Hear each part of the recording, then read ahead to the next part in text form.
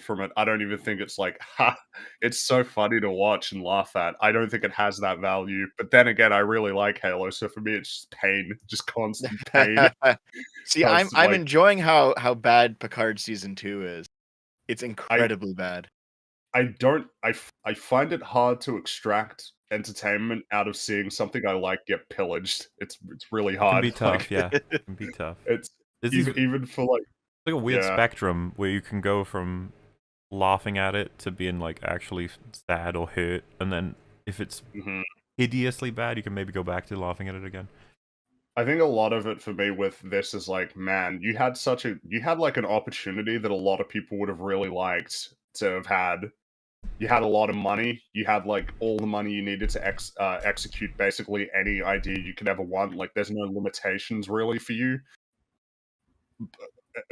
And yet, Yeah. I don't know. It's just a really like, it's. I think it's interesting to me. I need to go watch. I don't need to, but like I'm going to. Like, I'm gonna be watching Sonic 2 probably sometime this week, and I find it very amusing that like I expect Sonic 2 to be a much more faithful adaptation of The Sonic Sonic the Hedgehog lore.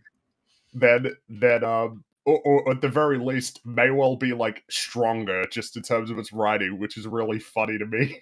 Like, yeah, Sonic the Hedgehog, with its really strong and consistent writing. Well, I don't expect that much, but compared to Halo, it's like it's makes me sad. I mean, I picture that if they had anybody on set who knew the game pretty well, they probably gave up pretty quick with the inaccuracies. They were probably like, "Oh, you guys are yeah, you know what?" Oh, so okay. Something that's. Oh, by the way, like I mentioned it before we started, but in the second episode, Chief has his helmet off like 95% of the time that we see him. I think that it was a deliberate choice for the first episode that will not persist throughout the rest of the series. Uh-oh, my mic is going bad, is it? A bit of static has returned. No. Unplug, replug. That's the only solution we're aware of. Crusty fringy home now. Hold on. Oh, shit. Has that fixed the problem? Not this time. Nope. No, Wait, are it we hasn't. live now? Okay. Did you start it up? Oh yeah, we're live. Everyone can hear all the horrible things you just. Oh, when did that happen? Well, it's just, we've been live for 13 years. All right. Stop. We're thinking this is the lucky year now. For 13 years, we've been means streaming. How are we doing now? Better. It's better. Is it? Okay. Yep. Better. What was I saying? Oh, yeah, his helmet's off 95% of the time now, so that was definitely a choice that they made for the first episode. And now we see, I think going forward, it is a reasonable expectation that we are going to spend a lot of time with Chief without his helmet on, without even his armor on.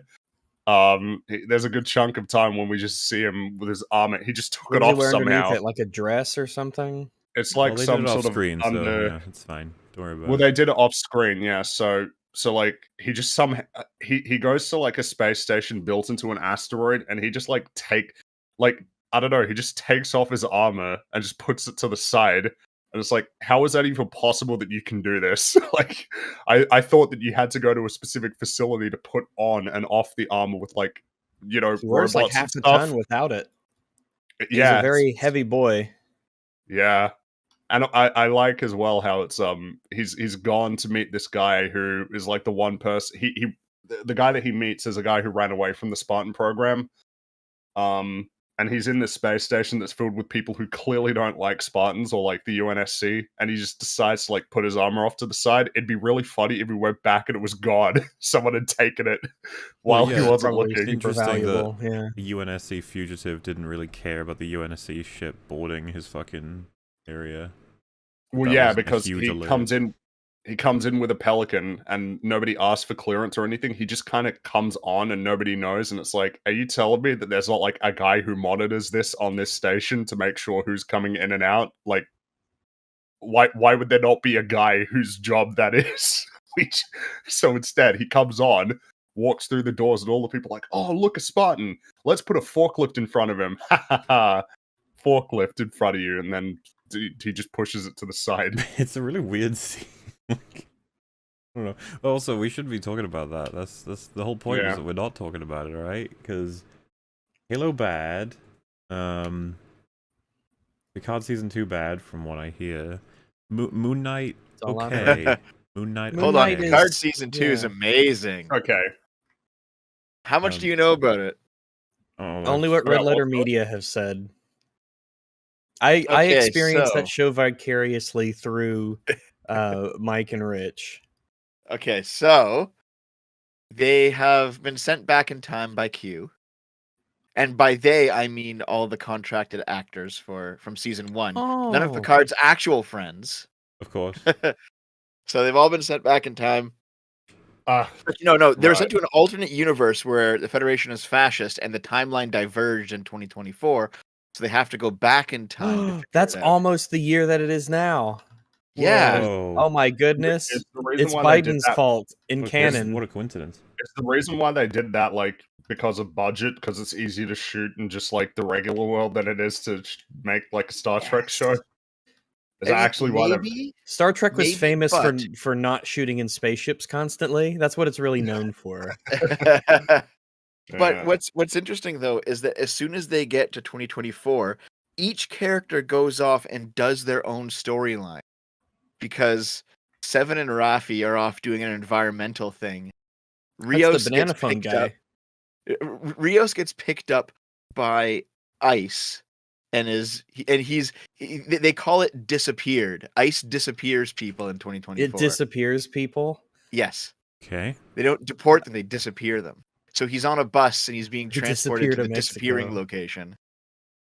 And they have to rescue him. So they're doing all the possible modern day, current day topics in one show. And it's fucking ridiculous. Really entertaining and not at all. I'm sure they can handle that very well.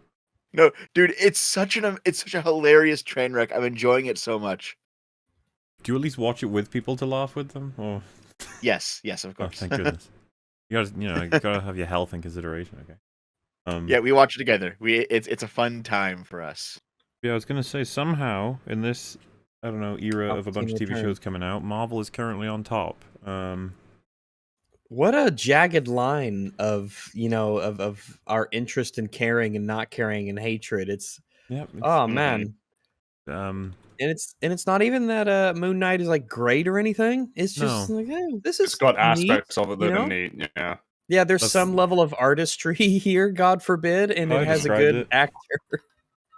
I mean, it's very much held up by Oscar Isaac. As for the writing, we shall see.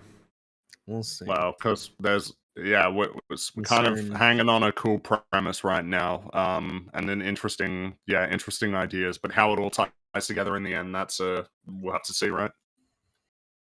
Yes. We will have to see. And yeah, there'll be things for us to talk about as time goes on. You will get EFAP coverage of Halo and Moon Knight. Probably not Picard season 2, since none of us are watching it. But there you go. Probably guess it's not very good. Which takes us to, we should probably just get on with today's wonderful little topic. Last week, we ventured into the world of R-Relevant and we penetrated the Tardation. See, the thing is that he was not the only streamer to react to Jay's video. He was the weakest of our 3 villains. Yes, we have... He's like the villain, there's the super villain, then there's the hyper villain.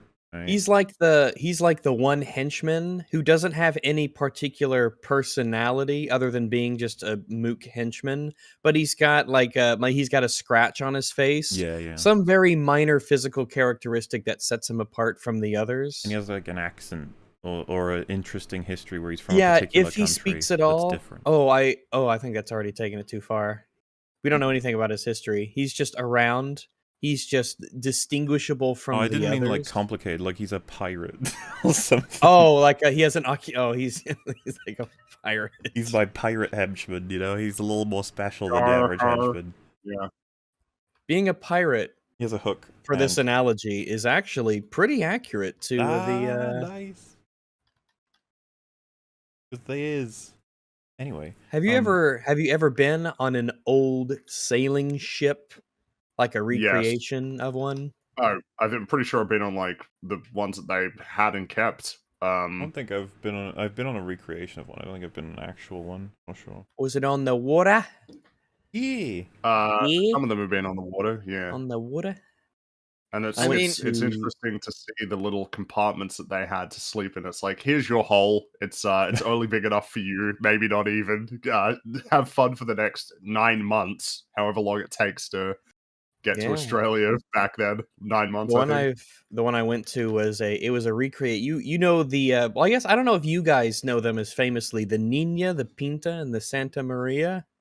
I think I know about the Santa Maria. Yeah. Superheroes. They are superheroes, but they are also little boats, little sailing ships, and they had a recreation of, I believe, the Nina. It's just little bitty ship with you know, it sails and it smelled like tar, and it was a recreation of the actual one, as far as I know, and it was just a little ship you've on the now water. reminded me of something. I remember at school when they were talking about like the first fleet, because you'd have to learn about like the first fleet when they came to Australia in 1777, I believe. So it was actually a year after you fellas declared your independence. I wonder if there was any correlation in terms of the timing. And they showed us these little biscuits that they made that they had to eat on the ship that had like no taste, were incredibly tough. And because they ate all of these, it was scurvy. That was a big problem when they were coming over here, because they had these shitty biscuits that they ate that had like no nutrients at all. Hardtack, is that what it's called? That might be what it was. Yes, maybe. You'd have hardtack. I have. Okay, have you guys ever watched Steve 1989 MRE Info? No. No, I did see Jurassic Park though. Oh yes. Okay, so this is a YouTuber who eats really old rations, like army rations. Oh, I know. Yeah, I've seen them recommended before. So he's eaten like 1800 era hardtack. He's eaten rations from like the 1940s and the Second World War. That's the only time I've ever seen hardtack in a video or anything, was watching him eat the stale cracker from 200 years ago. Right. I watched Jonathan Townsend. He does 18th century cooking stuff, and so that's where I learned about. First saw someone making and eating hardtack, which is like a rock cracker, essentially. Yep. That will keep you from not dying. Oh, that's useful. It doesn't even have the delicious savory quality of pemmican. It is very very low on the what you want to eat chain. But you will not die on your miserable journey across the water. Well, it's just interesting when you talk about the length of the journey, because I think to get to America, wasn't it 3 months? To get here, it was 9 months. It's a very long trip. Yeah, it was very long. Also, you're very static. Oh, fuck's sake. But yes, Jay actually went on several adventures reacting to a lot of these people on live streams. You can actually see, and I think some people actually have, when we mentioned it last week, who this person is.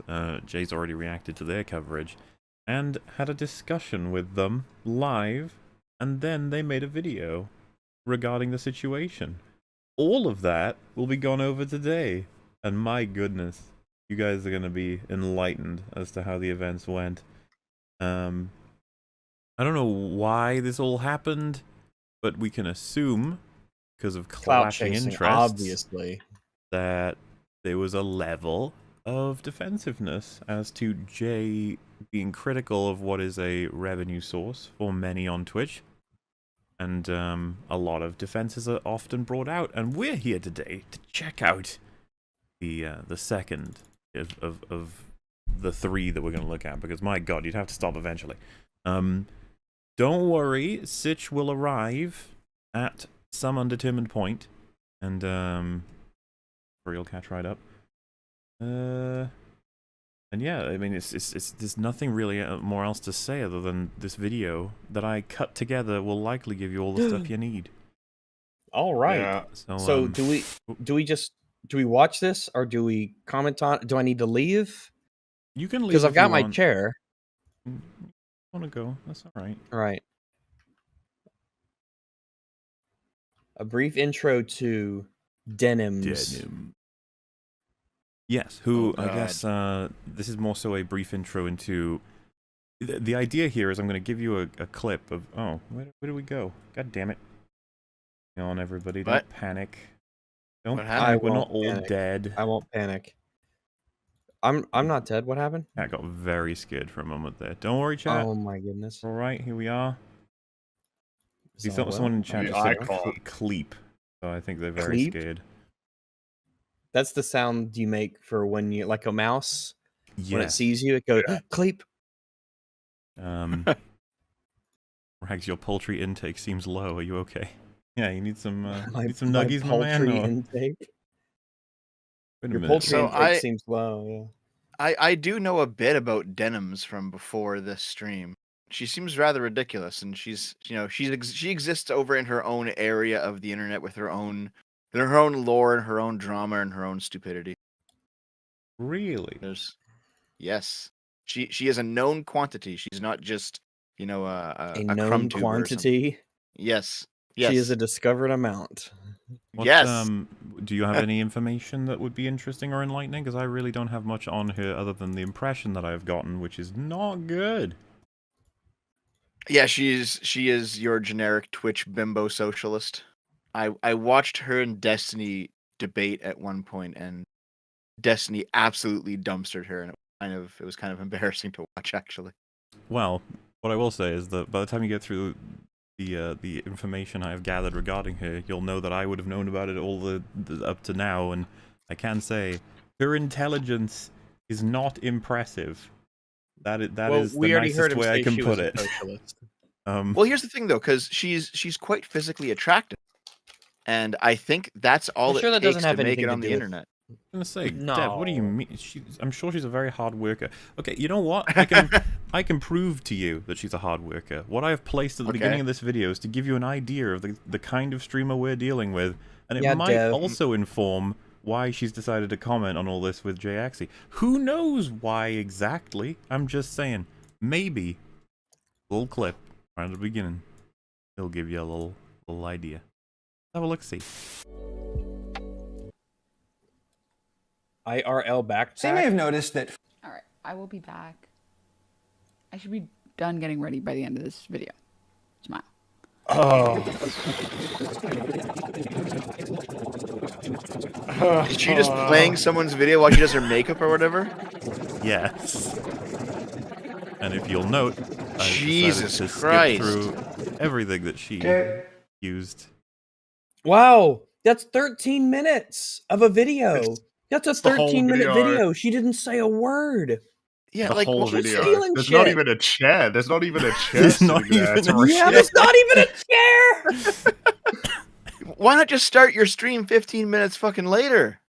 Because some people you need viewers, all right? You gotta make sure you get that content out the door. So what we have learned already is that she's the same as, if not worse, than Hassan. Wow. So what I like to do is when I'll start a stream up, I will actually wait 15 minutes just to let people kind of come in before I really get going, right? Same here sometimes. Mm-hmm. But you know what I'll do? I'll have a timer. I'll play music. Whoa. Sometimes I'll talk with people. You know, like I'm not going to just sit here and play other people's content. Why? Why not? Fuck it. Why not? Who cares? That's the Twitch meta, I've heard. Yes. So does a backpack cost $2,500? What? I'm not familiar with the backpack economy. No backpack that you buy should be $2,500. I feel like when it comes to I feel like plateau for the quality of backpacks. You know, it goes up and then it just sort of flatlines. Yeah, diminishing returns on the backpack. Like I guess for like a backpacking backpack, you know, like the ones that backpackers have when they go around the world. But those can't cost $2,500, right? Perhaps it is a simple meme. I do not know. Maybe it is a meme. Yeah. Maybe. I do know that those backpacks are not that much as an owner of one, but they're not quite. Is it $2,500? A gold encrusted backpack. I'm sure that'll do you wonders when you go. It will, because it does actually, because gold doesn't rust, which is going to be very important for when you're out there hiking up and down the mountains. But it's not going to be super helpful when you're like you're walking through the city and it's just like, hi, look at me, I'm just a simple traveler making my way with my gold backpack. This is where you're wrong, Fringy, because if ever you're out in the world, if you travel to Mexico or Mozambique or wherever you might go with your backpack, you always have gold, acceptable currency no matter where you are. You can always break off a little piece of that gold just in case. It's like a little survival. Yeah. Just in case. Hey, look, all right, the gold standard, all right? You know? Exactly. The new gold standard, my backpack specifically. So as long as you're not robbed and murdered, then you could use that gold backpack to pay your way as you go. By the time you get home, it's just a little canvas bag, because all the gold's gone. But if all the gold's gone, you've got no backpack. So how are you gonna like transport all your goods to all of the places? You use the goods as you go. It's like a plane. Right? How a plane knows how much gas to have, so when it lands, it doesn't have much gas left. Yeah, right. It's the same with these backpacks. Like you gotta ration out the gold. Bit of planning is very important. Interesting. That's how they do it. Choice of goal for a Twitch streamer, though, a golden backpack, you know. But all right, golden backpack. I'm the judge. All socialists should have a golden backpack. I'm down with the proletariat, all right? I know the struggle of having to break off enough of your backpack made of gold to get through the day. The point. Someone said it's a streaming backpack for streaming. Streaming backpack. The point of this clip here is just to show you just how much video is being played while, if you notice, she's not even got a headset on. And then something else happens. What a story! This is the story. This is what I'm doing. Great story. It makes work so much better. This is just fucking pictures of some random. Romeo and Juliet.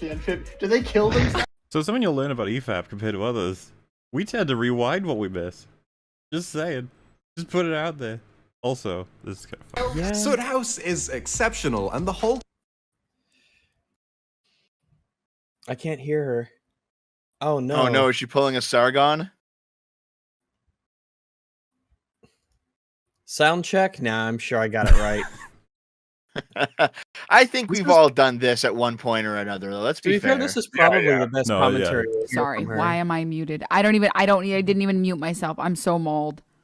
You're so mauled. What is that? More Twitch language lingo? Yes. Anyway, that's Zoomer stuff. Yeah. It's just a bit like of fun. Martin Mall. So this will be the beginning of the adventure now, where she discovers this Darth cursed Maul video. A React content streamer, you. Okay, hold on a second. Let me just. Okay. So the chat's actually asking what's mold. It's a portmanteau of mad and old, and it's Zoomer lingo. And I'm old. I'm so old. Mad. I'm so mad, and is it like you're a boomer and you don't know how to use technology or something? Is that meant to be? And you're mad about it? Yes, you're mad and old. Yeah. Wow. Okay. I didn't even know that. Thank you. Man, you learn something new every day. Yeah.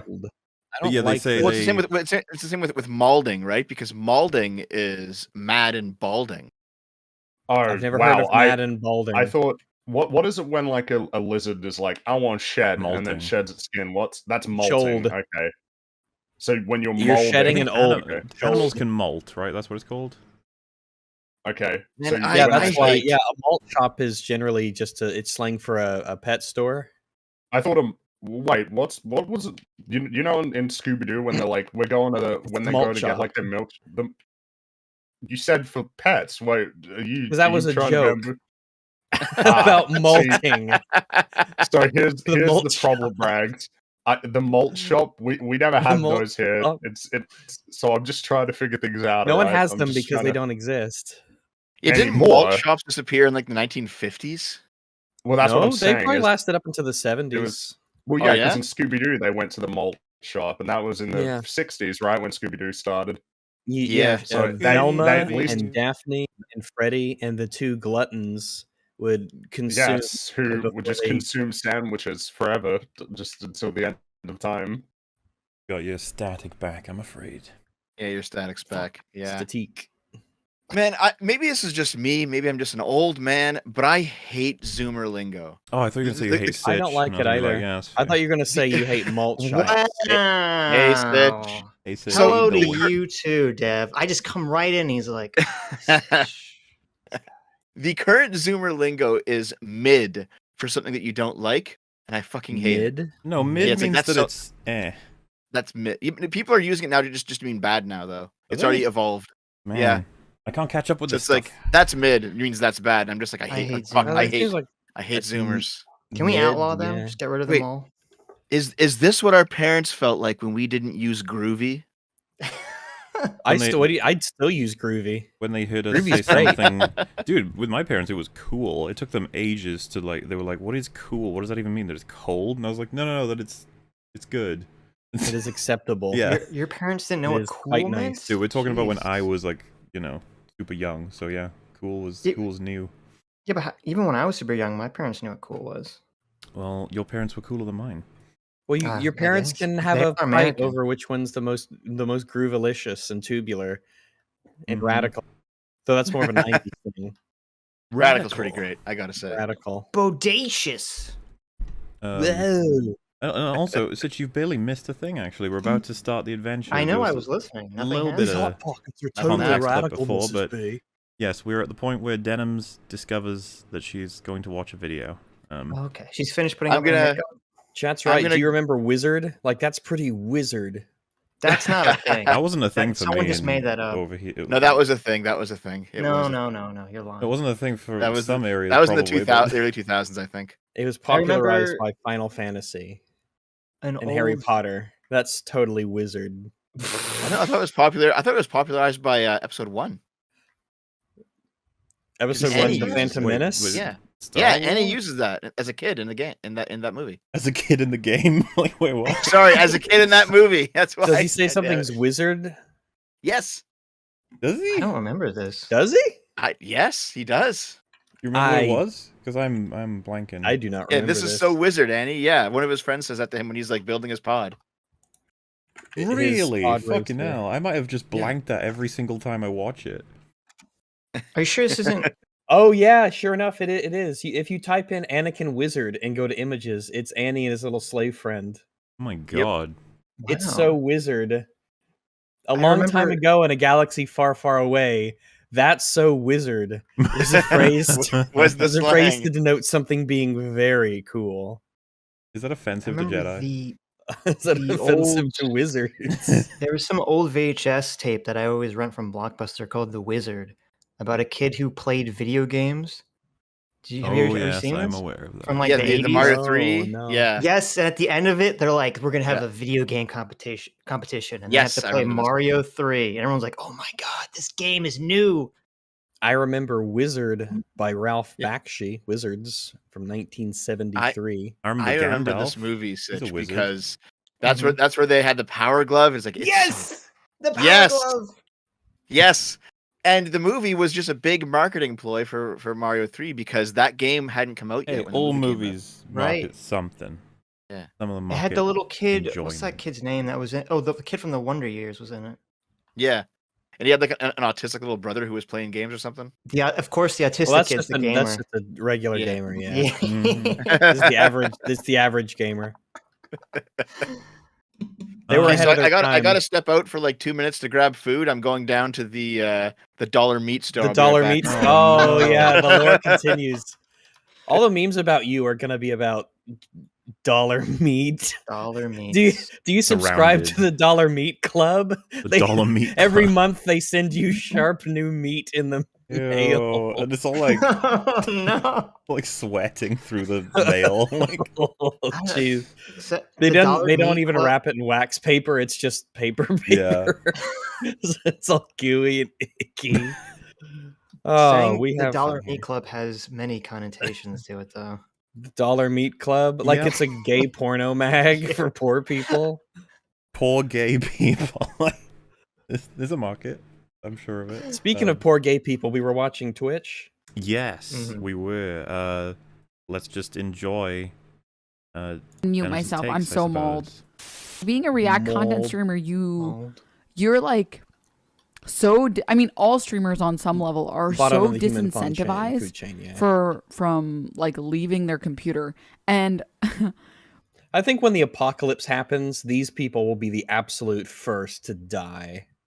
You say that because of what she said, or just in general? Or just streamers in general? Just in general. Just okay. Twitch streamers like this, they'll be the first to absolutely just perish in any sort of crisis situation. Could I propose an alternative? Because what she just said was that Twitch streamers are incentivized to never leave their seats, and basically saying that she is at the whims of whatever, survival tells her to do, and thus in a zombie apocalypse type situation she would just start eating her friends. She'd be like, I'm sorry, but like, this is all that I can do. There's only two options in the material universe. I can eat you or I cannot eat you. Irrelevant told me all about the options I have as a human being, for which there are two. One of them happens to benefit me and is the one I should use. It's enough to just say I'm incentivized. Like, yeah, there's more steps to that. We're incentivized to do a lot of things. She could be incentivized to make her bed, considering it's going to be right in the middle of the frame. Is her bed on the? There's a wood frame underneath it, right? It's not just. Yeah, there's a wood frame there. Okay. It's not like Jared or anything.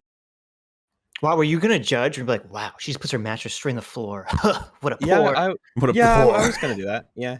God. That's pretty much what I was going to do. Didn't have a chestwood oak frame like I do. Yeah. I don't know what my bed frame is. I know it's broken on the bottom a little bit.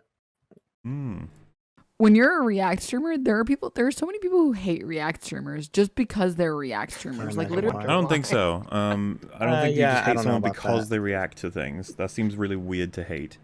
Yeah, I think it's because you're going to show us why. Yep. Hold on. No, I disagree. I think it's because they're React streamers. I genuinely do. Well, I think React streamers are fucking cancer. Not us. We are literally React streamers.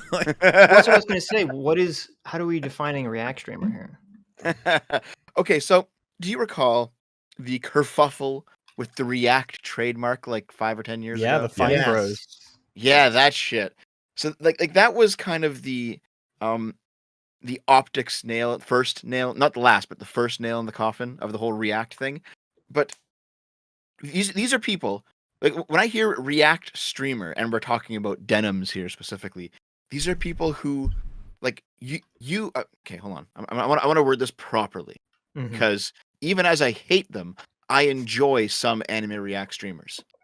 And as I've watched them and felt guilty about it, I've wondered why. Why am I enjoying this? That's just because you watch anime. Felt guilty. God damn it. But no, this is cancerous content. Why am I enjoying this? And it's because I'm not there to watch what they're watching. I'm there to watch their reaction of what is being watched. But only their reaction. And almost always their reaction is, ha ha ha ha. And then that's the end of the video. And it's like, oh, great. I got to vicariously experience somebody else being happy, because I don't feel very happy right now. And then I changed my life and I felt happier. So when you watch a person who is analyzing content, it seems like that's probably pretty healthy. If you're just there to watch somebody else laugh because you're sad, I think that's like a terrible situation. And I think these people are basically because I am sad. I feel like this didn't explain why do people hate React streamers. Yeah. Okay, hold on. I'm getting. I feel like you tried to preemptively. I'm getting there. There's one more point. There's one more bridge. There's one more bridge. Climbing a mountain with Dev. Okay, all right. I think these people are exploitative. Yeah, but they're a subset of a wider genre. Are you saying they're infecting the genre? They're making us all look bad? Well, but yes. No, but I don't think we should be considered React streamers. Well, if we're every 10 seconds and analyzing the video, we're not just we're analysis streamers. We have ascended past that. Sounds pretentious. I would consider beyond the people who we react to. Just call them pre-act streamers, because we react to them in a very substantive way. Are you gonna react to the phone? That's actually not my phone. That is I have a magnetic egg timer on my fridge. And that goes off because I put a drinkage in the freezer and I turn that thing to 30 minutes so that I know it is extremely cold and I do not leave it in there and it becomes frozen. You know that your dollar meats have finished cooking. I know that my dollar meats are done. My dollar meats are frozen solid. The only way I can eat them. Decomposing. It's the only way you can eat them when they're a dollar meat is you just freeze it. You eat it frozen like a popsicle, a little meatsicle. I guess the point that I'm trying to get at is that there's like, you know how parasocial is like the new current word. There's a lot of people out there who I think specifically cultivate an unhealthy parasocial audience in their audience, like an attitude in their audience because they know that it gets them money. Yeah, I think that's what Denims is. I completely agree with you. This sect definitely rely on it and try to encourage it as much as possible. They do nothing to try and erase it because of how much it can benefit. But the thing is, this same group, genre, subgenre, whatever, they sometimes, if the video is the right kind of video, talk about it as much as we do. The thing is, a lot of the time they can't be fucked, and then they get annoyed if you blame them for that. When over on other shows, there's a lot of things you end up doing. Jay suggested a whole bunch in the video that further pissed these peeps off. So yeah, I'm more than happy to denigrate their style because it's lazy as hell, but I do take issue with the idea that it's like, oh yeah, a lot of people hate React streamers and that they're like the face of it. I'd be like, fuck that. Thank you, Rags. Man, like, Rags should probably mute his mic if he's gonna be going off, messing around. The fuck is he doing? Grabbing a drink? No, I'm washing the dishes, I guess. What the fuck? No, see, EFAP is, to quote Mahler and Rags' favorite anime, EFAP is the Super Saiyan 2 of React channels, okay? It is a channel beyond reacting. The next level beyond. Well, okay, wait, what's the difference between a React channel and a commentary channel? I don't know. I guess one of them is live, one of them doesn't have to be? No, I think I know. So reacting is just like is just the knee-jerk heh. Commentary is actually thinking and making a commentary. Well, but like they do that too. She does that for Jay's video, to be fair. Okay. So does that make her then a commentary streamer rather than a React streamer? Well, we're gonna have to do an analysis. We need charts. We need data. How much is there reacting? How much is there commentarying? I will contact the EFAP science department, and we will get on this. All right, I want to get to the bottom of this. I'm just gonna hit play. Rags find his way back. I want to get to the bottom of Rags' drink. All right. Really, no other reason. It's just like, you're a React streamer. I don't like you. And it'll be like, oh, React streaming is so easy. Like, look, watch, I'm gonna do it. Walks away from computer. It's like, okay, dude, the React streamers spend like 90, 95, 98%. Wait, didn't you just do this? Didn't she just like play a video for 15 minutes? Why'd you think I threw that at the beginning? She's like, we don't do that all the time. And it's like, yeah, Jay didn't parody you and do that for the whole thing, did he? Bilge.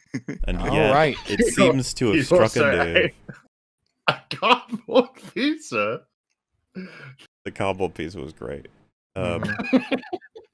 But yeah, it's clear she's like, not all React streamers just walk away while videos are played. Show how alien this sounds to us on EFAP. Like, plays a video that you can just do that. Yeah. Away. Well, we wouldn't. When one of us leaves, we get a little antsy about continuing the video. Like we're like, right. Like just now when I needed to retrieve my beverage that has been perfectly chilled.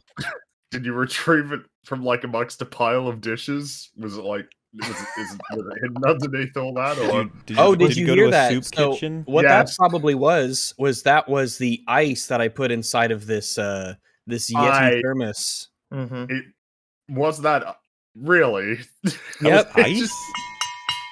We thought you were keeping your drink under a mountain of pots and pans. Yeah, you had to retrieve it. Oh, is that what it came through at? Well, I don't. I guess because way across the room on the other side, who knows what it ends up sounding like. But yeah, I've got this Yeti thermos, and it is amazeballs good. I use it every day. It's wonderful and magical. and I pity all the human beings who lived before them. But I fill it with ice, and then I put the drink in there, and then it stays pleasant and cold and chilled for many, many, many hours, and it's wonderful and magical. So wait a second, Rags. Are you making the claim that sounds fundamentally change if they're just farther away from the mic? Much like how like objects somehow magically get smaller the further away from you they are. Okay, hold on. Okay? We're gonna test this. Okay, I'm gonna go get a drink. Just give me a second. Wait, you're gonna okay. Okay, I'm pouring my drink. Can you hear me? Well, not the liquid. I can't hear the liquid. Hold on. I'm pouring the drink. Where are the pots and pans? No, if do you hear it? I'm pouring it. No, you didn't hear me pour the drink. You heard me put the hard ice into a metal container. Were you throwing ice into it? No, I dropped it and grabbed. I'm back with my drink. I hope the sound didn't morph weirdly over the air. Well, no, it didn't make a sound to morph. We never got the sound because you just put liquid in a container, which isn't typically very loud. Look, Dad, you don't understand the Doppler effect. You know, when cars drive up, like close to you, hold on. It's higher pitch, and when they drive away, it's lower pitch. No, that wasn't the Doppler effect. That was the Dropler effect. I was putting the ice inside of the Yeti, and then it clanged. And just wait, did you guys not hear the horn? No, we didn't hear what horn. No. Oh shit! I guess Discord muffled it. I had a horn on the other side of the room, and I was honking. Oh, that's funny. Oh, so it's like this is the sound of me pouring the drink. Honk honk. Well, see, that's interesting, right? Discord is like the honk. That's definitely not a human. But Rags clanking and crashing things together, that's definitely a human. Well, one time that's fine. No reason to tell that story. We can carry on with Denim. I appreciate your permission. Too. But it's Denims. Yeah, I was going to say a little bit awkward. Denims. Yeah. She's a multiple. Mm-hmm. She has many. What does it mean to be denims? Wait a second. Like she's denims. I'm Rags. This is like a cloth. There's like there's some camaraderie here with you don't nomenclature. You don't want camaraderie with it. Back away. Get out of the room. I would imagine that like a denim cloth would be like pretty not useful. A denim cloth. Yeah, that would be terrible. It'd probably be a little rough. Not too rough. Not like a scritcher, you know. No, not like a scritcher. It would have no use though. Oh, I don't know about that. I guess maybe some. It's probably absorbent. No. Yeah, because it would be rough enough to sort of physically take off stuff, but not hard enough to rub off paint or anything like that. It's not a preference. That's exactly what it would be. It's not useless. That's exactly what it would be. It would be like, like a sponge is really smooth and it doesn't really grip things on a surface, so they have the other side that's like that plastic mesh. And it's not made of denim. Yeah, because denim isn't the ideal material. Were you not present when we were talking about the potential uses? We're saying it's not useless. It's not useless. You could use it. It's 99% useless. Okay? That's not being fair. That's not being fair. I understand the confusion. Sitch thinks we're talking about Denim's the person. Yes, she is completely useless. We're talking about no. I thought you were talking about like having a strip of Denim's the streamer that you were going to clean. I don't want to see her. I wouldn't mind seeing her strip, but we can't do that. That's not acceptable. Objectification live on television. I know. No, that would just involve her doing something. It is current year, okay? Current year. Stop it. Rude. Well, current year is when you can actually strip on Twitch. That is actually a good point. Oh yeah, is she one of the privileged who can just like bare their genitals to the camera and just be okay? Yes, they usually get 10 bans if they do something like that. Oh yeah, they get a vacation. They might get a 3-day. You know, yeah, it's kind of rough. For an hour, look, it's not stripping. They're just painting their body while naked. Okay, it's completely. Wait a second. Hold on, Rags. I think you're onto something regarding the solidarity. Go ahead. Rags, you are onto something regarding the solidarity of these names revolving around various types of cloth and other clothing things. You have Rags, you have Denims, and then you have Stitch here, who's gonna hold it all together. Oh my god! Listen here, Shorty. Okay, Shorty. I see Fringy and Maul will just stay away from all this. Like, our names don't really connect. What is a Fringy? Huh? Oh, isn't that like what hangs off the edge of the cloth when it frays? Yeah, it's the fringe. It's the fringe. It's the name actually has nothing to do with that at all. And this is not the time for this. This is the time for talking about React streamers and. Is there some like dark? Well, it's fine. We've only got about an hour and 40 minutes of video to get through, so it's all. Yeah, it's fine. I am thinking about the time that we're nearly up to an hour. Wait, do we? Because it's 46 minutes. Looks like. Damn, is there a second one? No, it's one of two. Yeah, exactly. Oh no.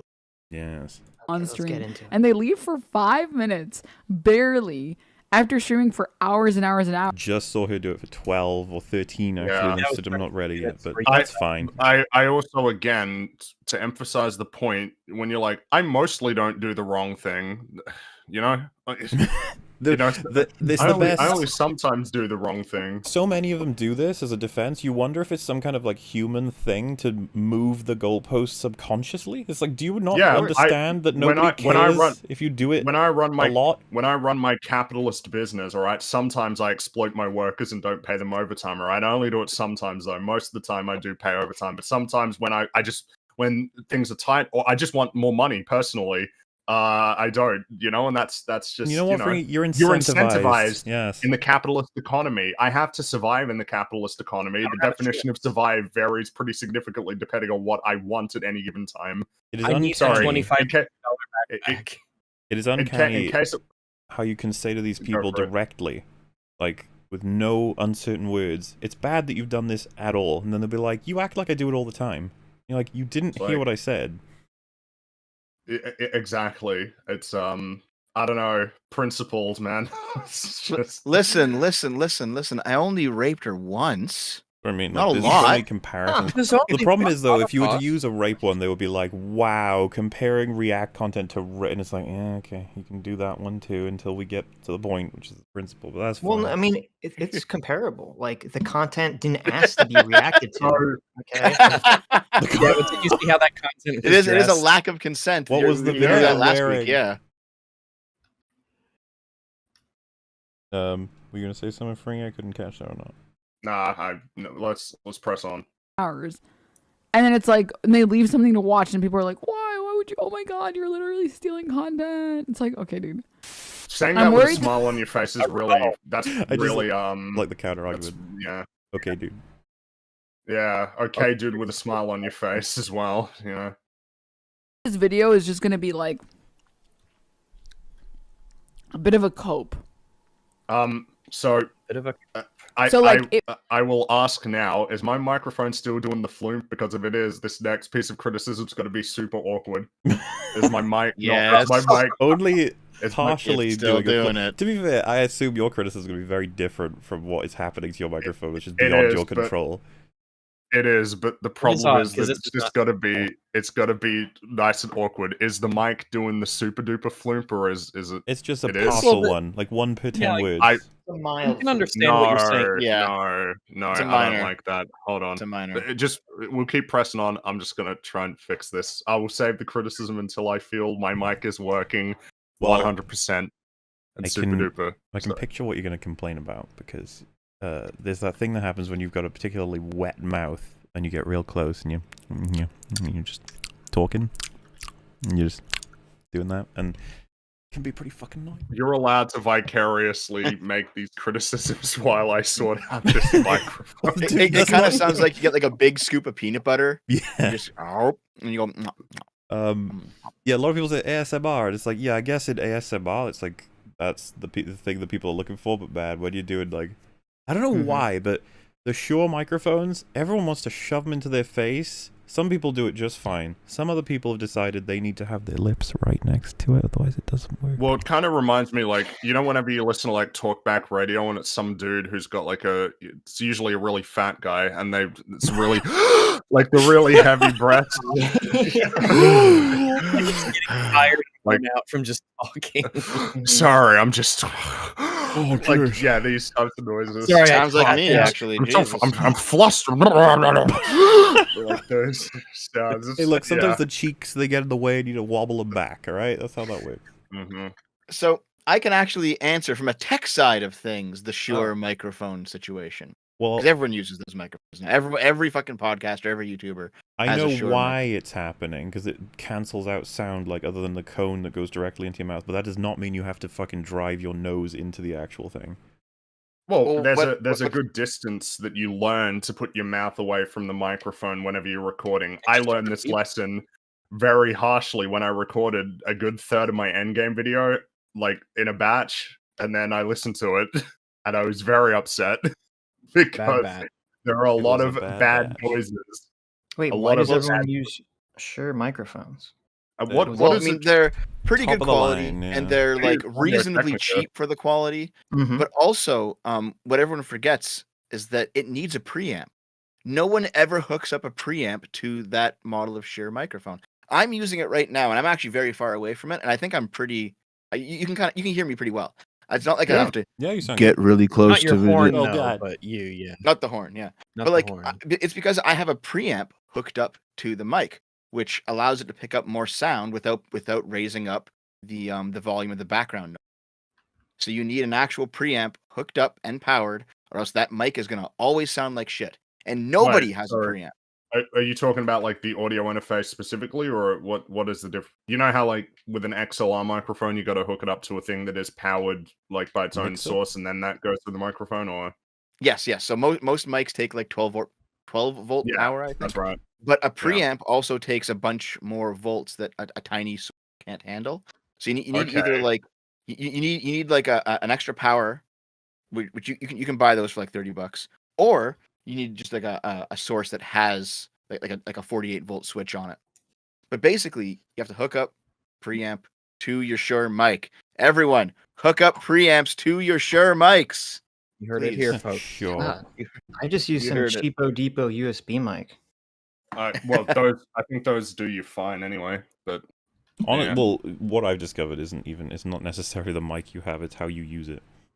It is how you use it. I knew someone who sounded great for such a long time. They told me they were using a Blue Snowball, and I was like, "Fucking hell, that's like one of the." It's like that, then the Yeti, then the you think they have a yellow Snowball? FAP on it, but I don't think. See, oh geez, so we got started doing YouTube. I'm real old. We got started in 2009, and we bought a AT2020 back then, and back then it was great. That's what I use now. AT2020 is a good boy, yeah. Yep, so that's a pretty good. Using it now. Highly recommend. I've had it for many years. As have I. Julian in the chat says that the Shure needs a cloud lifter. I don't like the cloud lifter. I actually don't like the cloud lifter. I have the stealth preamp instead. Because the stealth preamp is like this. It's this little thing that plugs right in, and it's black. It's the same shade of black as the mic. It fits right in. You don't even see it. It's great. I always knew Dev was in favor of stealthing. Yeah. Stealthing. Oh God. Black on black. Are you bringing that discourse up? Jeez. The stealthing discourse. Come on. So anyway, back to the video. Sorry. I'm sorry. Speaking of discourse, it feels. I don't know. I can't say for sure. Maybe the video is actually really, really good. But it feels like certain people have a certain idea of what should be or what ought to be. Such that no one... Everybody has an idea of what ought to be. An idea of what ought to be. Yeah. Welcome to being a human being with an opinion on life. I would love you to find someone who doesn't have a view of what should be. I'm pretty... And if they don't have a view, that is their view. That they don't have a view. So it's kind of impossible. That's a good point she raises, I think. Yeah. Certain people have an opinion on the way that the world ought to be. It's not like that's how pretty much all of society is. Excuse me, sir, do you have an opinion on how things ought to be? And he's like, I guess so. Leave me alone. You're one of those certain people, according to Denims. No. Make me.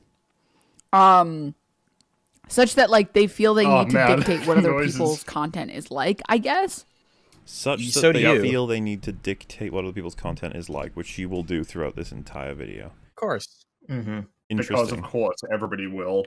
Invariably. Yeah, like if someone said to me, like, don't you think it's fucked up that everyone's like, oh, you know what video essayists should be doing is this. This is what long form people should be doing. This is what, and it's like, what? No, that's just what everyone does. What do you mean?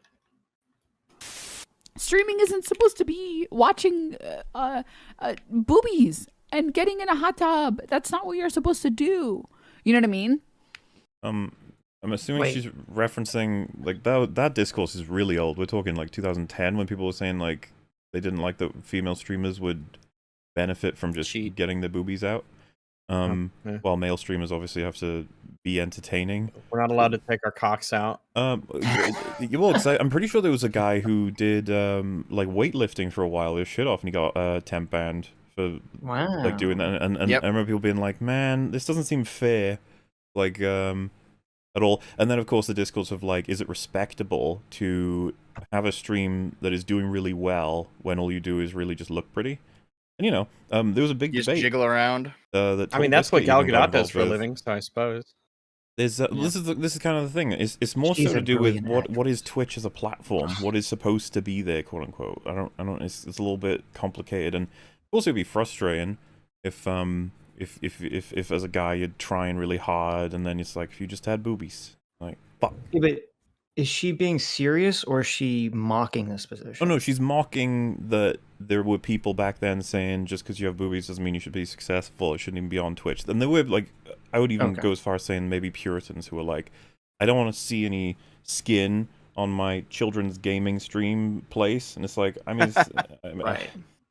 Well, I mean, I understand that point of view, but the alternate, like the other side of it is you had people like Caseytron who, you know, blew up their tits to be 3/4 of the stream. Yeah. And the gameplay was like right in the corner, a tiny little window of gameplay in the corner. Yeah. It's like, all right. Yeah, no, we're here to watch video games. Come on. I don't know if anyone in chat or this cast knows about this, but there was a big debate between CivHD, Sky Williams. I think they were against Caseytron and Destiny, and Total Biscuit came in to help moderate it. You can still find it. That debate exists, and it's about booby streamers. That is an old reference. I don't know if people, if CivHD is still around. Like, I don't know if he's still doing stuff or not. But yeah, and then of course recently, as she's referencing, is the hot tub stuff. It's like, should hot tub streams be a thing on Twitch, or should they be outright banned by TOS? Because it's like a way around stuff. I think they literally had it their rules, like you can't be in like a bikini unless, of course, there is water and you're in like a beach or water. And so they're like, so what if I had water in a hot tub in my room? What if I had like a literal fucking paddling pool in my room? And then, you know, they just started to push the rules and it worked. What? Why would they have ever written that in the rules? Like, who's like, oh, I'm gonna go stream at the beach? I think it was because there was a lot of IRL streams happening, right? And some people did go to the beach, and so it was like, we don't want to ban people for being in a bikini at the beach, I guess. Yeah, but it doesn't make any, like, how does that make sense? Like, oh, you can be in a bikini in this location on stream, but you can't be in a bikini in your room on stream. Yeah, well, so this is the thing. That's what putting the hot tub in your room started to fuck. Right, like, yeah, Twitch were like, fuck, how do we deal with this now? I think that's kind of inevitable when you're trying to make rules, I guess. Because it's like, some people are going to be like, oh, you got this rule here and this rule here, so what if I combo them up? They cancel each other out, that sort of shit. And yeah, there's a lot of discourse about... For me, I was just like, how fucking odd that hot tub streams were the new meta, that getting into a hot tub is the way to get viewers. Like, what is happening? Well, we know what the real problem is. Guys are just a bunch of simps. Guys don't know about also that fucking... like porn free sites, porn? I guess. Yeah, yeah, like it's weird. I always wonder that. Don't you know that there's an unlimited supply of free pornography that exists on the internet at all times? This is the broader conversation about like kind of this issue that I think seems to exist in large number, I guess, now, where it's like parasocial paired with more intimate. It's just like a really it's like it seems to just be an incredibly potent pairing that is probably like a little bit concerning. A little bit. It's pretty concerning, I would say. Lonely men, right? Like, it's a problem. Yeah. I mean, lonely. Yeah. Well, here's me being a boomer again, but I have a fond memory of the era of Twitch where if you weren't playing video games, you would be banned off. That was an era. Yeah, I remember it well. That was like 2010 or something, or 2009, and they were like, you know what? You're not playing games. You're out. But yeah, they've expanded a lot since then.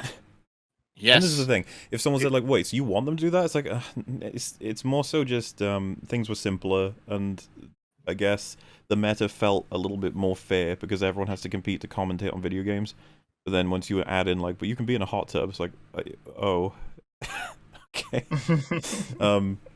So, I don't know. To come back to the video, I find it amusing that she's like, people complaining about all these. It's like, all these things are conversations to be had. I think they're fair that people want to talk about them, because everyone's competing on these sites, and they when they introduce something like a hot tub meta, it's like, fucks with everybody's perception of how to compete.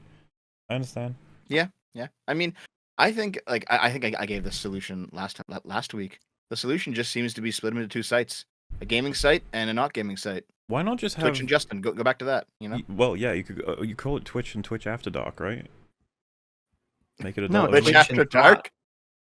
Yeah, they always do that with like adult versions of things after dark. Yeah, just call one Twitch and the other one Twat. Yeah. Perfect.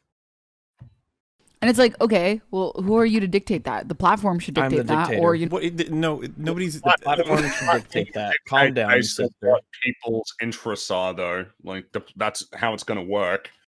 The platform responds to the people who use the platform. Nobody's dictating shit. They're just giving their opinion. Yeah, that was always weird. Something also, I like this. Inflated. Denim's the socialist. The platform should dictate. Oh, all right. They always enjoy saying the platform. Oh, they love it when Twitter dictates the things that they like. And oh yeah, as long as they're doing the things I want. Oh yeah, authoritarian all the way, baby. You bet. Then they ban someone they like. Top like, down. Whoa. Revolution. You know, DMCA's would dictate that. You know what I mean? No.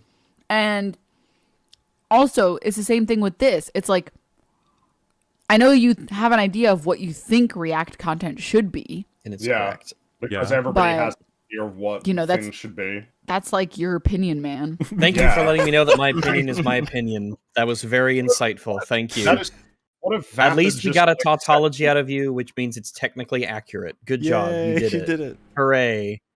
That was a very long-winded way of saying nothing. I know. No, she said that your opinion is your opinion.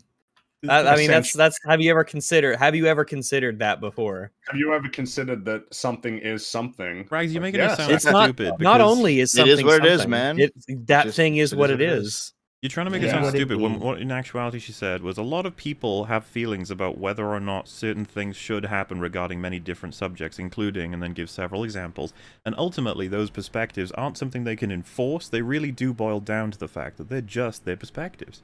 I feel like that's very intelligent. What you said sounded really dumb and silly, and you boiled it down, and that's not nice. Okay. I did save us a lot of time, though. Just Rags at it again. Dishonest Rags at it again. The video says you should add something when watching other people's videos.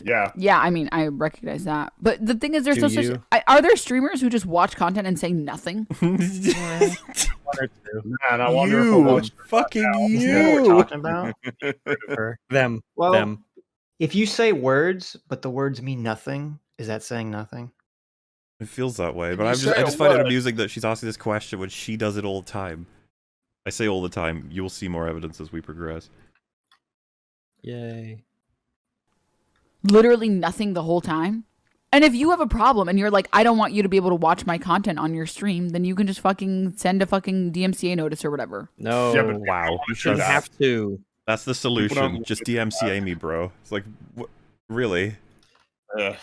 Meanwhile, as someone who, you know, works on YouTube and stuff, I'm like, DMCA, this is like a big deal. Like, I got to deal with this crap, and YouTube might mysteriously not side and, you know, with me, and I'm obviously correct. And now it delays my video, and this corporation might wait the 30 days and fuck around with me. Like, they don't realize that this is a big deal for some people. And they're just like, just DMCA me. Like, no, don't. This is a pain in the ass to my livelihood. It's amazing that she's like appealing to the fact that she wants you to use it when it's a system that all creators fucking hate for the most part. I despise it. I hate it. Well, and on Twitch, I mean, almost all the views that Twitch streamers get is live, right? They don't really get a lot of playback, so DMCAing after the fact isn't going to do anything. Well, and the fact that you don't even know when it's happening. Just funny to me that she's like, it's your job to find out whether or not it's even happening to your stuff, and then it's up to you to file all the DMCA shit. Oh. You know, you could just not steal stuff. And she's like, what? No. If you're reacting to one video and you are reacting to the video and then you're going to edit it down, you're going to just edit down all the things that you said that were funny. And if you think of something that's funny later, you can just go back in and talk about it. You know what I mean? So you can be like, wait, so like, what is that's the point that you're making? So she just described making a video where you react to a video, but it's not live. So, okay, I'm following. Yeah, I feel like this is the premise of a point, not a point. We're going somewhere. Reacting, look at the funny. Oh my god, funny. And then when there's like blocks where you're saying nothing, you just cut that out because it's not funny. But on stream, you have to do that for like fucking 5 hours straight. Yeah, so you chose to do. This was your choice. You chose to do it on live instead of as a video. Yeah. Yeah, I mean, you're streaming. You could play a game. View of it, yeah. There's so many things you can do. You could debate. You could do something else. You know. It's a very strange mindset to have. It's just like when you're a streamer, you have to be on the ball all the time. And you're just like, okay, why did you choose to do it if you're finding it so hard? Yeah, it's like, oh, I'm an underwater oil rig welder, and I have to make sure that I use the right kind of, welding equipment so I don't superheat the water and cause an explosion. And sometimes there's these currents that pull me down, and I drown. And it's like, it's just so like, then don't be that thing, man. Like, and plus, this is almost a soft implication that streaming is the real work. Yeah, compared to it's easy to just edit a video. Content, yeah. Editing a video, you never run the risk of stealing content, but with streaming, also 5 hours. Like, wow, can you guys imagine trying to commentate on videos for 5 long hours in a row? Nope, impossible. No, never been done. Never been done in human history. Arguably, not even possible. That's why no one does it. And does it count? We should be able to steal a video every 4 hours or so, then? I think that's how that works. Yeah, we don't do it all the time. No. As long as we don't do it all the time, I think that's a valid defense from what I've been told. Yeah. Does it count when, and Destiny does this a lot, and I think this is really pushing the line, is like he'll play a video game, and then he'll put up, like you can see the game he's playing on screen, and then he'll be listening to like a different conversation or debate, and he'll only comment on it like every 15 minutes, and he'll say like one sentence or something. I don't think he does much transforming a lot of the time. It's only when he's passionate about the video that he transforms it, really. Yeah, I'm like, that's a little sketch. That's a little sketchy. Dude, it's infectious. It's throughout Twitch, and I think it's just the fact that nobody's doing anything about it, so whatever, right? It's like, there's no reason to curb that behavior. There's no pressure on them to change, so they keep doing it. Yep. Well, is it okay if everyone's doing it to each other? Like if, everyone's producing some content that everyone else watches for the week, I think if you got permission, it's fine. So, for example, if you spend your whole day reacting to streamer X, and then streamer X is like, I'm gonna react to your reaction to my reaction on my stream. Or streamer X. Yeah, and you just back and forth, and you're like, yeah, I know they're cool with it, and I'm cool with it, blah blah. But then when you throw in someone like JXE video, and it's just like, I don't care if there's any appreciation or coolness with any of this, I'm just gonna do it because fuck it, I can't be asked to check. It's like, oh. I feel like there's a good foundational sort of principle that people should be aware of and adhere to that is healthy. That funny doesn't seem to be in anyone's thought process at all. You remember our first video on all of this, all the way back when I gave like context for the Jinx stuff back in YouTube and everything. And then we watched Critical's sort of take on Jay's video. We watched it in real time, and therefore we were trampling over Jay's video ourselves. But I made sure before then to be like, is this alright, by the way, Jay? We're pretty much going to be playing your video through his plague of your video to watch him not react. And then he was just like, yeah, that's fine. And I was like, yeah, okay, cool. Like, it's really easy to do, and as you saw in our last week's coverage, our Elven got fucking pissed when he found out the idea that he may have to ask permission to steal content. Oh yeah, he was upset at the idea he might have to ask for permission. Yes. Well, because he said that the idea is that there's implicit consent that all YouTube videos can be watched, and that and it just so happens that this consent is in his favor. Yes, and it must be retracted in order for you to stop, instead of the other way around, where you should ask or alternatively transform the content. Him describing the system and how it works, you could only be like, man, it's convenient for you, isn't it? Like how all this works. What a coincidence, yeah. Just happens to work out. I think the problem is that streamers generally will react to other streamers, and they kind of exist in this parasitical symbiotic relationship, so they don't care. But so then they kind of take that same attitude and they think that applies to someone like Jay or someone who's not streaming but just making content. But the difference is the person who's just making content and edited videos is not gaining generally from the streaming the way that the streamers gain from streaming each other. And they need to take that into consideration. Well, I mean, ultimately, gain is irrelevant on the matter of, like, principle. It doesn't really matter. Like, if someone does it and it benefits you, that may well just, you may not want to do anything about that, but still, it's like, it's the broad principle of ask or transform, and that's right. It. No, but I mean, like, streamers will stream other streamers' content because they all stream. It's like a circle. All the streamers will stream each other's content. They exist in that ecosystem. And then they kind of don't realize that not everybody does. They don't have the capacity to include like a different ecosystem into their own one. They're just like, no, you'll conform to ours because that's all I know. Bingo, right? Kidding me? And that actually, oh sorry, that actually reminds me. So the recent Destiny banning thing, everyone's acting like they've killed Destiny. They've finally conquered the dragon. They've taken the keep. You know, and it's like, well, he's still on YouTube. You can still watch your stuff and laugh at you. He still has viewers. Yeah, he's not banned from reacting to other Twitch streamers. They're banned from reacting to him now. He's not banned from reality. Yeah. Like, that's a good point. They have this view of Twitch as being this insular community of like their guys, and if there's people on it who are not their guys, they gotta go. With the exception, of course, like the esports people and the people who are very disconnected. But they have this view of like Twitch politics as being a club, a very high school like club. And I think that kind of explains a lot of their behavior and a lot of their behavior here. Well, I think for a lot of Twitch streamers, like with Destiny, since he is banned and since no one on Twitch, I guess, can show his content, then to a lot of Twitch streamers, he doesn't exist. They'll never see his content. And that's all they care about. You can feature him, but you cannot... No, you can react to him, but you can't feature him. I thought it was literally you can't have any of their content on your stream. Right, that's what I thought too. Well, that's how it works, which, by the way, is insane. That is insane. Because, to be fair, that means all you need to do, if you're a particularly controversial figure who suffers from people on Twitch reacting to your stuff, is get a Twitch account, fucking break the rules, get banned, and then you can no longer be reacted to. Right. Like, genius. What system is this? And you know, this is another example. Twitch were like, oh man, if we ban someone and then they go on someone else's stream to be able to stream, that means we're not stopping them. I guess we'll make a rule so that you can't possibly show them on your stream. It's like that. Don't you understand what you've just done? Well, here's the rub, because this is already happening, what you're describing. Lauren Southern decided after Destiny got banned, because those two have been palling around recently, she decided to go on her stream and just stream one of Destiny's debates outright. And she got banned pretty much instantly for it. And she said, yeah, I'm getting myself banned because fuck Twitch. Yeah, I heard about that. I heard Louis Rossman was quitting Twitch because of it as well. Yeah, he made a video. It's really good. So it just seems like people like so for example, let's say you made a video and BreadTube is now Vosh is going to do I'm talking about this guy on my stream today. Everyone's going to react to you now, and you're like, I want to avoid this heat.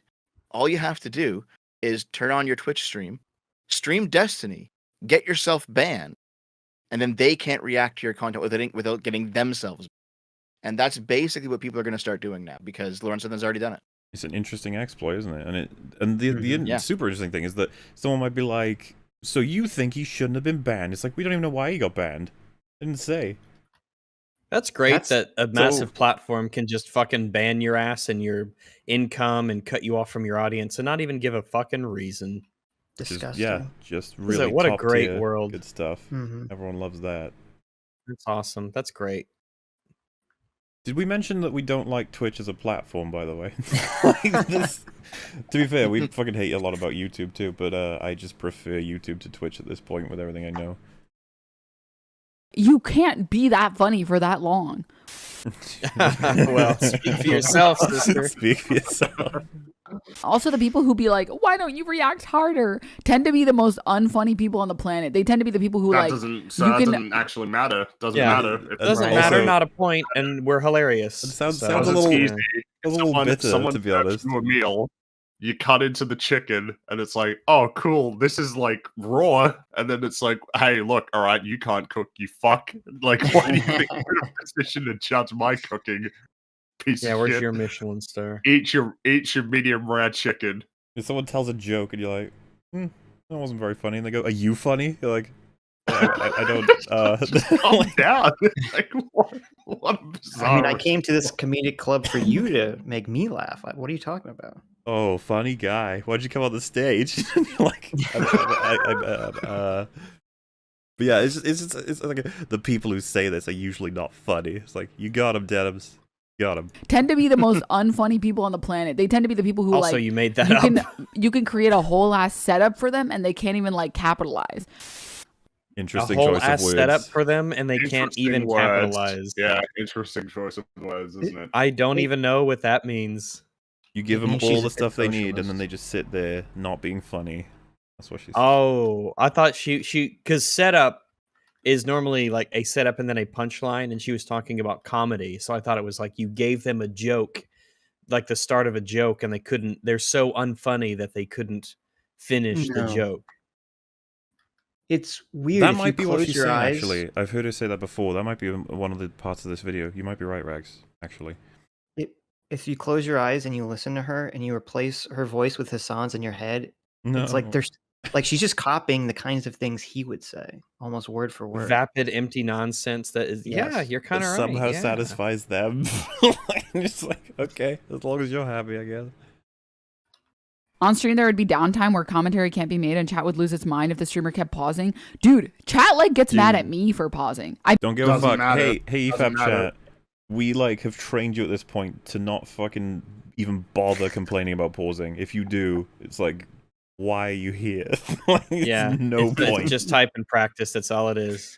Yep. That's what we know. We have new people in chat who are saying it. It's just like, what? The point I'm making here is that no matter how many people in chat are like, please stop pausing, it ain't anything happening. But she's seeming to say, look how mad chat would get if I was to pause more. Crazy. Everything I do is for chat. They are my lords and masters. I have no will of my own. Like, listen, I don't know about you guys, but the most fun thing to me about streaming is pissing off chat. They're all like pause harder. Oh, we piss off chat and we don't even. It just happens. It's just an emergent. But no, of course. Yeah, they don't even know I'm having stuff. If one person in chat said like, I'm gonna leave if you continue to pause, that's what we're like. Oh god, we gotta stop pausing, guys. That's it. Damn. Oh, no. We don't want to lose. Oh, no. We don't want to use. We want to lose Barfy 369X. That would be bad if that happened. That's one of the things, man. Like, you know, before he got banned, he would have been Destiny would have been in their sort of ecosystem doing similar things. He's one of the only streamers that just commissioned himself a fucking BRB screen. I don't know why none of them can do that. But you don't even have to commission it. You can fucking draw BRB. You know? Well, I mean, they can. They just don't. They feel like if they throw it up, they'll just lose viewers. Which is, I mean, to be fair, you do not having a lot of confidence in your own ability. So I put mine up sometimes, but it's the right thing to do. It doesn't matter if you lose viewers; it's the right thing to do. Yeah, well, I want to make money as a socialist. Here's a different take there, because like when I was streaming, if someone said, "Whoa, you can't put up a BRB screen, you'll lose viewers," I'd be like, "Well, yeah, but I mean, yeah, that's what happens when you don't work." Yeah, I was like, they'll come back after the break. Like, come on. Like it only follows to me. Like, it's not some kind of horrible realization. I'm just like, oh well, there they go. That's fine. People are coming in and out of this stream all the time. I told people I'll be back in 10 minutes. Like, if they can't handle that, that's them. Yeah, if they leave, if they're not willing to wait 10 minutes for me, then then maybe I need to step up my game, or maybe that's my level of entertainment, or maybe some people have short attention spans. But in most jobs, it's a detachment from the typical job that should be normal. You don't get paid on your lunch break. You clock out for that shit. You have to clock out. Like, there's laws saying that you have to give employees lunch breaks for X amount of hours worked, and you don't get paid for that. That's normal. I've thought about how you could like. There's so many options that it feels weird to even suggest one, but just like, did your fans make any clips or supercuts of anything you've done? And maybe you could put that on while you're gone? No? Yeah. I was actually about to mention that because a lot of people do that, and not in the politics side, but like on the gaming side of Twitch. If they're gone for 5 minutes, they'll put up like a 2-minute or a 5-minute reel of like funny moments recently, and because she's treating them like like babies with object permanence, where if you disappear for a second, they're like, oh god, they're gone, I'm out, and it's just like, okay. Dearest mother, you're back. Oh my goodness. If you only need to just disappear behind those hands forever. 10-minute portion of you playing like an old VOD of you playing whatever game. It's just like, yeah, do that then. If that keeps them in, just do that. It's like, no, I have to steal someone's video. You're like, oh, Don. That's the only thing you can do. Dom. I bet you there's someone in here who's like, can this stupid bitch just press play? Just watch 30 minutes of the video. Surely, how are we going to get through this hour? You know what I mean? Is this so people would rather watch the thing you're watching than watch you? Interesting, Denims, but carry on. It's a Frogan emote, or is this like a BTTV emote? Because Chad, just don't take other people's emotes. For the people in here who make emotes and stuff or publish them, don't take other people's emotes. No, to make sure you understand what just happened, because I had to explain this. The way it works on Twitch is that you have built-in emotes based on channels, and then you have ones that are attached to like third-party sort of things like BTTV and Frank-A-Z, I think, are ways to do it. So the idea is you can upload custom ones, and if you download that as an extension, they will appear for you and the people who have also done it. Now, the reason why that's so good is you have an emote limit for your channel, depending on how many subs you have, I think, or your current status with Twitch. But if you get that service, then you can add a whole bunch, like free of charge, essentially. I think you can even add to them, but whatever. She's saying, oh, that emote I just spotted, that's pretty cool. Is it from person's channel? Because if you've taken it from person's channel and uploaded it to BTTV to make it show up like that, that means you've taken their emote, and I don't like that you would do that. Don't take it. Make sure it's original. Don't you think that's interesting for her to say, considering the conversation taking place? I think it is. I think it's interesting. Makes me think this is only there to kind of sort of signal her virtue. No, I think it's legit. I think she doesn't like the idea of stealing emotes. She just hasn't connected how she's stealing shit from people who are on YouTube. Right. She's a dumbass. Right. If the theft can make her lose money, potentially it's bad. But if she can gain from it by thieving from someone else, then it's okay. My theory is much simpler. She understands the immorality of stealing someone else's artwork in the form of an emote and putting it up for yourself to enjoy. She does not, however, understand stealing someone else's video work as a thing that she can use to make her audience enjoy a thing and herself for nothing. She doesn't see the connection. So if we can just make our videos, if we can make our videos in emote form, she'll never steal them. They broadcast in like 50 by 50 resolution, like pictographs, sort of. Not like hieroglyphics, but sort of like God, what's the name of a language where you the symbols mean, like, you have like a picture of a bird means bird? Asian. Chinese. So Chinese moon non-phonetic. Yeah, I don't know what those sorts of things are called. Isn't it hieroglyphic actually? No, there's a that's a reference to sort of the symbols themselves, not what the symbols mean, because hieroglyphics have like sounds and things for the symbols. But I think like a lot of the American Indian cultures kind of had a language that was built around there. But I'm not sure. Logographic, pictographic. So I'm seeing those. But in any event, do you really think she doesn't understand? Well, so to clarify, some people seems like willful ignorance to me. Yeah, I think she gets it. I think she doesn't care. Some people are saying, isn't this a joke? So this would be something that you probably have to take seriously as a Twitch streamer. If your community are stealing emotes from another channel, that's going to piss people off, because a lot of them are custom made and cost a decent chunk of money. So if you just take them for yourself and upload them to BTTV and have them for free, that would probably piss off the other person that you've gotten them from. Maybe I'm confused. What is BTTV? So it is a third-party extension that you can add. That, say for example, right now, like a Chrome add-on. If you type in like lull on Twitch, you'll get a Toll Biscuit laughing. But say you wanted one like that, but golden, then you can upload that version to BTTV and call it lull1 or something like that. And as long as everyone has BTTV, they will see that whenever someone types lol1. But then, of course, you can extend that then to, like, wait, couldn't I just upload, like, all of the rarest and coolest emotes from the top channels and steal them all for myself? And it's like, you could, but that would be poor etiquette, I would imagine. And I think that's what she's saying right now, is like, I hope you haven't stolen that from the other channel. So emotes on Twitch, they're like things you unlock for your community and stuff like that? In a sense, yeah. You would... you know, subscribe to a channel on Twitch, and you get access to their emotes. Their emotes are the things that they uploaded and oftentimes have paid for. Okay. So it's like a video game skin that you earn, sort of, and someone could just mod it into the game instead. Yeah, that's a great way to put it, actually. Okay. All right. All right. And that's all why has been made clear. Elucidation complete. She understands that that would be immoral. She does not understand how stealing videos would be immoral, or at least as was theorized just a moment ago, she might not care. Yeah, that's Rags probably is true. Officially a boomer now because Mahler explained BTTV to Rags. I don't watch Twitch. I don't know anything about Twitch. Twitch culture is something that I get mystified by every once in a while too. Yeah, I don't know what mold means. Molding. Oh man, mold. When someone says mold to me, I'm like, oh, that's not good. You want to like take care of that because it's not healthy to have that. You might have water damage that you need to tend to. Mold, not O. Yeah, not mold, but still. Mold. But I thought it was mad and old. I thought it was mad and bald. What if it's bald and old? Well, then you're what if it's mold and bald? That's what it is. I'm telling you, it's bald. It's mad and balding. Badness and balding. That's where it comes from. Okay. Emote, because Chad, just so you know, don't take other people's emotes. For the people in here who make emotes and stuff or publish them, don't take other people's emotes. Just whips right over top, knocks him. Okay, I already feel like there's a bias here.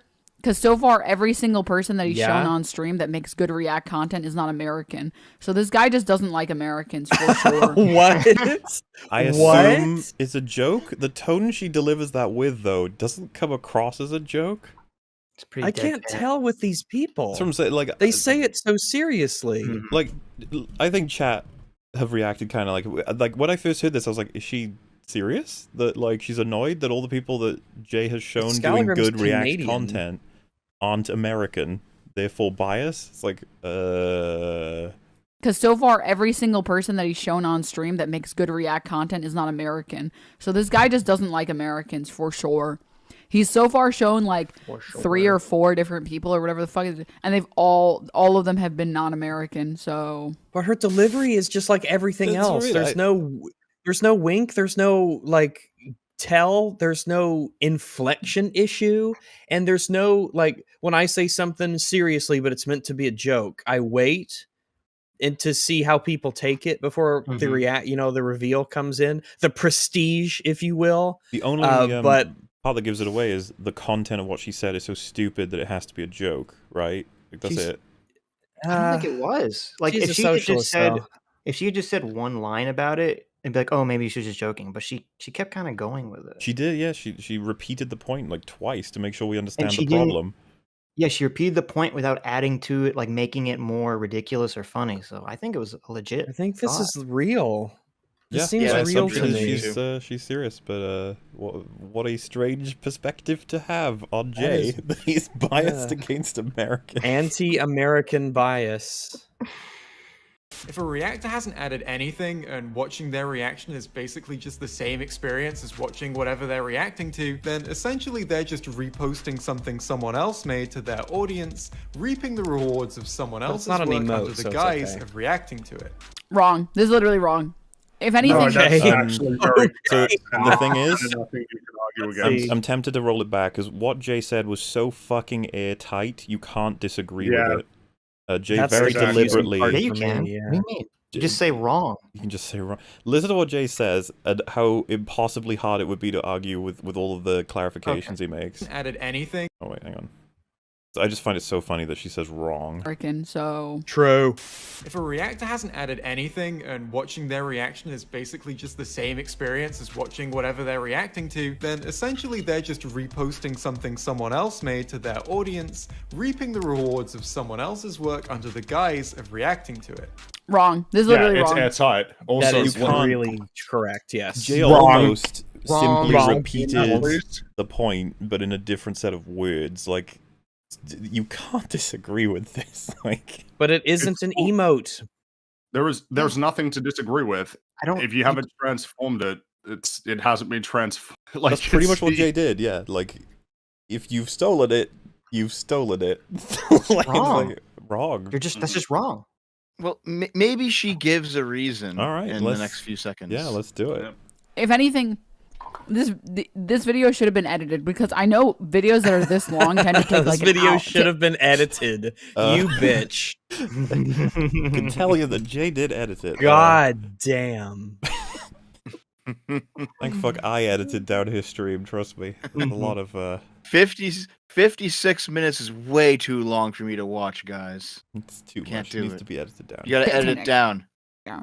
Someone who's complaining about, oh, how can I possibly go for this long? And you shouldn't be complaining about length of things you're responding to. Every second is precious because you don't want to be left in a position where you have to take someone's video, right? Yeah, I was going to say, she should be happy that the video. You should be thrilled, that it takes so long for this reaction or this reactee to get their stuff out. Because I know videos that are this long tend to take like an hour, tend to take like months to make. What? Or at least a month to make. From talking with, it sounded like you said the N-word. No, hour. She was gonna say. It's more like essayists and stuff. Can we please stop with these? What is she doing? It's See, this is leans into her microphone. She's smacking on something. Like, when I make these supercuts, I'm like chewing gum here.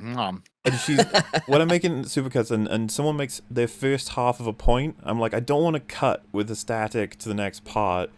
I don't want to because it makes it look like I may have cut something out or something. So I like to keep the whole point in. Unfortunately, she's fucking doing this shit between points. Sorry, cow chewing on cud. Okay, there's like some chips in my teeth. Oh, get those out. What was I gonna say? What was I gonna say? Make sure you get your mouth really close to the microphone when you're clearing the debris from your teeth. All right. We really want to make sure that that's something that we're keenly aware of. What is she supposed to do? Die? What is she supposed to do? Try? Oh. This should have been very evident. It kept going, so I'm sorry. That's why I said that. I gave up. Wait, does she never come back to this?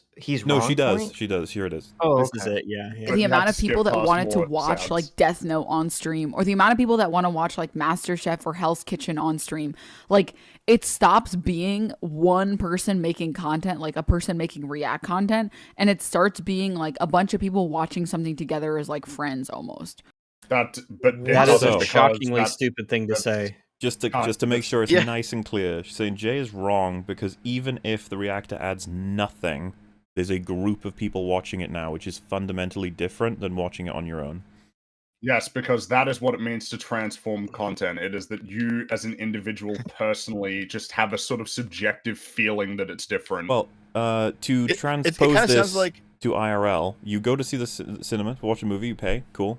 And then I'm like, if all of you guys can come with me, we can watch it for free, because that is fundamentally different than watching it on my own. Yeah. Yeah. Well, it changes the experience. It's transformative. Just that meta aspect turns it into something different. Her point makes sense if she was streaming it, say, in her private Discord server to her subs who have paid her for the experience, like a movie watching experience with Denims once a week, every Sunday night or something, you know? But okay, fine. Well, even that's kind of stuff. Is it? What do you mean that means anything? It doesn't mean anything in terms of whether you transform the content that you're watching. I was going to say, if we're the requirement being she doesn't speak at all and doesn't even show a reaction. Because remember, this is the point that Jay made was, if you are reacting but you're not, you basically just reposted someone's content. She said, it is wrong. You are incorrect in making that statement, because if multiple people watch it together, then it feels like a different thing, even though nothing has been changed in terms of the content itself. And we are so desperate now. We're at the point of, if I say I opened the window on my second time around, so it's a fundamentally different experience. See, it probably feels like a different thing to her, but not to everybody else. Well, and yeah, but it doesn't matter even if it did. It doesn't matter. It's I was about say, I think we're at the level of absurdity where I'd be like, watching a video for the second time is a fundamentally different experience than the first time. And it's like, right. Yeah. It's only a war crime the first time. It is different. Like, but this point is insane because it is insane, yeah. Like, if you go to your friend's house and your friend's like, "Oh, I rented this DVD or I have the streaming service, you know, we can get a bunch of people together and we can watch it." And it's like, yeah, you watching as a group is a different experience, but you're paying the company to watch, you know, the streaming service. You're not paying your friend. Your friend's not charging you and making money off you watching the movie. And that's where this gets all fucked up. She's acting like a parasocial relationship or anyone's parasocial relationship with their fans is the same as like just being friends with someone and inviting them to your house to watch something. Well, but the thing is, when you invite your friend to watch a film, there's no conversation about whether you're transforming the film. That's like it's right, because you're not making money off of your friends coming to your house to watch the film. Well, I'd say it's more that because I mean, money obviously that's like a factor. It's just. We're talking about whether you've transformed the content. You have not addressed that. You've just said, yeah, watching it feels like a different experience. It's like, that doesn't mean anything in terms of whether you that's subjective. Yeah. And I mean, it seems to be a true statement, but it doesn't matter to this point. Yes. And I was actually going to say, when like schools play a movie for like the whole school or whatever for like Christmas Day or some event where something close to that, last day of school, whatever, there's still potential legal issues there. There's always like a... She's saying that the chat transforms it. Okay, that's just really dumb. That's all I'm saying. That's a stupid Okay, to be fair, she makes that point later. The current point is watching it with people makes it fundamentally different. That's what she said. Right. It's like saying, well, if you steal it to watch it, that's not cool. But if you steal it and watch it with a bunch of your friends, then it's fine. Yeah, because you transformed it. It's like, no, you did not. No, you fucking didn't. It's if a movie theater, that's the perfect analogy. If a movie theater charged $10 a ticket for a movie that they did not pay for the rights for, that's fine because a lot of people are watching it at the same time. It's a transformative experience. So a movie theater can just do that. Right. As long as there's not one person. If only one person buys tickets for the thing, then that's against the law.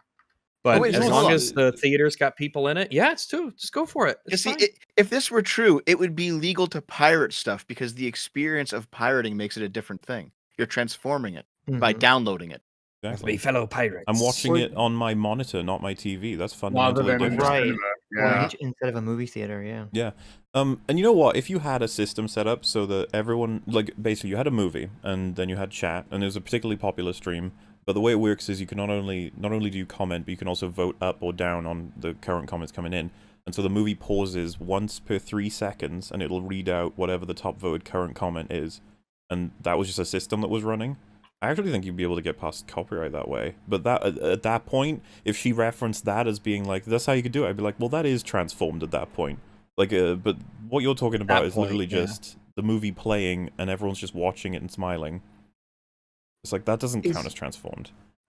Is the problem here that these Twitch streamers, they don't view themselves as content producers. They kind of view themselves as shepherds of parasocial friend groups. She refers to herself as a curator at one point. Yeah, right. She's like, I just that's some Metal Gear Solid 2 shit.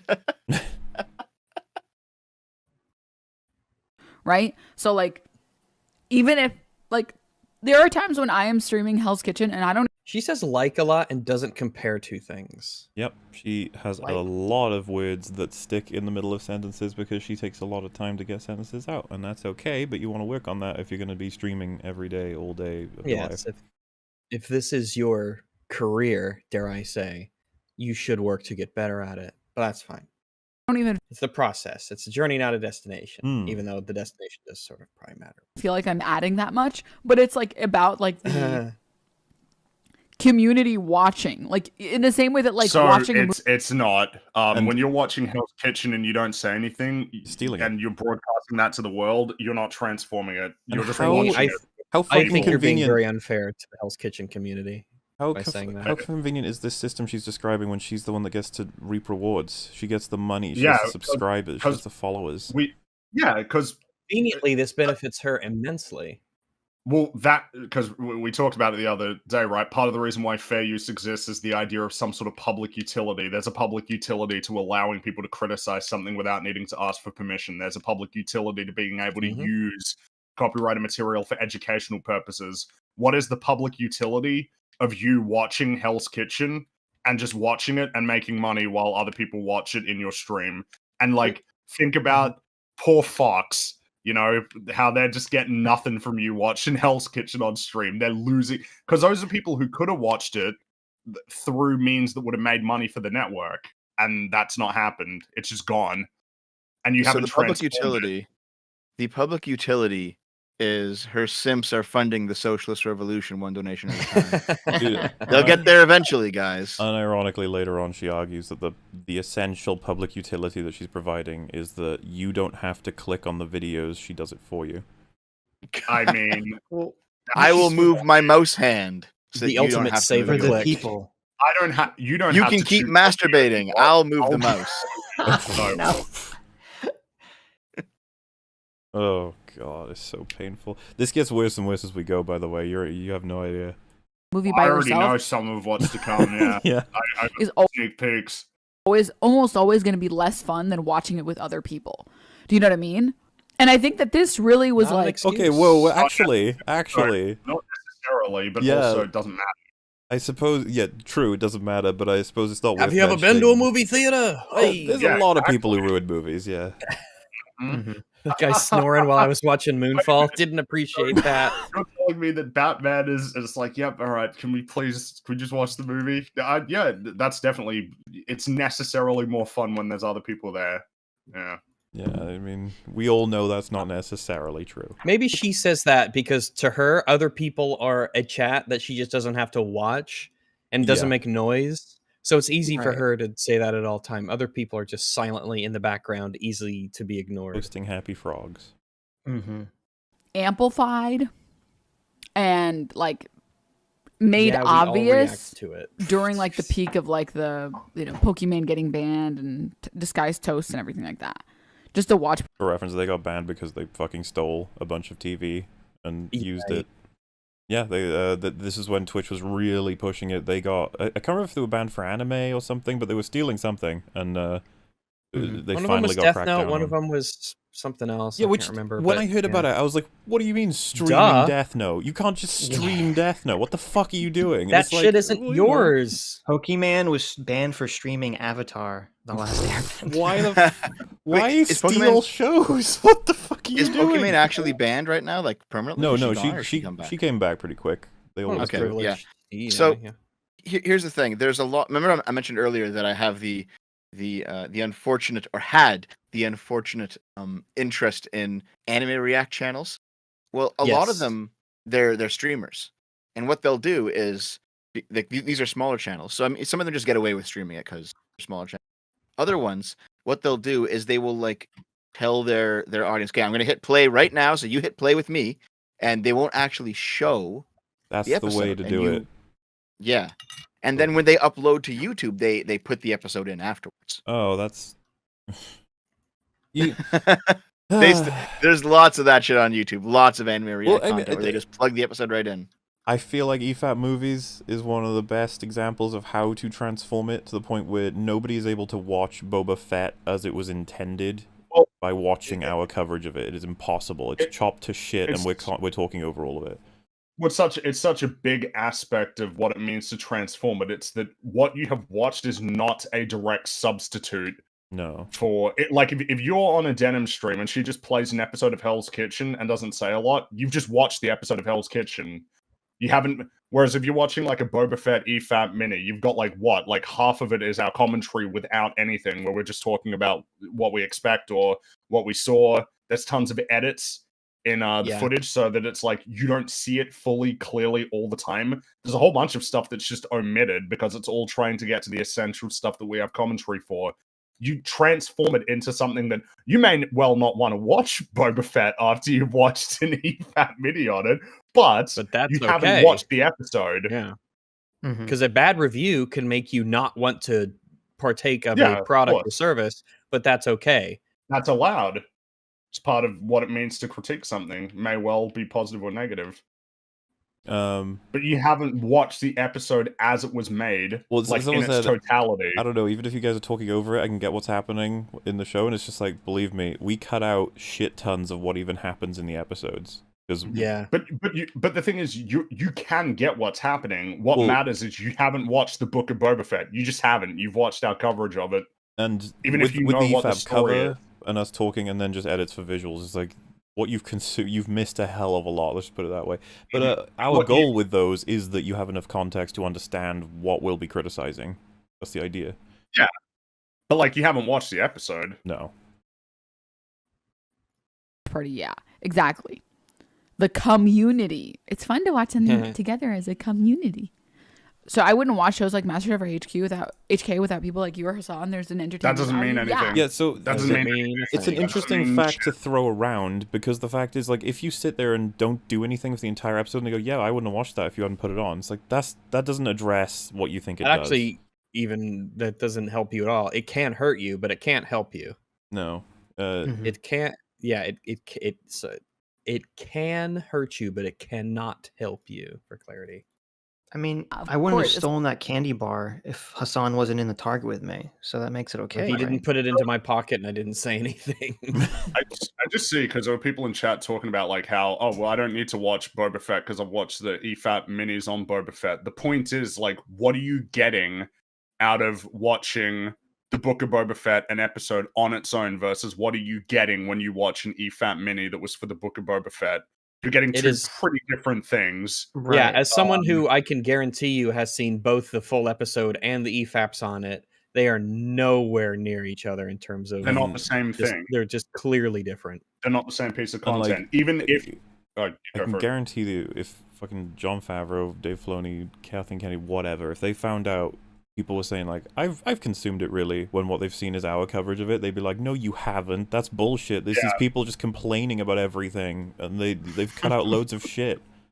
Like, they're priming you to be angry at it. You're like, again, we don't want to give off the impression you've missed anything, so we do due diligence to make sure you have context to understand what's happening. But that's the same thing when, like, if Jay or myself or whoever did a big breakdown of a movie, we want you to have the context to the point where you feel like, you know what? I understand what happened in the movie, and I understand the criticisms. Well, but watching it is an entirely different experience. It's highlighting, because when you watch the episode of Book of Boba Fett on its own, you don't get all of the jokes that happen in the commentary. You don't get the commentary. You don't get all of the edits to accompany that. You don't get any of the references to any other media as, like, in jokes or comparisons. You don't even get comparisons to, like, prior episodes when we're referring back to things that happened in prior episodes with the visuals accompanying them. It's different. It just is different. But that's what it means to transform something.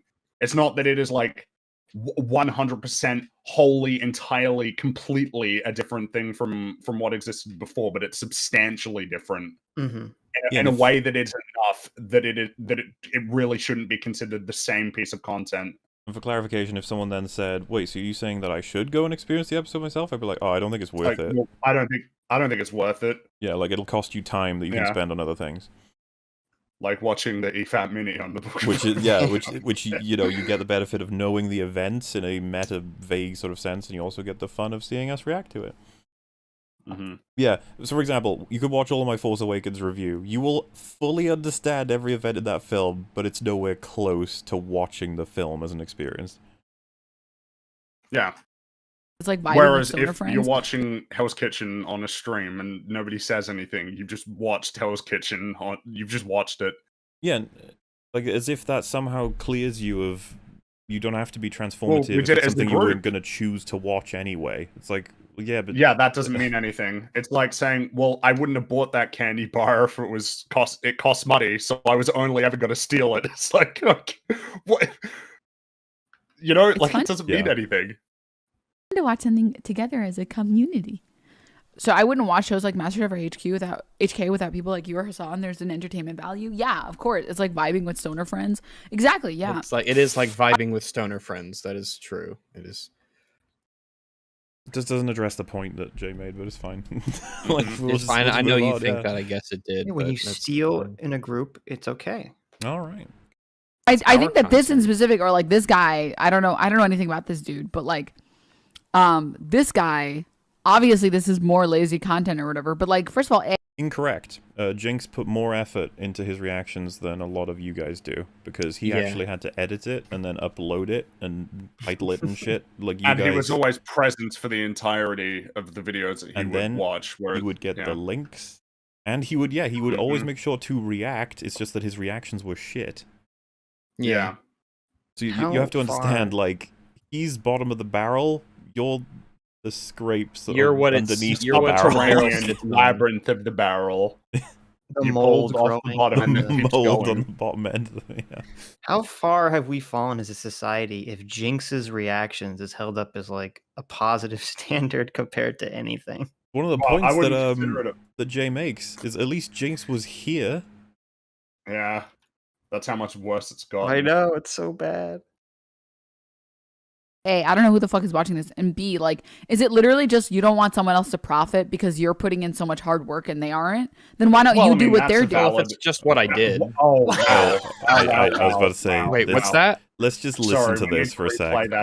Just listen to this sequence. It is fucking great. Try your best not to interrupt it because the ending of it is perfect. This guy, obviously this is more lazy content or whatever, but like, first of all, A, I don't know who the fuck is watching this, and B, like, is it literally just you don't want someone else to profit because you're putting in so much hard work and they aren't? Then why don't you do what they're doing? Do you know what I mean? Like, this is the thing that I don't really understand. That's a healthy attitude to have, because it's not like they're benefiting at like your...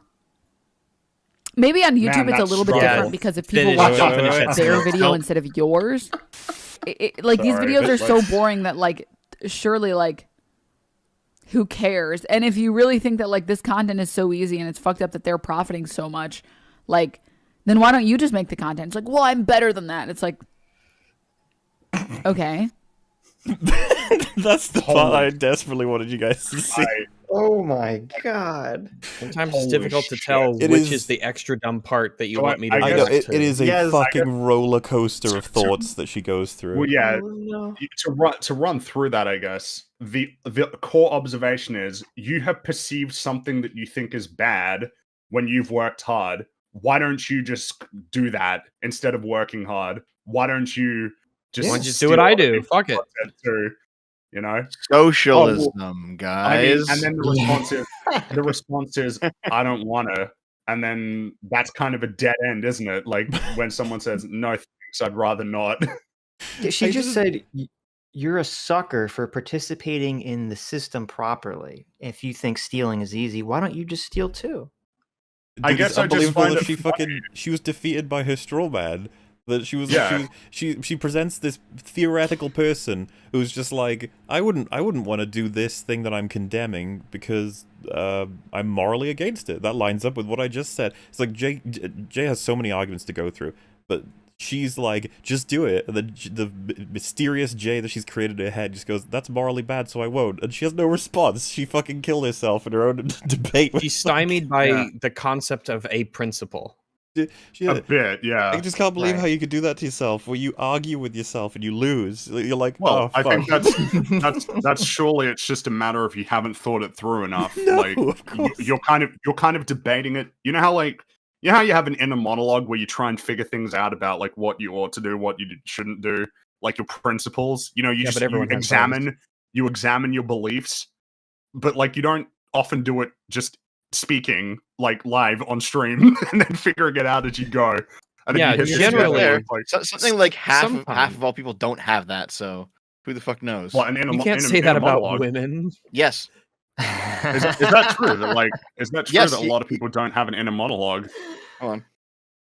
I'm constantly. Oh, let me ask you: is your inner monologue in your own voice? Because mine's in my own voice. Yes, of course. Yeah, my inner monologue is. I don't know. Deaf people. Well, I'm sure we talked about this on stream before, right? Like that people have different methods of because you know how like sometimes, well, actually, you might not know because your brain just works differently. Because like you can see images in your head, like the images sort of coalesce visually, and some people, I think that's the way that they think, like principally, like 100% of the time. And yeah, some people don't have the inner monologue where it is a voice that is going over thoughts in your head. I can do pretty much all of it. Like I can summon up images, I can summon up sounds, I can summon up voices. Look at you! Look at all the things I can do with my brain. I can do it in different voices. I have all the mental powers. But here, check this out. Okay, so is it in your Twitter bio that you have all the mental powers? So it's a recent survey suggests that 4 in 10 Americans do not have an average of 26% reported having some sort of internal speech. Up to 75 may not have had none. So That's bizarre to me. I don't think this is true. I think this is bullshit. I guess that's bullshit. So the reason why I find this kind of interesting is you've all heard of the concept of rumination, right? Like you're somewhat familiar with that. Just to think deeply on do you mean in terms of mental health? I think it's generally in terms of mental health. The idea would be that rumination is when a thought just sort of repeats over and over and over again, but in a detrimental way. The thought just keeps reinforcing itself, and you can't break a cycle of thinking. You just can't stop.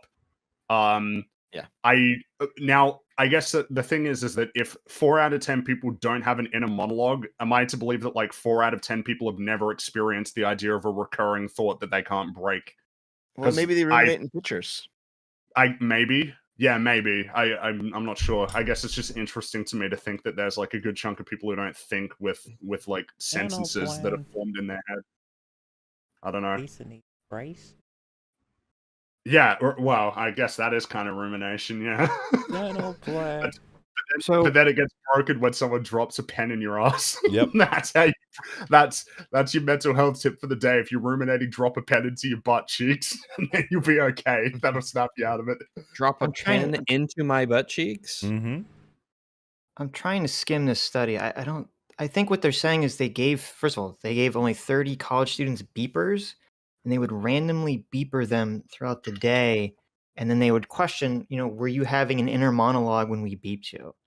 And I don't think. That just means someone wasn't. That is a bizarre way to test. Maybe someone's just not like thinking of something specifically at the time, or more likely, people are thinking of things. They're not. When you ask them about it, they're not going to be like, "Oh, I was having some inner monologue," even though they really were. Because if 75% of the population didn't have an inner monologue, everyone would be like a Zen master who can meditate. Because that's the hardest thing about meditation. That is the hardest thing about meditation is not. Yeah, you're not supposed to think words. You can think in pictures, but you're not supposed to think in audio words anymore. Generally, the idea with meditation is that you want to put yourself. It's mindfulness, right? Where you exist in the present moment without any judgment of the things that are around you. It's just perceptions of things, which I think is really difficult to achieve as a person because human brains are pretty mired with concepts and value judgments and things like that. Well, and you're always thinking of other shit. Well, you're often thinking about the future and the past. I think it's I don't know where the quote comes from, but it's a sentiment that kind of follows that like a Buddhist monk, right? They've achieved something really exceptional if they can go for a minute, like just looking at a clock, and their mind doesn't wander off. Like whatever that means to them, that their mind doesn't go, oh wait, that's something I need to do. Fuck, oh shit, that's something that stressed me out. Like that you're able to focus on that clock for a minute. That's incredible. Humans think. We just think persistently. Right. These Buddhist monks, man, sometimes when they meditate, they're just on fire. I get it. Well, here's the thing. This conversation came up back when the NPC meme. When the NPC meme was the big meme of the day, everyone was talking about these studies. And Aiden Powell, we don't have to watch it now, obviously, because it's a different video. But for off stream, if you wanted to see it later, Aiden Powell did a big old video going into all the studies on people without inner monologues. I'll just put it in the group chat. I don't buy any of this. This all seems like I heard that seems like there's people without a monologue. No, I know one. I know a YouTuber doesn't have one. He's a friend of mine. I don't know. Well, so here's the thing. But dry bread. I don't know that I can ever really know what's going on in other people's heads. So it's kind of hard for me to someone can tell me I don't have an inner monologue, but I don't know what that means, right? You're self-reporting something. Like it's hard for me to know what that means. We might have a different understanding of what an inner monologue means. You might just be lying to me. It might be, yeah.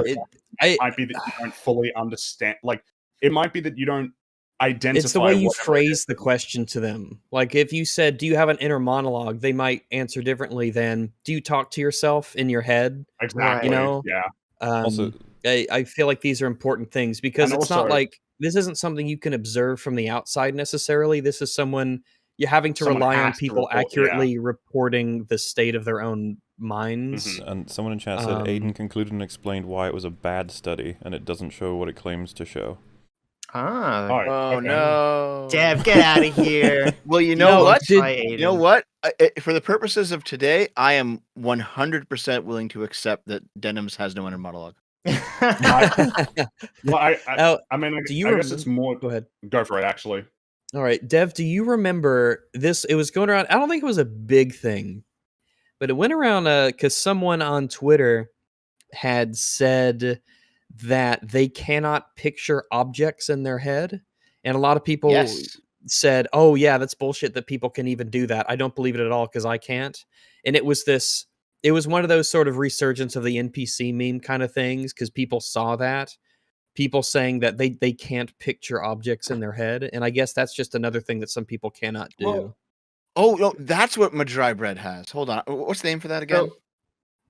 Someone said that it's called aphantasia is a phenomenon where people aphantasia. Yeah, you cannot visualize I fall imagery. into that camp somewhat. I mean, I can picture things in my head, but they're very fuzzy and not clear. Aphantasia is a phenomenon. Memory. It is a phenomenon in which people are unable to visualize imagery. Yes. Which is strange to me because I've always been able... I assumed that was a normal thing that minds could do. Well, I guess this is where we get into the interesting things in general about consciousness, that people have a different experience of reality. And how we describe it may have differences as well. Like, yeah, and because I'm such a visual person. I think that I remember Tony Robbins talked about how there are like 3 different... I'm sure that there are more than 3, but it's interesting as a subcategorization that there are a lot of people who focus on visual stimuli, a lot of people who are more oriented around auditory stimuli, and then the third one is more vague. It's like kinesthetic or something. Yeah, where it's like vibes, I guess, like a feeling of vibes. Kinesthetic is touch sense or position in space. Yeah. Is how I operate. And that it's the reason why someone... I'm sure we talked about it on EFAP before, where someone can... It's such a common thing where someone can very angrily say, this is a horrendous point you made. I'm not sure why you made it for this reason. And I might even throw a swears in it, and they're like, wow, calm down. Where someone can calmly say, you know what? You're a pretty pathetic, feeble, worthless human being, you know? And then someone won't respond as negatively to that, even though the sentiment is way harsher. And it's just because they respond more to tone than they do to like what you're actually saying. Kindly. Right. Yeah. It's a common thing, I think, that you're saying they're like a dog. Yeah. Excuse me? We listened to like 20 seconds of her, so I'm assuming we should roll it back and No, what I'm saying, Rags, I'm saying that that's a lot, that we will listen to a lot of her, so I'm gonna roll it back, so if anyone else has any points to make about what she says, we can get a second chance now, because it was the main thing I just wanted you guys to hear was the fact that she defeated herself. It just ends in a dead end. Yes, like, oh. What I meant by a straw man as well is that Jay has provided specific arguments for why it's immoral, and in her world, he simply says it's immoral, and she couldn't even beat that. Well, she's not even addressing any moral claim at all. No, so what I'm addressing is the fact that she has no counter argument to someone saying it's immoral. Like remember her version of Jay said, "I'm not doing it because it's immoral. I'm better than that." And then she was like, She's like, we were talking about people can't visualize images in their mind. She can't understand like morality in her mind. That with morality.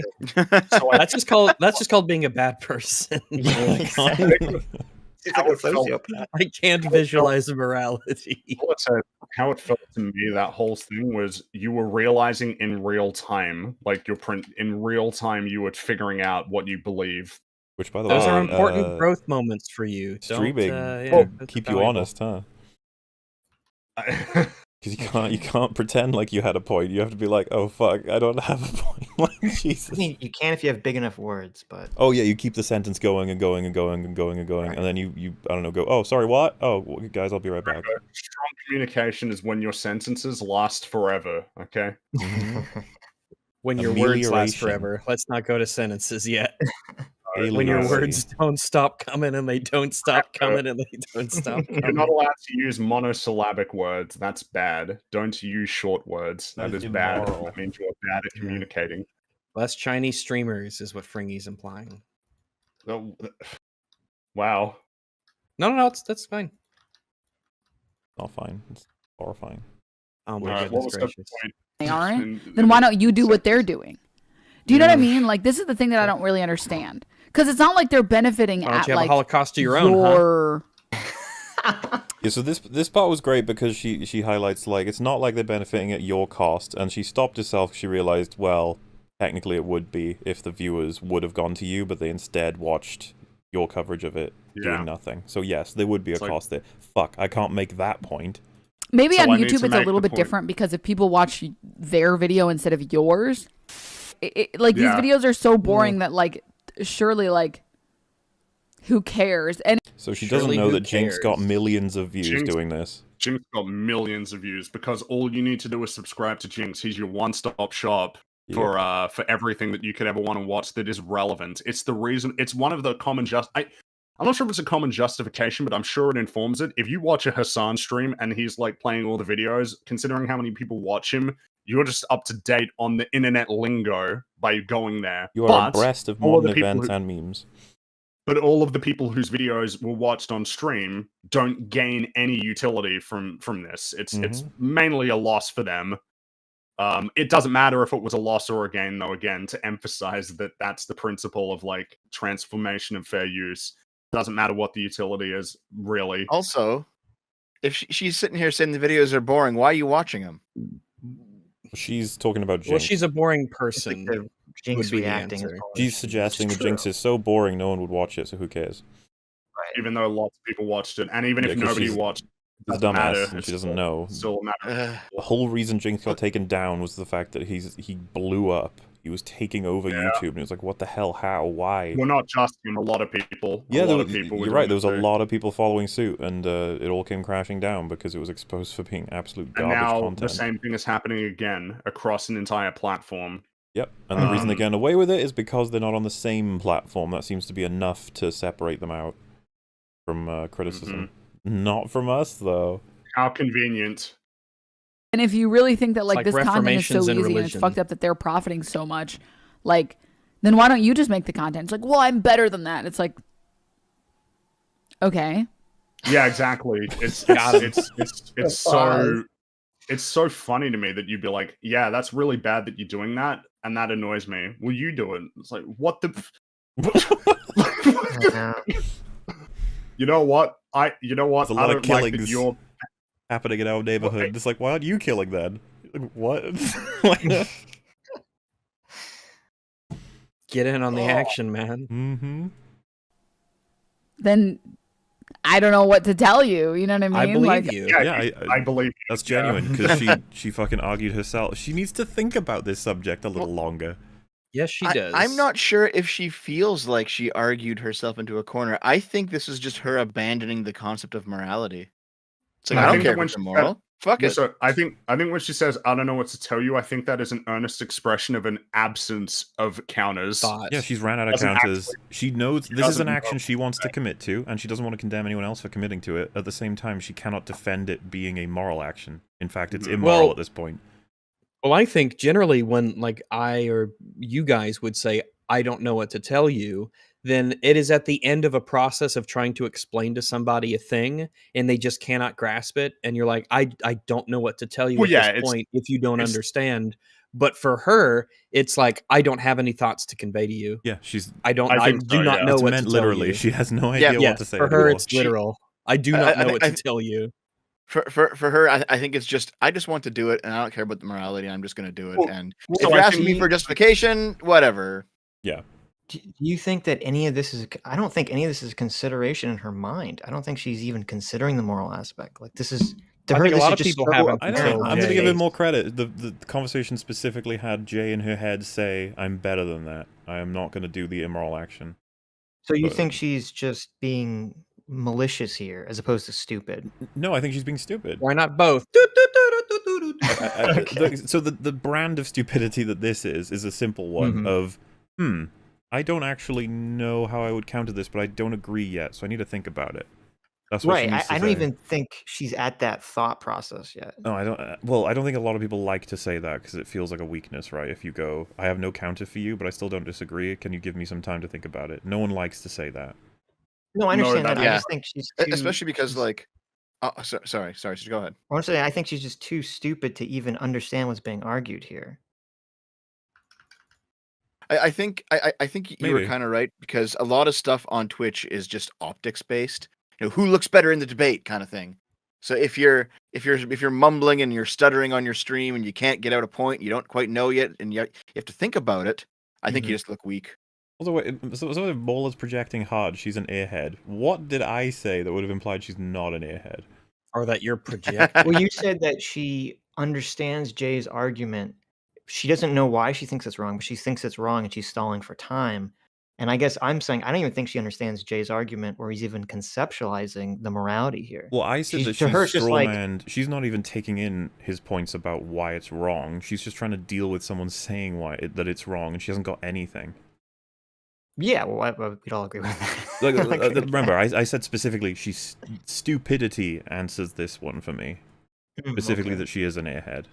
No offense, the result of years of a lack of introspection is catching up with her in a moment, and she doesn't know how to deal with it, perhaps. Right.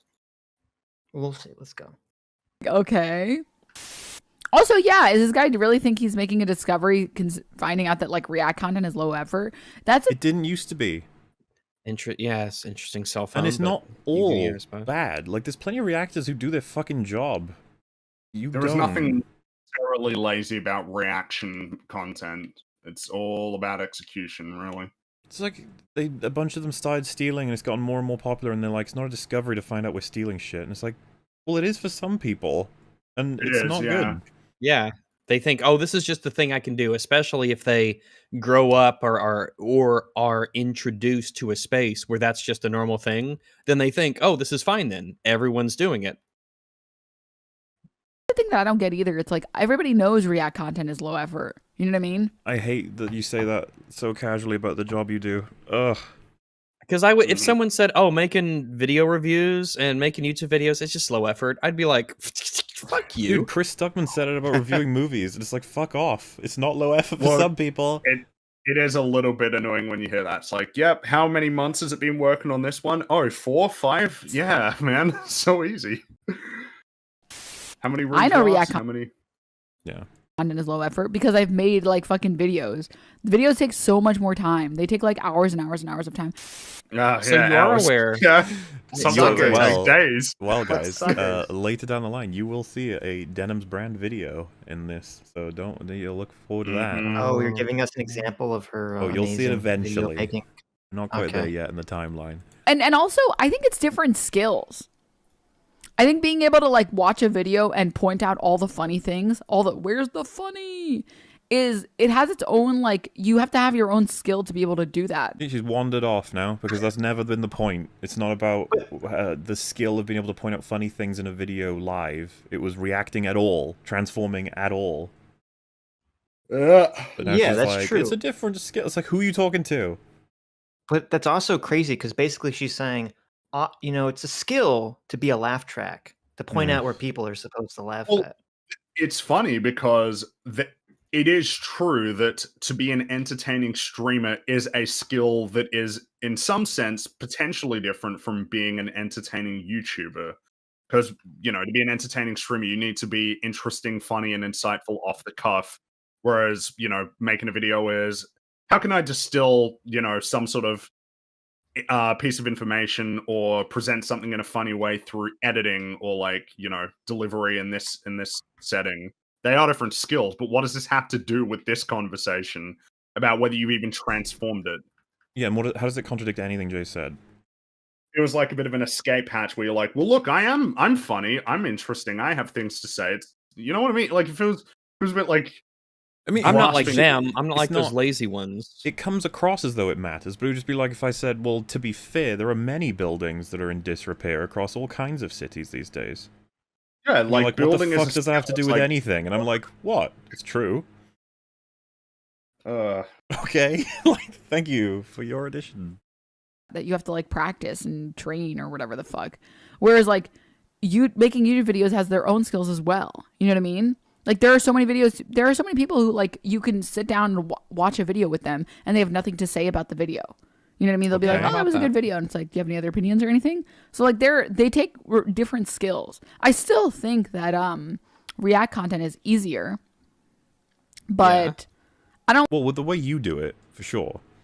Like, but if you compare Chris Stuckman's YouTube videos versus our reactions, I mean, feel like we're putting in more effort, even though. Well, I mean, do you want to share with the audience how long it took to compile all of this stuff together? A long fucking time, but I don't know if that counts along with the reaction stuff. I guess streaming, right? It's all work and well, yeah, it creates this stream. The supercuts I have made are a part of it. So at that point, they're definitely way more effort than Chris Stuckman's reviews.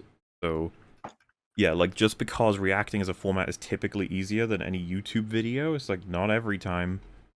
You know, it's certainly not like it's just funny to me that she's like, yeah, reactions are easier, and it's like, yeah, yours, you don't do anything. Well, I feel like the term reaction content very specifically and narrowly applies to specifically low effort reactions. Like if you polled your audience, I don't think the majority of people would classify this as, you know, reacting or a reaction channel. I don't know that that matters that much because when you get broad enough to compare what we do to what she does, like we tick several of the same boxes, like a lot. It's just that, like I told you, she's been paused on this frame for a while, making all these points. So it's like, in a sense, she's doing what we're doing right now. Right. There's not a huge difference. We just say things, yeah. Yeah. I don't like this, like, I like this shitting on React content for literally, like, no reason or whatever. I don't know. Literally no reason.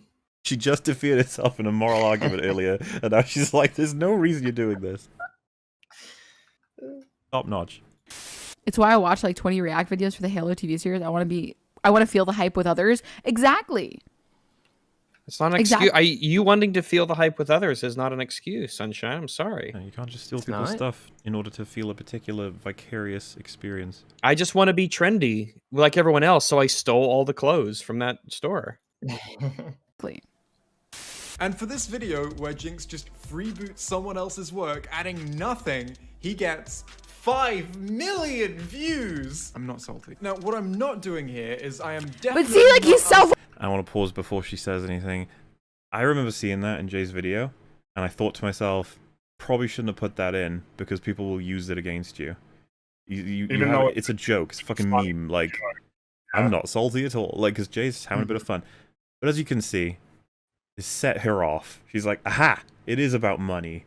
Like, oh, for fuck's sake. I got you. I caught you. Jay put it in on purpose, but no, of course, yeah.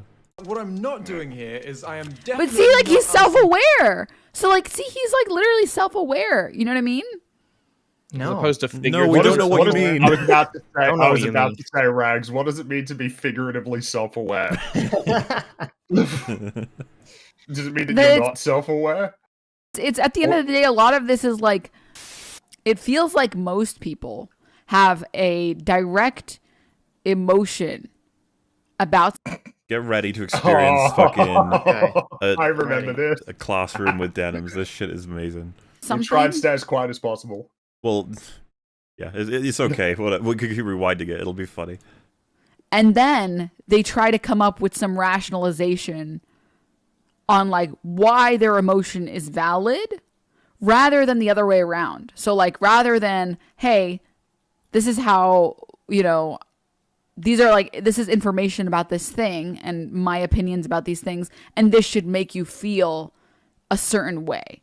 It feels like most people do this, and like he's self-aware about the fact that like at the end of the day, a lot of his reasoning or whatever, probably for making this video, has to do with the fact that it's like, I'm mad that these people get to make such low effort content and I don't think that they should be able to. And I'm going to come up with rationalizations after the fact, post hoc, rather than the other way around. Is handily explained. Most people, when incorrect, will have a feeling, and then from there, they will create their arguments. When in reality, what you should do is have your arguments and then explain how one should feel as a result of those arguments. Welcome to how human beings literally what the hell is she talking about? Whenever we like highlight things being right or wrong, oftentimes it's because you get the feeling of it being right or wrong first. You're like, ooh, that doesn't actually. Yeah, like this doesn't Well, I mean, the irony here is that she's pointing this out, which is true. This is how people think.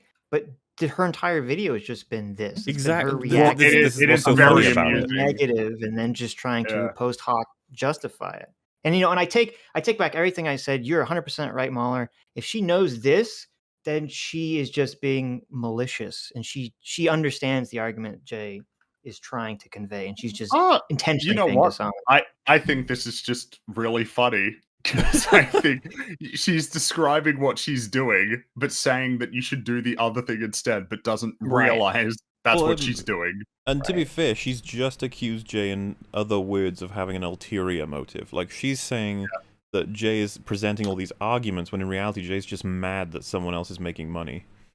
This is a very common thing that people will do when they want to argue with you dishonestly, is to infer some sort of intent that is not great. Because it's a lot easier to dismiss someone's arguments if you paint them as having intentions that are dubious. Just about the money, it's just about the clout, it's just about the viewers, just angry. Often these things that are ascribed to someone are often a projection of how they really, how they're feeling at that particular time. Right. Well, she misunderstands even the concept she's laying out, because even though this is how all humans kind of have evolved to think this way, where your emotions come in first, that doesn't mean necessarily that your emotional response is wrong logically or morally. And she's jumping to that conclusion. Well, it's complicated, right? Because your conscious thought is informed by a lot of subconscious thought that you're kind of not aware of. There's a lot on that you are not directly. It's something that I think Sam Harris has talked about, that like thoughts arise in your head without your permission. Like thoughts appear and dissipate, and you don't really choose the thoughts that arise, but the thoughts are arising based on some sort of subconscious process. They come from somewhere. Yeah. Right. And so the idea would be that if you react negatively to something, it may well be that there's something worthwhile to think about, that you need to dig deeper. You need to go beyond the surface and try to think about what would be informing that gut reaction. It may be that you're wrong, but it may be that you're right. You're just not sure what the arguments are, and you need to think about it. It's a little more complicated than this little diagram. Well, so I suppose the irony of that for me is that if you draw an arrow from the top page to the bottom page, that kind of describes how I operate.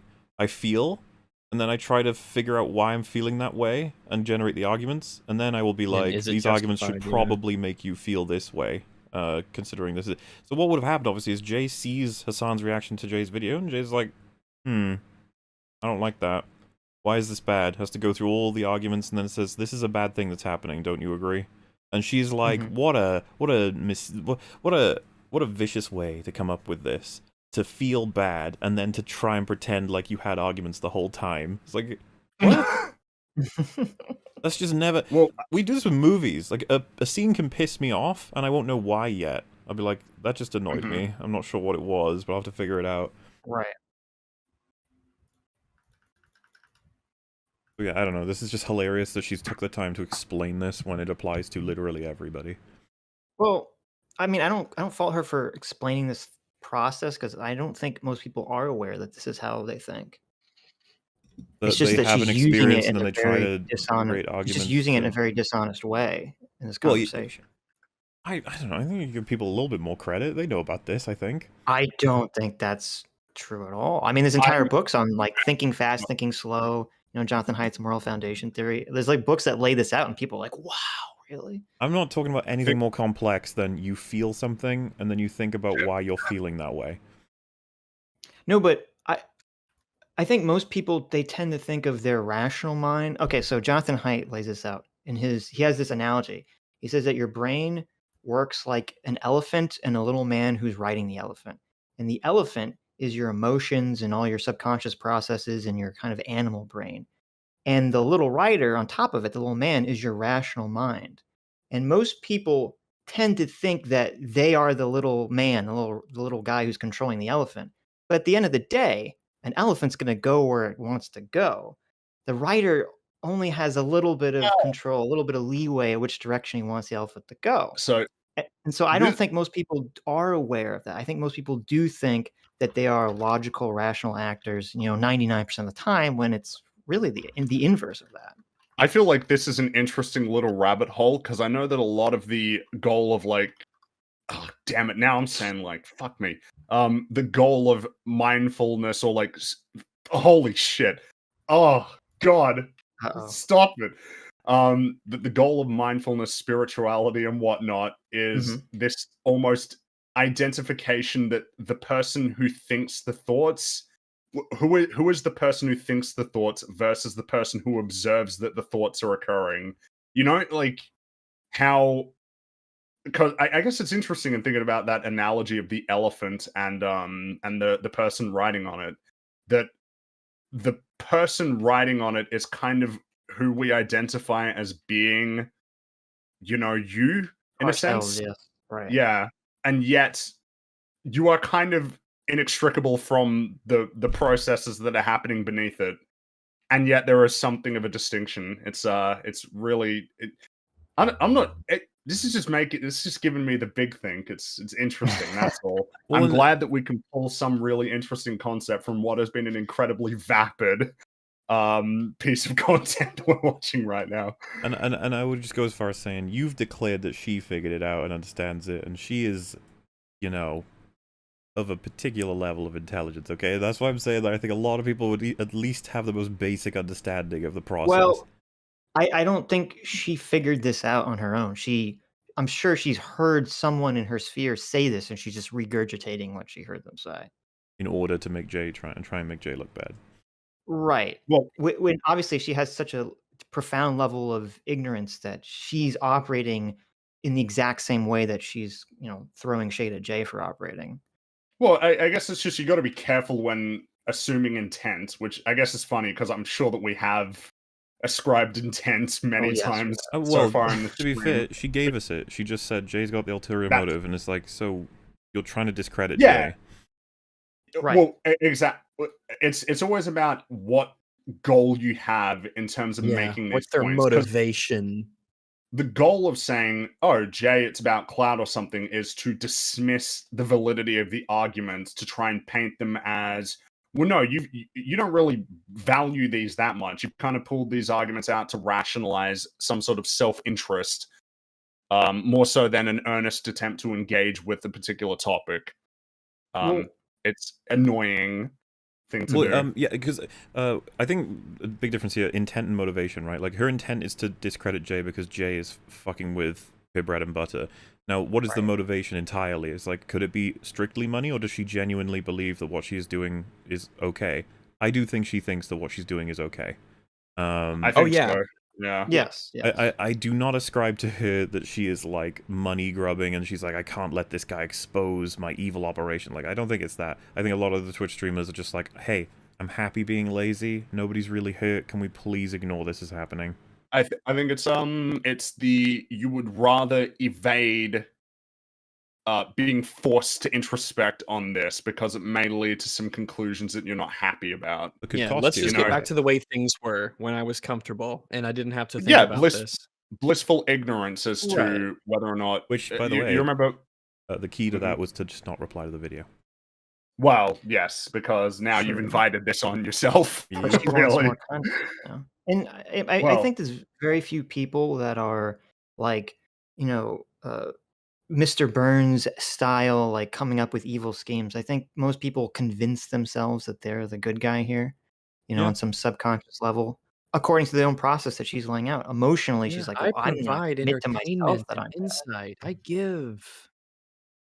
Well, and by the way, this all came out of Jay making that fucking joke, and that's why I was just like, ugh, if only you hadn't made the joke. It is funny. It's so little to make such a massive sweeping statement about intent. You really and it doesn't.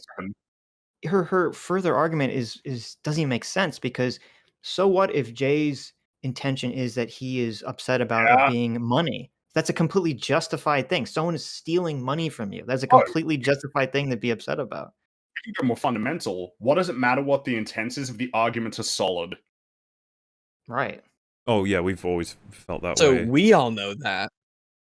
But you know, these people. Well, as we've established, if you can't deal with the arguments, then go for the intent, because there's no real way they can stop you if it's just you on the video. You can fucking speculate on that all day long, and your audience will love it if they're waiting for something to grip as well as you. See, I'm actually willing to ascribe a little bit more malice than you guys are, but not much more. I think now that she's seen this video, because you can't unlearn something in a sense. As soon as you know that a fact is a fact, unless you like actually, because when you forget things, forgetting is an accidental process. You don't mean to forget. You're not like, I'm just gonna concentrate hard and that fact will vanish from my mind. That isn't how it works. When you forget things, it's accidental. Yeah, when you learn things, you kind of have them. So I think now that she's watched this video, there's some part of her inside that has a choice, and it's like, well, do I accept that I'm kind of a scumbag? Or do I just play it up like power? Yeah, or do I just play it up that it's like, well, it's actually not so bad. Just don't look, guys. Put me back to sleep. But you can't go back to sleep. Now you know. I think I'm more in line with you, Dev, but it's hard to tell because that's the problem with really stupid people. That it can be really tough to peg down where the stupid ends and the evil begins. It can be really tough. So sometimes it takes a while to really gauge. Simpsons? Was it stupid and evil together at last? There was a joke in the Simpsons. I can't remember. I can't remember. I think it was stupid and evil together at last. Hold on. Well, let me find it. We went to Hitler's. To clarify, right, step fucking one of being able to figure out where you've gone wrong is we saw it where she went, it's wrong. Well, for a moment she's like, wait a minute. I can't actually maybe I'm the bad one. No. Yeah, and like I think that maybe a defense mechanism kicked in of being like, no, don't think about that. Right, just might have. Oh no, it was gum and nuts together at last. That was the meme. I don't know. I think stupid and evil was a friendly Jordy's meme. I mean, it's weird. Gum and you nuts said gum together. and nuts together at last. I thought of a horny lady at a retirement home. Oh. You took something that was just an innocent little Simpsons joke and you had to just run it. Gum and nuts together is pretty stupid and evil, so. You know what I mean? If I was an animator, I would make React content, including my own animations. Animators are notorious about being non-content brain. I know. Non-content brain? What does that mean? If I can translate that, not monetarily brained. Like they don't. Like they have like they make something. And the idea that they make it because that's what they want it to be, and that's not a great format to make money, is like a criticism of them, as opposed to a celebration that they value the artwork over the money making. Yeah, just be ragged. When you're making an animation, that takes a really long time because you have to draw several individual frames. That's a lot of work, plus scripting, plus voice acting, plus sound design checks. It's a big old process to make a very small piece of content. The amount of content that you get out of the amount of time you put into it. Animation's quite low on that ratio, but animation is really cool, and people do it anyway because they value the art form and the craft. But it's not as content brained as just reacting. No, is the mic still making the noises? Can it please? Yeah, a bit here and it's there. A little bit clicky. It's not terrible. It happens here and there. Well, regarding content brings, I've heard this a few times, and it's definitely floating around the Twitch space right now. That term, and it does refer to that. The idea that you should invest your time into something that has a quick turnaround, so you can put out more content, and make more internet books. But it's not just that. It's also looking for opportunities to make content. So it's like, I'm gonna go to the beach today. Well, I'll bring my streamer backpack and stream from the beach, and I'll bring my content. hot tub. Well, so I think the clear example of content brain for animation would be behind the scenes stuff. Like you can just stream or show your process so that people can learn things about. But it's a matter of time, right? This is all time that could be dedicated to just making cartoons. It's right. Well, you could theoretically stream making them, right? Like YMS is doing that technically for all his videos. Yeah, that's what a Fox in Space, the guy's making a Fox in Space, does, just streams of him animating, and it's cool because you can see the process and learn things. But I mean, I guess I just find it funny. It's like, animators don't have content brain. It's like, what are you saying? Creator brain. So you can't help but think. So replace the content with steel. Well, let's say that you buy a laptop, okay? And a regular person will buy their laptop and be like, "Oh, I got a new laptop," and they're going to use it. However, a content-brained person will set their camera up and they'll film an unboxing of their laptop and they'll put it on their channel. And there's nothing wrong with being content-brained as long as you're being honest about it and you're actually doing the things that you want to do. Oh yeah, like but there's this attitude. There's this attitude that if you're not content-brained, there's something wrong with you, and I just don't agree. Like, you can have a private life. You can log off sometimes. Well, yeah, so when she comes across the person who says, when she's like, "Why didn't you fucking record it, unboxing and stuff?" and they go, "I don't want to," and she'd be like, "What? What?" But that's money. It's like I don't care. Like you don't have to make. Please. Yeah, money is just a means to an end for me. I'm not always hunting it down and searching it all the time. It's a great line in The Big Short. You don't have to make more money. You don't. You just don't. But a lot of people don't think about that, which is funny, right? The socialist who's like, well, no, I have to maximize my earning potential. Mm-hmm. It's a very capitalist thing to do. Well, that's the horrible irony here. It seems like she bases her moral system off of how to make the most amount of profit. Because this is the second comment she's made about that. Like, the first was, oh, if everyone's doing something that's wrong and they're making money, you're stupid to not do it too. Yeah. So she's almost saying, like, if you're not doing something to make money as your end goal, then you're dumb and you're immoral because you're not acting according to my moral principles, so you deserve it.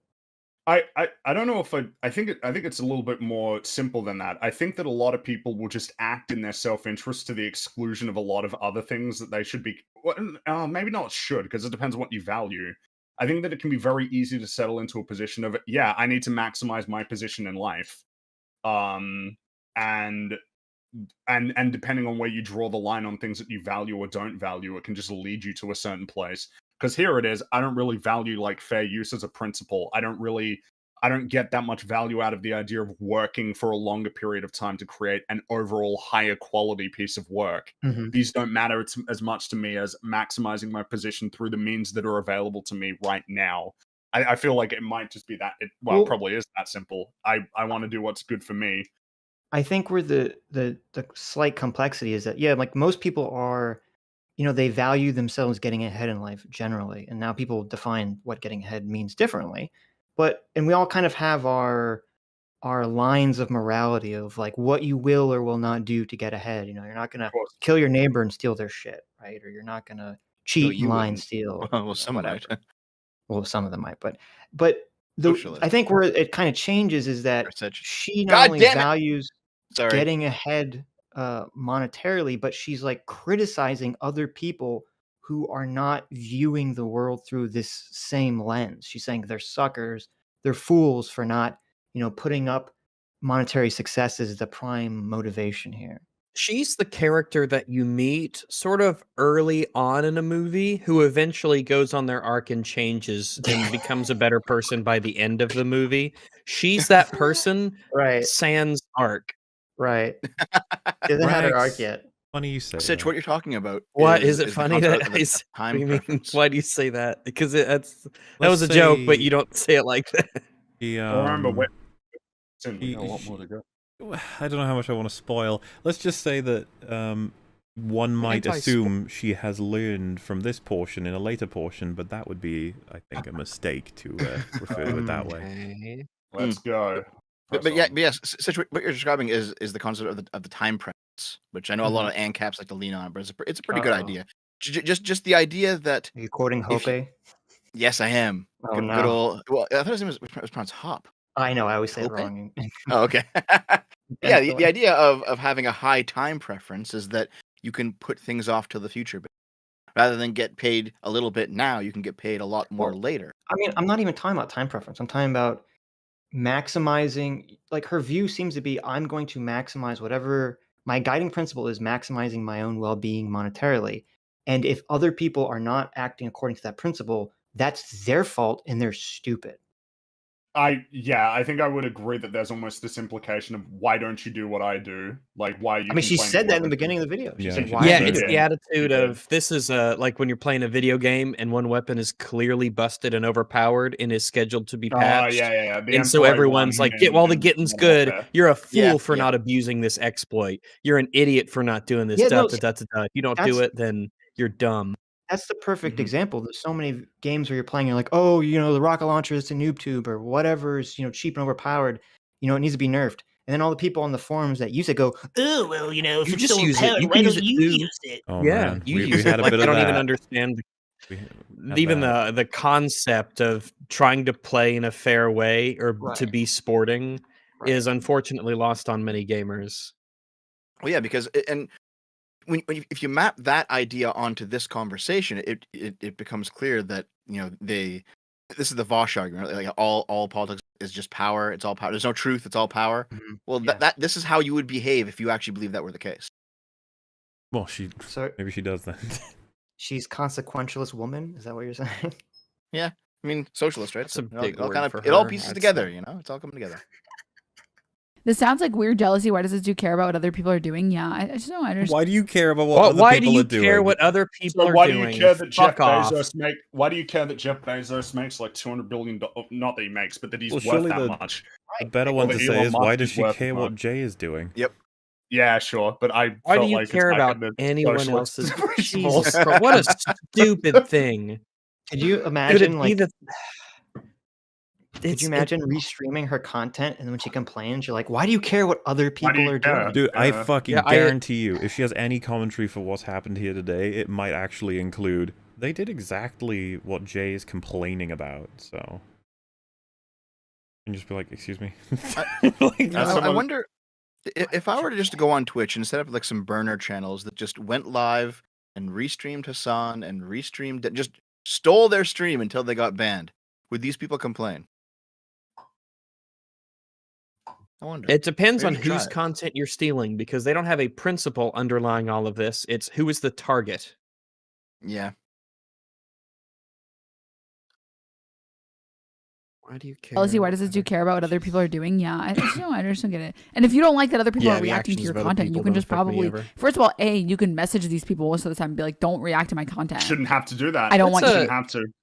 Shouldn't have to do that. Baffling that that's an actual thing of just like, if you want people to stop stealing stuff, you have to tell them. Like, you have to go out of your way, take time out of your life to try and sort all of these things out, instead of people just respecting a pretty fair principle, which is transform it or ask first. No, the onus is on you to stop me from doing this. Such a backwards, stupid way of thinking about it. Well, when you go into the department store, if there's no sign that says "Don't steal," I mean, how are you supposed to know you're not supposed to steal? Yeah, as you're walking out the door, hey, can you not do that? Okay.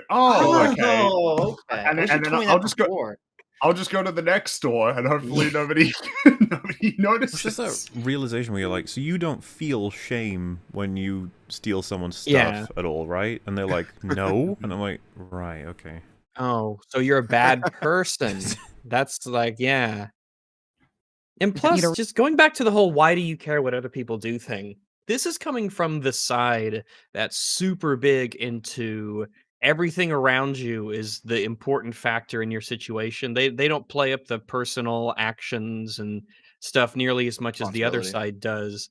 So it's doubly bizarre to hear that statement coming from someone on this side of politics. Why would you care what somebody else is doing? It is really weird. Well, to be fair, they do have this idea that you see a lot where they have memes and tweets and stuff where everyone's saying, if you see someone shoplifting, no, you didn't. It's like, yeah, I remember stealing. No, don't report other people stealing. Oh, this doesn't contribute to the degradation of society. Yeah, these are very short-term thinkers. These are people who think within like the current minutes, and anything past that is a fever dream. Also, low time preference. Just thinking about it, her entire job description is to care about what other people are doing. Well, that's what it means to be a political commentator. You're making observations about how you think the world ought to be. What is that if not making observations about how other people ought to act or what they ought to be doing and making judgments of when they do things that you believe are wrong? Yeah, I have a lot to say about what existence. Everyone does. This idea that you're not... Well, pretty much everybody does, yeah. Yeah, I definitely do. Of course I do. Duh. First of all, you can message these people most of the time and be like, don't react to my content. I don't want you to react to my content. And if they are still reacting, you'd have to even be made aware of it. You don't feel like they're reacting hard enough, then you can always try and like fucking DMCA them or whatever the fuck. Oh yeah, so that's fantastic. React harder. I hate. Well, if someone like steals from you or assaults you, you could sue them. It's fine. You could like take them to court about it. Whatever. Seems weird. Like especially like maybe it's from my perspective too. When I make YouTube content, I want people to watch it on their stream.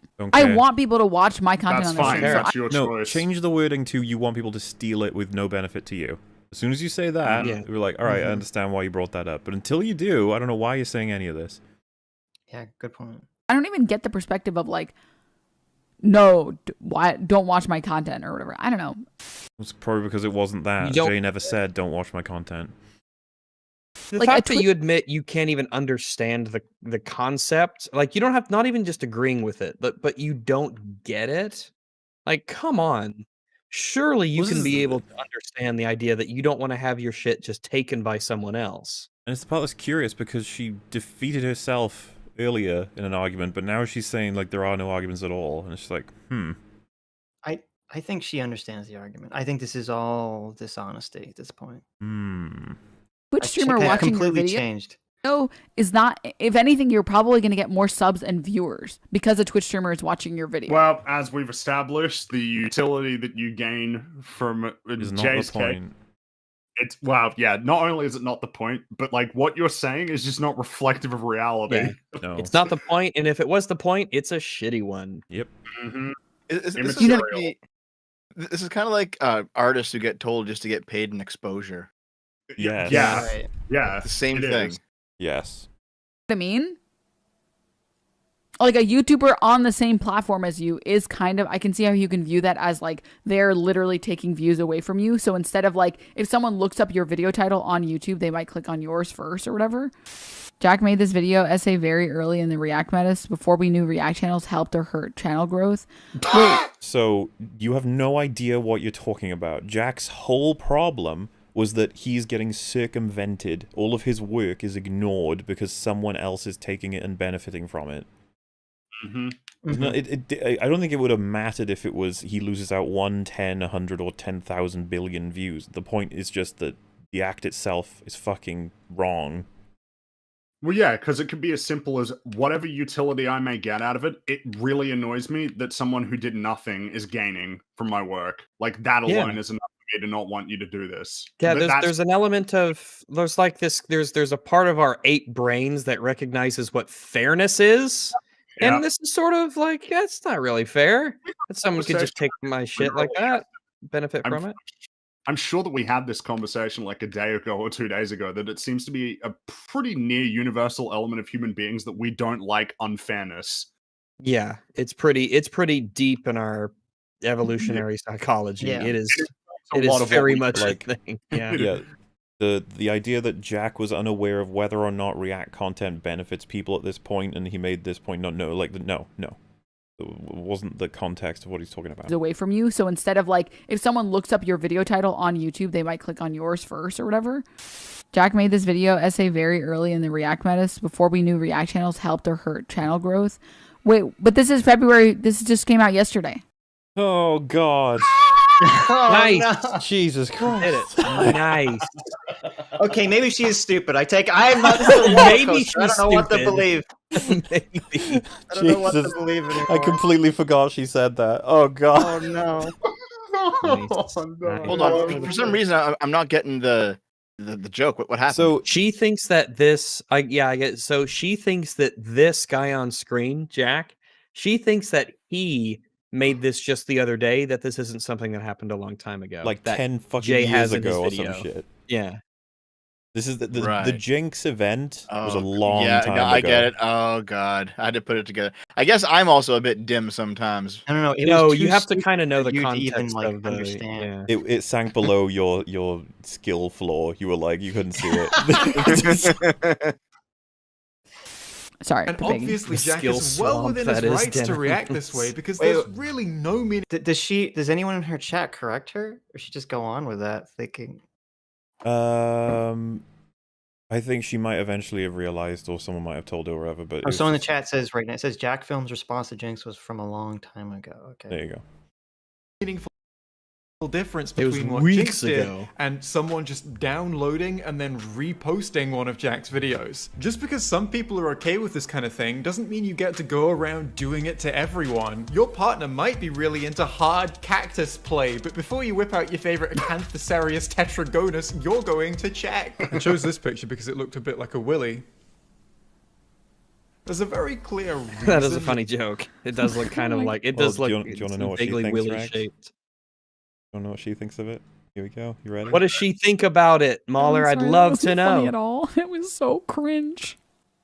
Oh, man. It was the worst analogy in the world. Oh my god, I'm so. An analogy. Not funny, and it's not a valid analogy. Was it even an analogy? So here's my question: is that just because one person is okay with a thing doesn't mean everyone is? How the fuck is that not apt? Or is she referring specifically to the cactus and its shape relative to a willy? No, like she doesn't think it's willy shaped enough. Is that what she's? Pretty possibly, awkward. Yes. That's not funny. Like, doesn't really scare, doesn't it? Well, I mean, I thought it was funny, so I don't know. I thought it was funny too. And I think the only way that you could get away with laughing as you say it's not funny is the follow-up recognition that it's so stupid. Like, it's almost like devaluing it is the joke of it, you know? Right. Yeah. Like when you're laughing at something and you're like, this is so stupid. Like there's an understanding of that's kind of the quality of what makes it funny. Yeah, it's anti-humor. Well, with the way that Jay delivered it. Anti-humor is a bit different. Anti-humor is like a blunt. Isn't anti-humor that you make like an incredibly blunt, harsh, and like kind of true statement? Yeah, like it's like, yeah, you know what's worse than like dirty dishes? Careful. You want to go too? See, I thought anti-humor was driving a really lame joke into the ground until it becomes unfunny and then becomes again. That's what I thought. Yeah, like that's like the Family Guy holding your knee thing. I thought anti-humor was like pretty much the joke of oh well, people are saying that's wrong. Oh no, one person saying that's wrong. Sorry, one person said that's wrong. Anti-humor, and if I'm right. Okay, so anti-humor is a type of indirect or alternative humor that involves the joke teller delivering something that is intentionally not funny or lacking in intrinsic meaning. That is anti-humor. It's an odd things that are so like it's not essentially. So this is the yarn, also called a shaggy dog story, is a type of anti-humor that involves telling an extremely long joke with an intricate telling an extremely long joke with an intricate and sometimes grisly backstory and surreal or repetitive plotline before ending the story with either a weak spoonerism or abruptly stopping with no real punchline at all. Mm-hmm. That is an example, and then it actually breaks it down. But I don't know how much. In the interest of time, it doesn't matter. It doesn't matter. Yeah. We can move on. How would you comment on anything if you didn't have Wikipedia? I wouldn't. Wikipedia is very helpful. Yeah, I don't know. I'm sorry. You know that the bottom of every Wikipedia article, all those little numbers, the little floaty ones, those are citations. Yeah. And then they take you to the bottom where that thing by the floaty number was. And a lot of the times those are like studies and peer-reviewed papers and journals and books written by expert authors and things like that. Wikipedia is just where they're sort of compiled a lot of the time for simplicity. Like when I was growing up in the school and they would say, hey, you can't use Wikipedia as a source. I was a little smart pupperino, and I was like, okay. So I used Wikipedia as a source and just used the footnote as the source. And then I put that down, and the boomers who said you couldn't use Wikipedia didn't know anything. So I got away with it.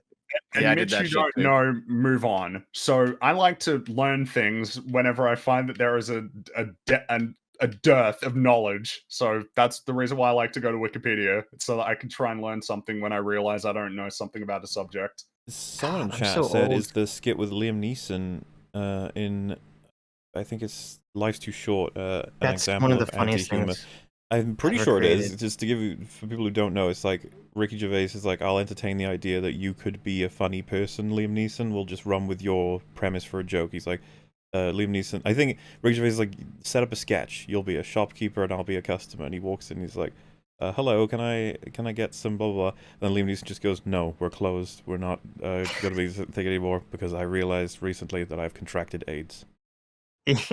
And they're both just like, what the fuck am I supposed to do with this as a sketch? Because he's just stone-faced staring at them saying that. And obviously, how not funny that is funny.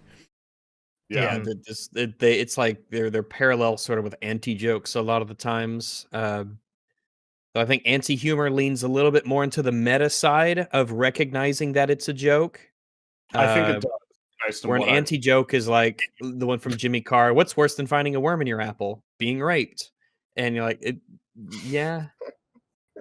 You know, it's like it's an anti-joke. It's I would say that's just a joke. That's not even an anti-joke.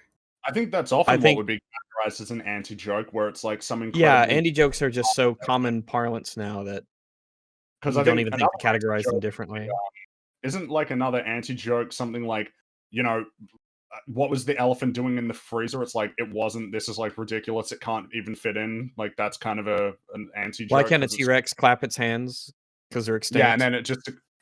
Right, or like, because, you know, its hands are positioned here. Well, is an anti-joke and anti-humor something different? Or are you using them? They're very similar, I think. But as I said, anti-humor versus anti-joke, because they're actually different. I don't know why there would be. The unobvious punchline. Okay. Thank you, Wikipedia. I think they're similar, but slightly different. They said, here's the example they gave. Did you hear about the honeymooners who confused the tube of KY jelly with window putty? Quite the tragedy. All the windows fell out of their new home.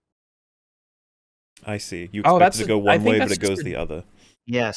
So that's a joke. That's not an anti-joke or anti-humor. That's just a normal joke that goes the direction you don't expect. Right, but I would say like the rape joke would be the same thing. Like, even if it doesn't have anything to do with the setup. I think it's because it creates humor out of how I'm trying to think of it's like a tonal shift. Mm-hmm. What's worse than finding a worm in your apple? I'm like, okay, this is a fun joke. Nope, being raped. And like, oh yeah, that is a lot worse. You know, like it's a mood shift that's very sudden and unexpected. Right, but it's baking off of, like, you know, we all heard the joke, oh, finding half a worm in your apple. Like, that's the expected punchline. And it's subverting that with just something that has nothing to do with the setup whatsoever. I guess this is where humor gets complicated, because a lot of humor is subverting expectations. It's setting, and then a heel turn that is surprising. Like, a lot of humor is derived from, I wouldn't say, because like shock value is often said in a reductive way, like the shock value is bad. But I mean, an aspect of humor is you weren't expecting that, and that's kind of funny. Then again, there's also the whole tragedy is first person, comedy is third person as well. But like, a lot of comedy just has some person who is the loser in their situation. Mm-hmm. Yeah, did you hear about that half a worm? Instead of going, oh my god, I was in this apple. I'm a worm, and I was in this apple. And I got fucking bit in half. Luckily, I'm a worm, so that's okay. But Jesus Christ. Exactly, yeah. You know how hard it is to disable a worm? It's just, you just pick a shorter worm. Someone in chat said, Jesus, guys, this is ponderous even for you. We literally discussed what is art for like hours and 2 several hours. episodes. Yeah. And also, you know what? It's fun, ponderous stuff, all right?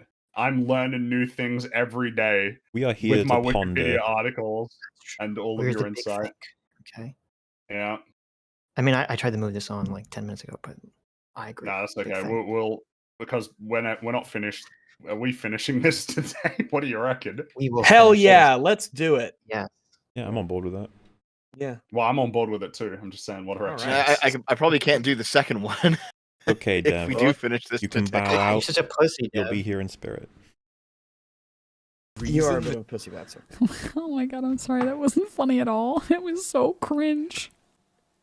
This was the worst analogy in the world. Oh my god, I'm cringing. Maybe if you hold your mouth closer to the fucking microphone so that it peaks all the time, people will appreciate that. Maybe that's. Oh my god, Rags, what are you talking about?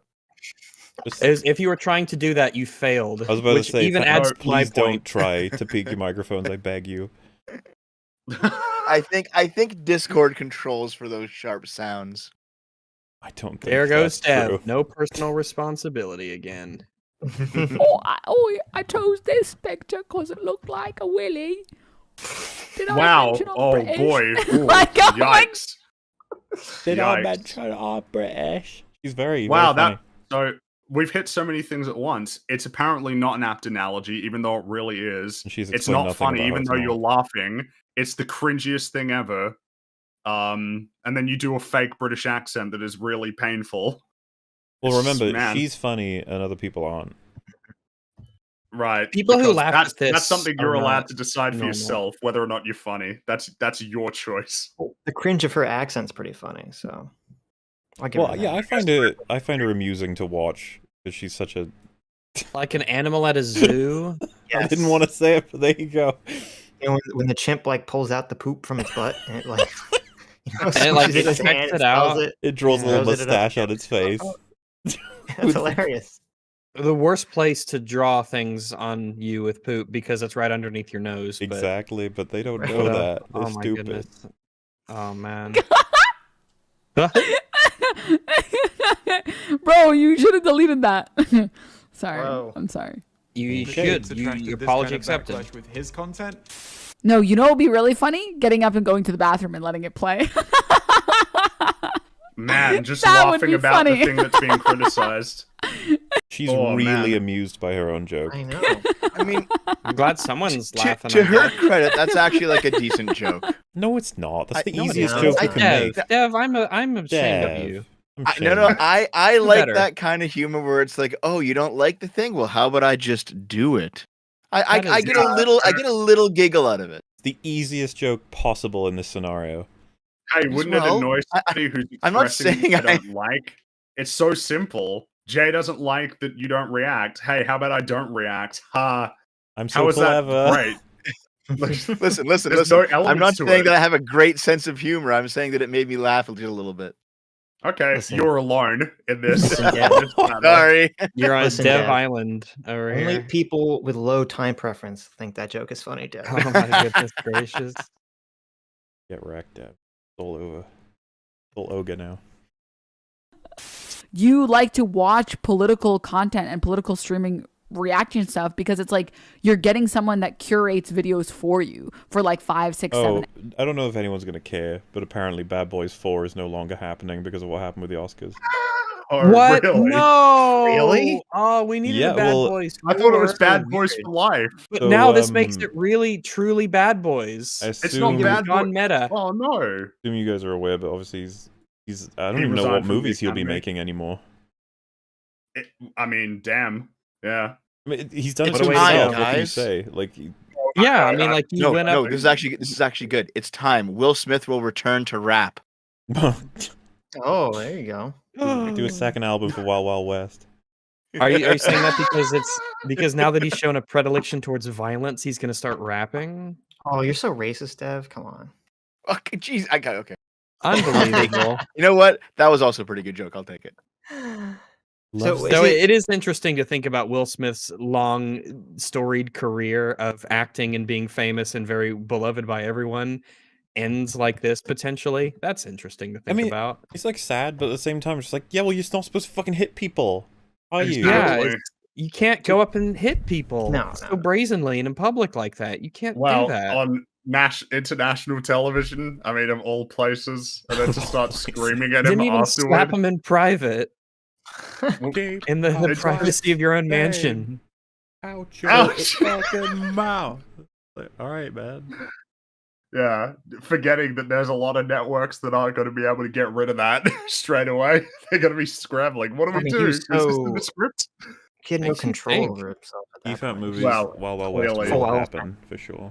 Dude, they probably wanted to make sure they broadcast it for the ratings. Like, how can you broadcast that? Well, I thought in America they bleeped him. They bleeped him, but they showed the event. You know what I mean? It might have not been possible for them to cut away. From what I understand, it was that in Australia and in Japan, it wasn't. It just went out. They didn't. Right. They didn't. Where in America, they like paused the broadcast or something and Japan.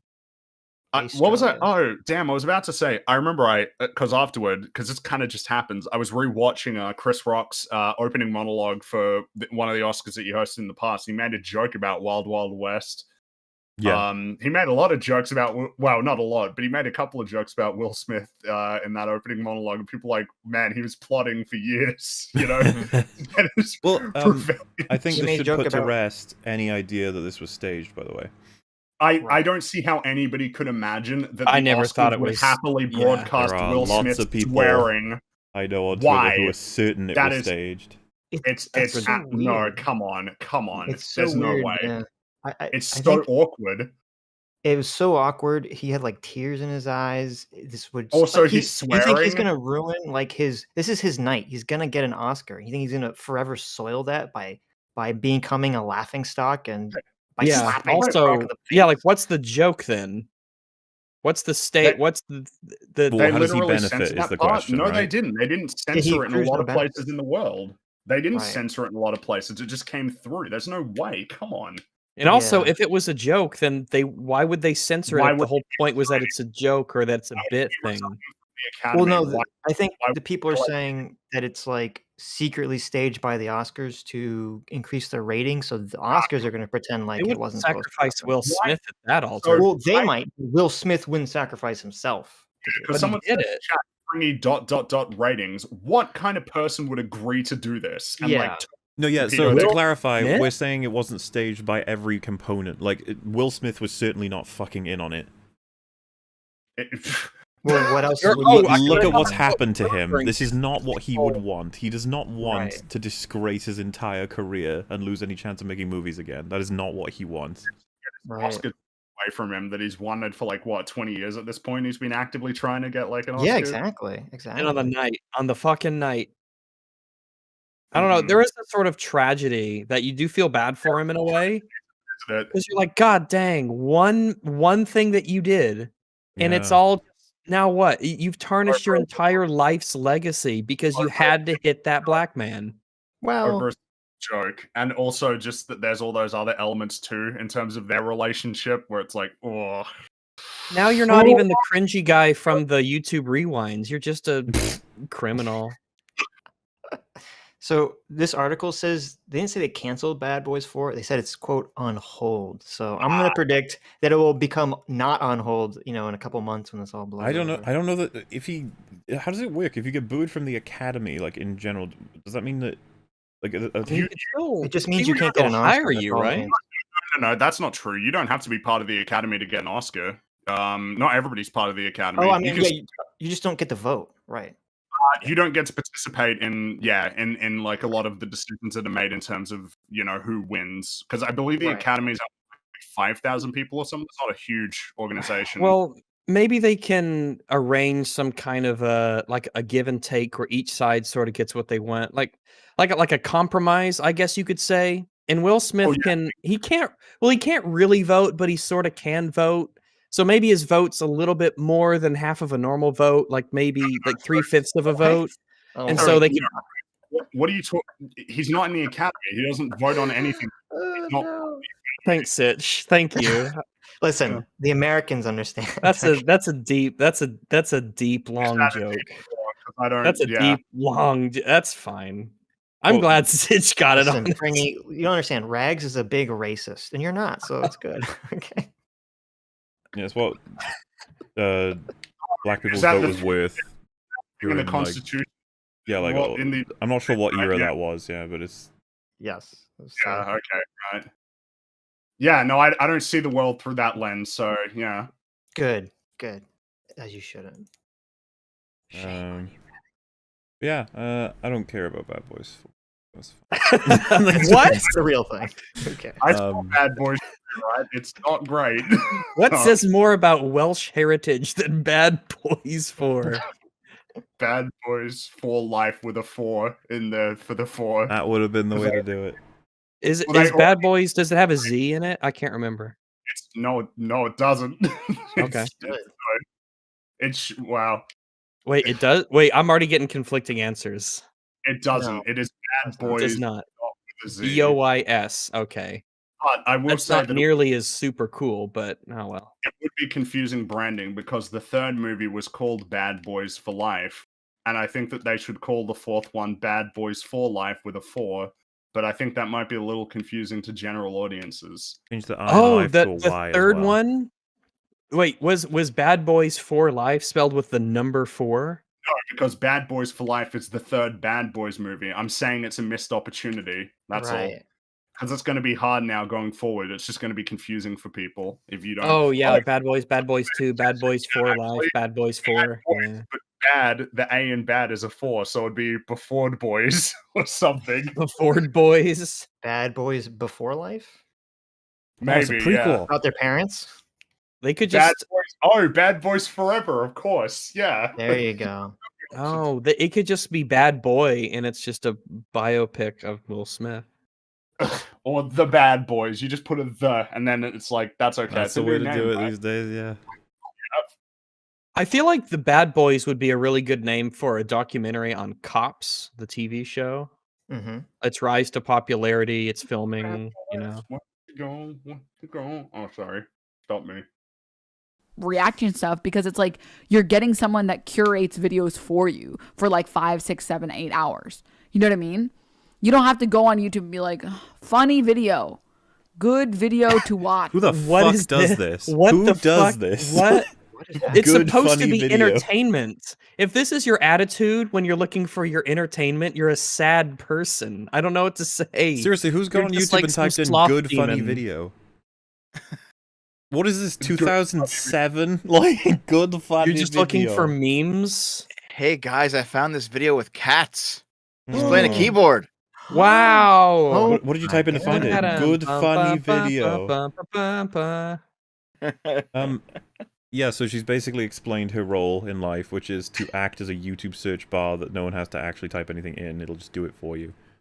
This is like this is the YouTube equivalent of going to Google and typing in sex and just hitting enter when you're a kid and you don't know how porn works. You're like, sex.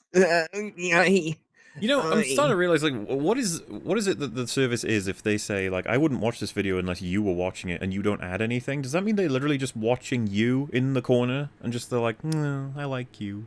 Look at you. Yes. That's kind of what I pointed out when I was talking about my sadder period of existence when I was into this sort of thing. Sadder period.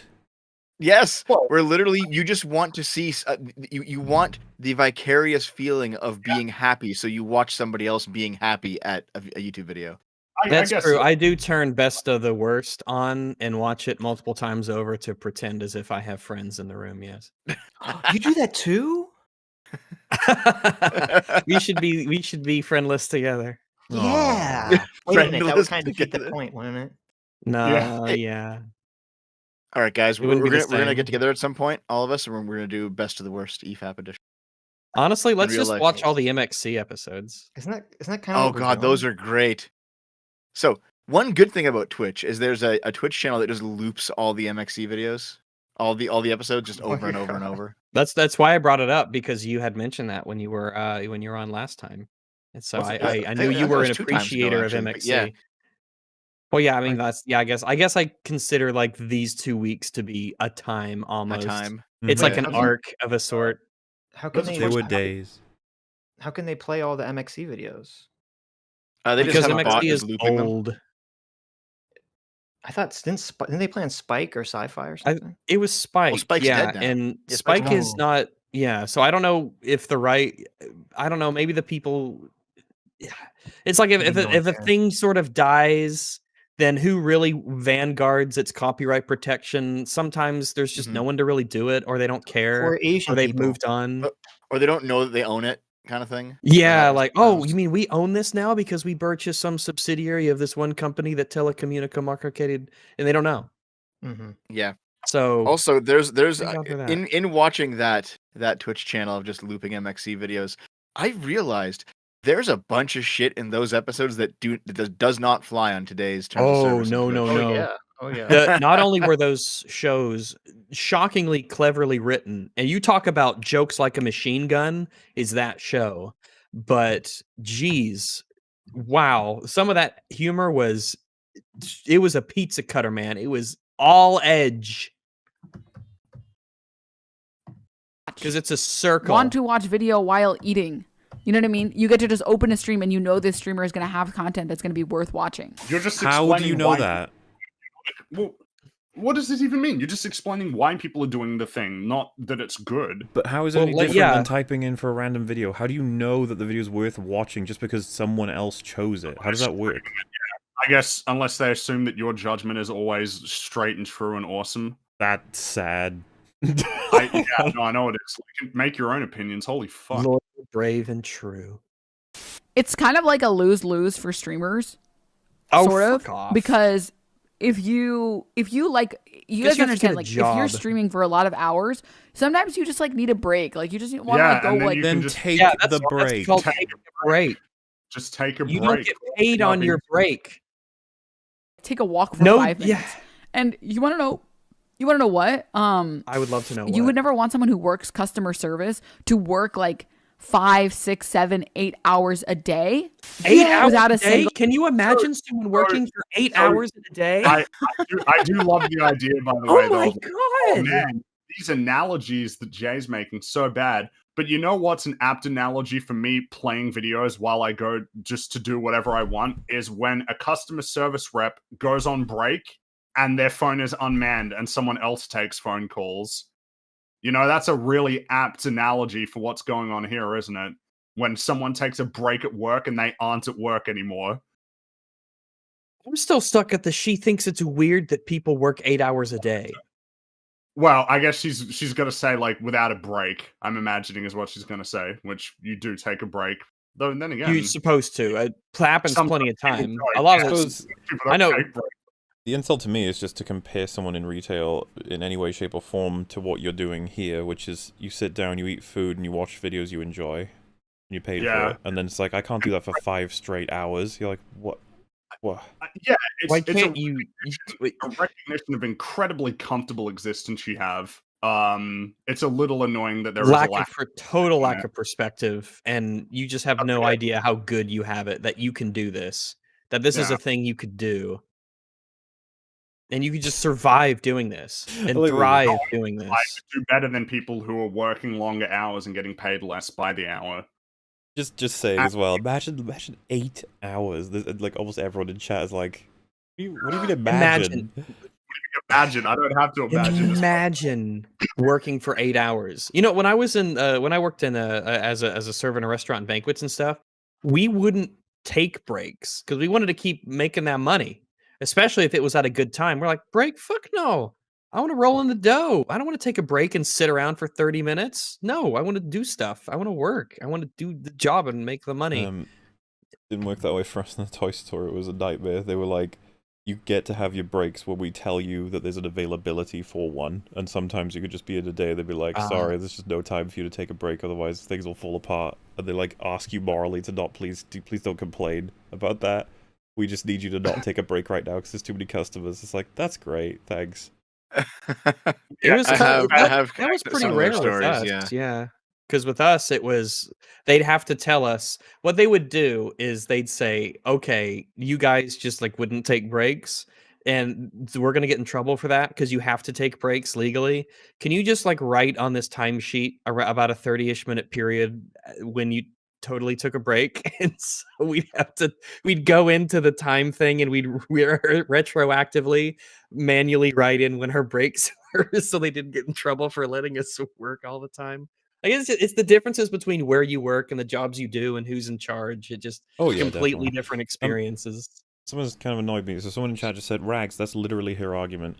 So what she's arguing is that she should be able... to clarify, right? Rags is saying he didn't take his break because there was so much money to make. She's saying, I want to take my break, but people will leave, and thus I will not make as much if I leave and stop working right now. And so I'll find a way to circumvent that. I will take my break and use someone else's work to pose as though I'm still working. Yeah, the whole point of my statement relies on it being the opposite of what she says. Yeah, Rags continues to work. She does not. Yeah. It relies on us knowing that if we take a break, we understand we are not going to get paid for that. And we would rather work and make the money and do the job than sit around for 30 minutes or whatever, not doing anything. For us, it was like we wanted to do it. That just means you're a sucker, though. I guess I'm just a sucker Which is an interesting argument to make, because these are the people who talk about like tip culture and is really bad and stuff like that. So you'd think that this would be, I don't know. I guess it depends on how they feel about it, because it's weird. I guess it's just funny how dismissive it is of like, there are people on YouTube who are really hustling and trying to, well, I mean, yeah, they are working, but it's more that they're also like struggling. Not everybody on YouTube is making a bunch of money. Some people are artists, musicians, fucking musicians, dude. But just YouTubers putting their just heart and soul into work and really pouring in all this effort, and they don't even get, here's the thing, they don't even get discovered.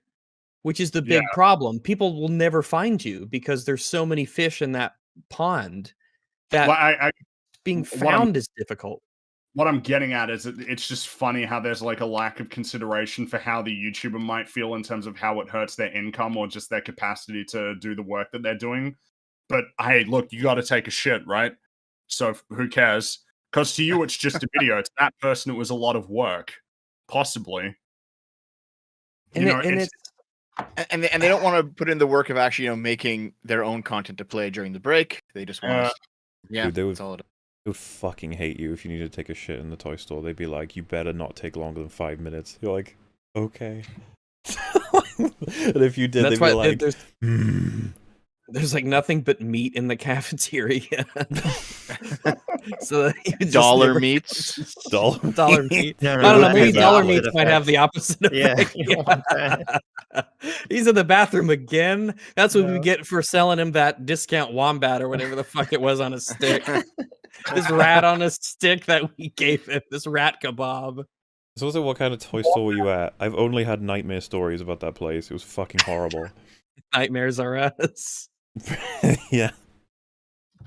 Go like 5 minute, 10-minute break. Do you know what I mean? Supposed to make people happy. Streamers are not incentivized to pause the videos while they're gone. Because now that's an interesting statement. Streamers are not incentivized to pause videos while they're gone.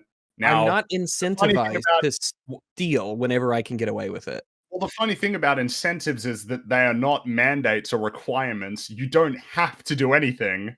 Yep. I mean, we've kind of been over You're this before. treating yourself like you're just some animal. Yeah, we're constantly incentivized to do all kinds of immoral shit. Do you know why we don't do it?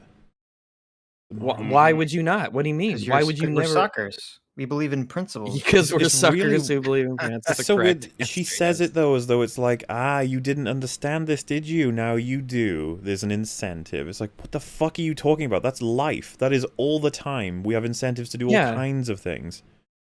But there is, in an extremely short-term view of your place in society, right?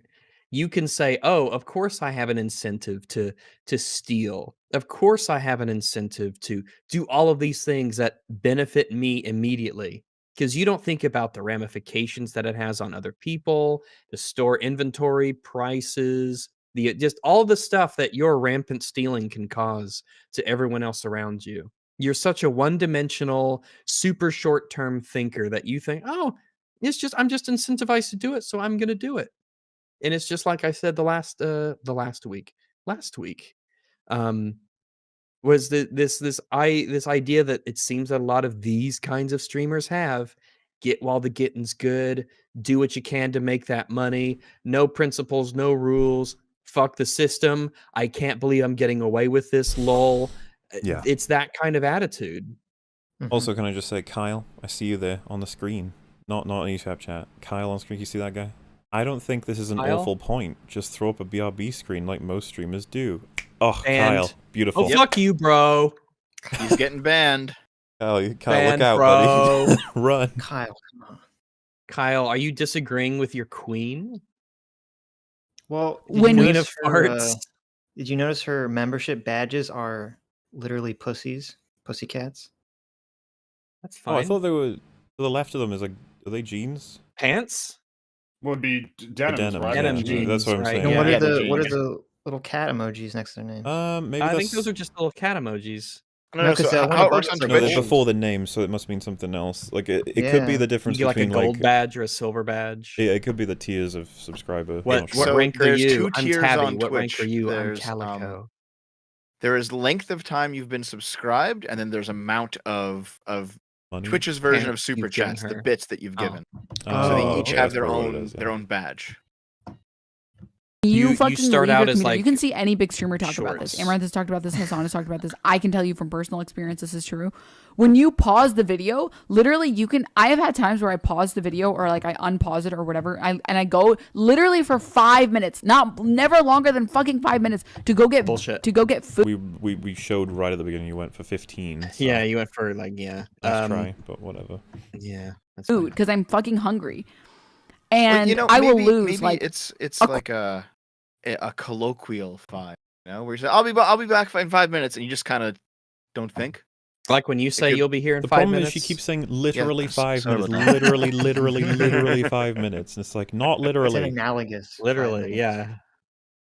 I will accept, if you say literally 5 minutes and you're here in 4:58, 5:03, I'll accept it. I'll tolerate it. But don't pull this 15 minutes bullshit. That is not even in the spirit of literally 5 minutes that you're trying to adhere to. That is not a principled use of that word. It's literally time, Rags. So what difference is there? It is literally time. It is. Hungry.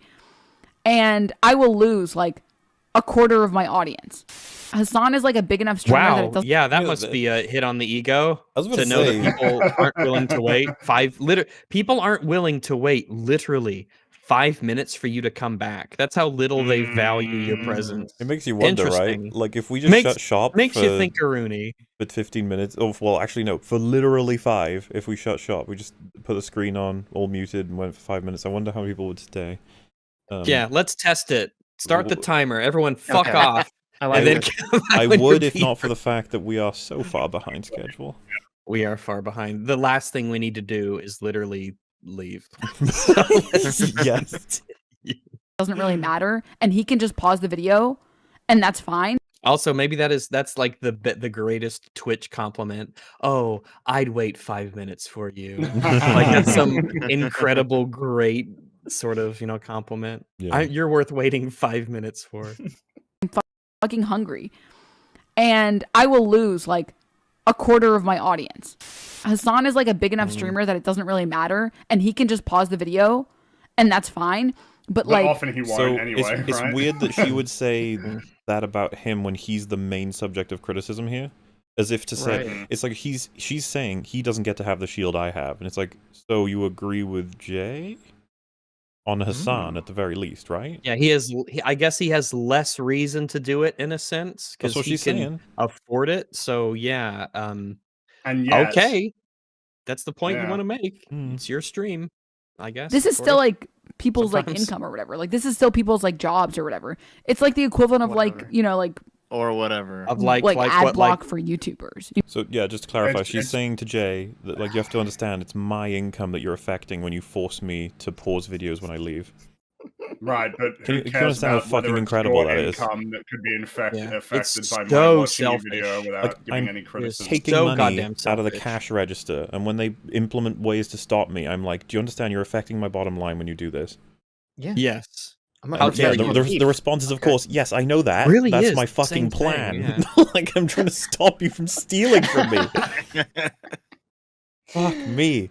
To try and appeal that way, like, Jay, you're fucking things up for me, okay? Don't. You know what I mean? I'd rather watch Dennis react to this video than watch it myself. Drew! That doesn't mean anything. Like, she agrees with them. Okay. You agree that you would rather watch yourself reacting to a video than just watch the video. That's and weird. That's really weird. Yeah. It's like when you're driving down the road. Mahler can visualize this because he doesn't have I've seen him in movies. Yeah. So when people drive down the road, right? So the speed limit, right? Which is let's be honest, it's a minimum speed limit. So you're going down the road and it says 50 and you're doing 55. Right, and there's someone behind you annoyed that you're not breaking the law fast enough. Mm-hmm. Kind of like that. Yeah, that's a good analogy. I'm sorry that like you got unlucky. Reaction content is as old as civilization itself. Mainstream news like Tucker Carlson are just reacting to the events of the day and sometimes even include video clips from Twitter that they didn't film themselves. That's not a point. That's moronic. This is not relevant. Well, so they're especially now wrong because they've involved reaction content that requires permission and citation and references. This doesn't help you. This goes against you. They said news is reaction content? It's reacting to events. Well, it is interesting to say that, like, political commentary news shows is reaction content. Yeah. Like, that's a review on The Force Awakens is reaction content. It's reacting to the dumpster fire of that movie existing. And, like, reaction content to what happens in reality. Like, do you think that that's a really good way to just, like, yes, when you react all to actions are reaction content. If I take a video, I'm literally about to say that. If like a comet crashes into my back garden, I recorded it on my phone, and then a news team are like, "Let us comment on that clip. Give us your phone." And I'd be like, "No, you have to pay me, or you have to give them permission." Well, remember how you see them on Twitter? They're like, "Hey, can you give us permission to like use this on the news?" Because they have to actually do they have to follow the rules. It's not your fucking property. That's why. So just imagine, okay, you're walking somewhere and you see a shooting happen across the street. The guns are going off. And you're like, oh my god, I saw it. This is my reaction content. Look at all those bad boys. To this event. True. Most clips that like you find on like CNN or MSM or any of those fucking news organizations, usually they find clips on Twitter and then they have to, I think legally, CNN, the paragon of honesty. They have to message these people. So she's just fucked her own position. You have, because you said, oh well, they should ask me to stop. So you're saying that that's what CNN should do. They should just take people's Twitter clips and then they have to wait until someone asks them to stop. Yeah, sometimes I wonder with these analogies, just you said it's true, but forming the idea. Argument. She shot herself in the face and shouted that she wins. It's like, what are you doing? This doesn't help you. I know. People and be like, is it all right if we use your video in channel whatever news or whatever? A friend of mine had like recorded this fucking like, crazy. What are we doing? I don't know if she's realized yet. This doesn't help her point. I don't know if she has. Storm in New York once, I think and she like might be dumb. She posted on Twitter, and I forgot what news channel messaged her. They messaged her on Twitter, and they were like, "Could we use your video for tomorrow's news cycle?" And she was like, "Yeah, go for it." And so like it's, you know what I mean? No. I don't know what you mean. It's a completely different situation. No. Do you know what I mean? That I should be asking these people to stream their clips? Stream their videos? You know what I mean? I guess I'm leaning towards she's just stupid again. This is I'm all over the place. I can't make heads or tails of this person. It fluctuates. I did. Maybe she's like Moon Knight. She has multiple personalities. One of them is just the evil one, and the other is just the dumb one. Yes. The evil one and the dumb one. I'd believe it. So I feel like she's already come through in terms of being worse than irrelevant. What do you guys think? Oh, easily. Yeah, because the staggering quantity of just horrendous points is so bad. It's not as like self-defeating as it is more self-defeating than irrelevant. Like you don't need to. Absolutely, it is. You know, it's so that's got to weigh. It's got to weigh it up pretty kindly in the ratings and the rankings here. His response would be pretty obvious. It's not the content creator's responsibility to entertain the audience while you take a break. Yeah. Oh, nice comment. That was a good one. Nice comment. What are you doing here? I know. I mean, like, I think that both are valid, you know, and both are valid. Both are valid. I don't know what she means. You can't say yeah and then say both are valid. Yes is when you say people have verbal acknowledgement ticks, right? So when you see this in all kinds of people in debates and stuff, when you say the sky is blue, and the other person says, yeah, the sky is red. No, I totally understand what you're talking about, Rags. It's like when you're having a conversation with someone and they say something, and then you respond to it by like you essentially debunk whatever they said, and they're like, yeah, and it's like, no, you don't get to say yeah and run away. Yeah, from it. Exactly. They use yes, like a word that specifically is used for affirmation, just to respond to things that go against what they say, and they don't even notice it. Like you said, yes, you acknowledged what I said and agreed with it, and then instantly 180'd with the same sentence, just after a period and a space. All right, I guess not. I'm describing it a little bit closer though with what Rags was saying. It would be like if you said it is blue and not any other color, and then they go, yeah, blue, red, green, whatever. Yeah, exactly. Well, see, like, I didn't agree with that. What are you doing? Rags, when she says both sides are valid, she's saying, well, the other side has a good point. and my side is good because I want it. It's my side. Right. My side benefits me, as my side often happens to do, coincidentally. Which really does make it okay. From a certain point of view, the YouTubers are wrong. Frankie, did you have the thing before I hit play? No, let's press on. Like, I think probably the original content creator has more of like a defense, but I'm just explaining why streamers don't pause the video. It's because like I know why they don't pause. I know why. Wait, you told us. It's because you're greedy and lazy. That's why. That is the reason why. It's because you're greedy and lazy. You can dress it up however you'd like. It's because you're greedy and lazy. No, Rags, they're she incentivized. just admitted she was wrong. They're incentivized, okay? The evil chat will say no if they do anything else. Incentivized to be greedy and lazy. No. I mean, they just find any other way of describing it because it sounds terrible if they're just honest. When streamers pause the video, lots of people are like, okay, well, I'm going to go watch something else. Fine. Fucking bye then. Goodbye. Fine. You're not worth waiting 5 minutes for. That says a lot about you. It's just the Twitch ecosystem. Or, you know, you could be as Chad as us and actually stay here for the entire duration. I haven't even gone to the toilet yet. Well, that's a great segue into me having to go to the toilet. So I'll just get a little jug. I'll be back in literally 5 minutes. Bring up Jay's video. Pull a Gavin McInnes. Yeah, you don't want to get kidney stones. Mm-hmm. Yeah, just he have kid. What? Pee. I gotta pee. It doesn't matter. It doesn't matter. That's what happens when you hold your pee too much. You get kidney stones. Is it? Yeah. I didn't know that.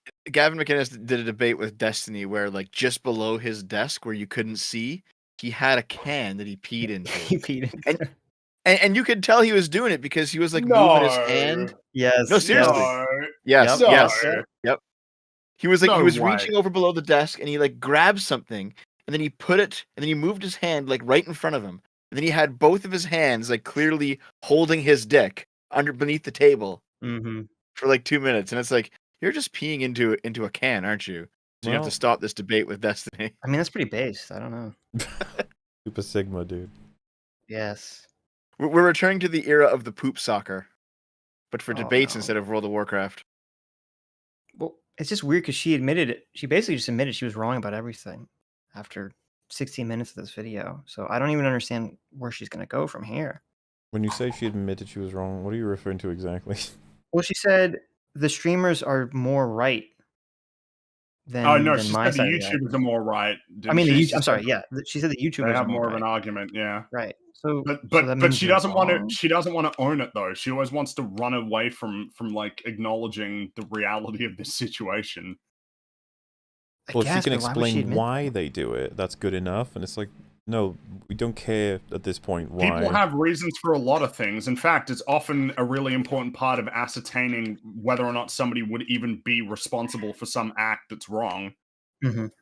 You know, well, and the best she's got is they want more money. You're like, right. Yeah, pretty much. You don't want to lose viewers. You want to make more money. Yeah. Pretty straightforward, simple, dumb. Yeah. Oh no, he's doing his dishes again. No, just Did he have like a parrot in the background? What was that? Squawk. So hard.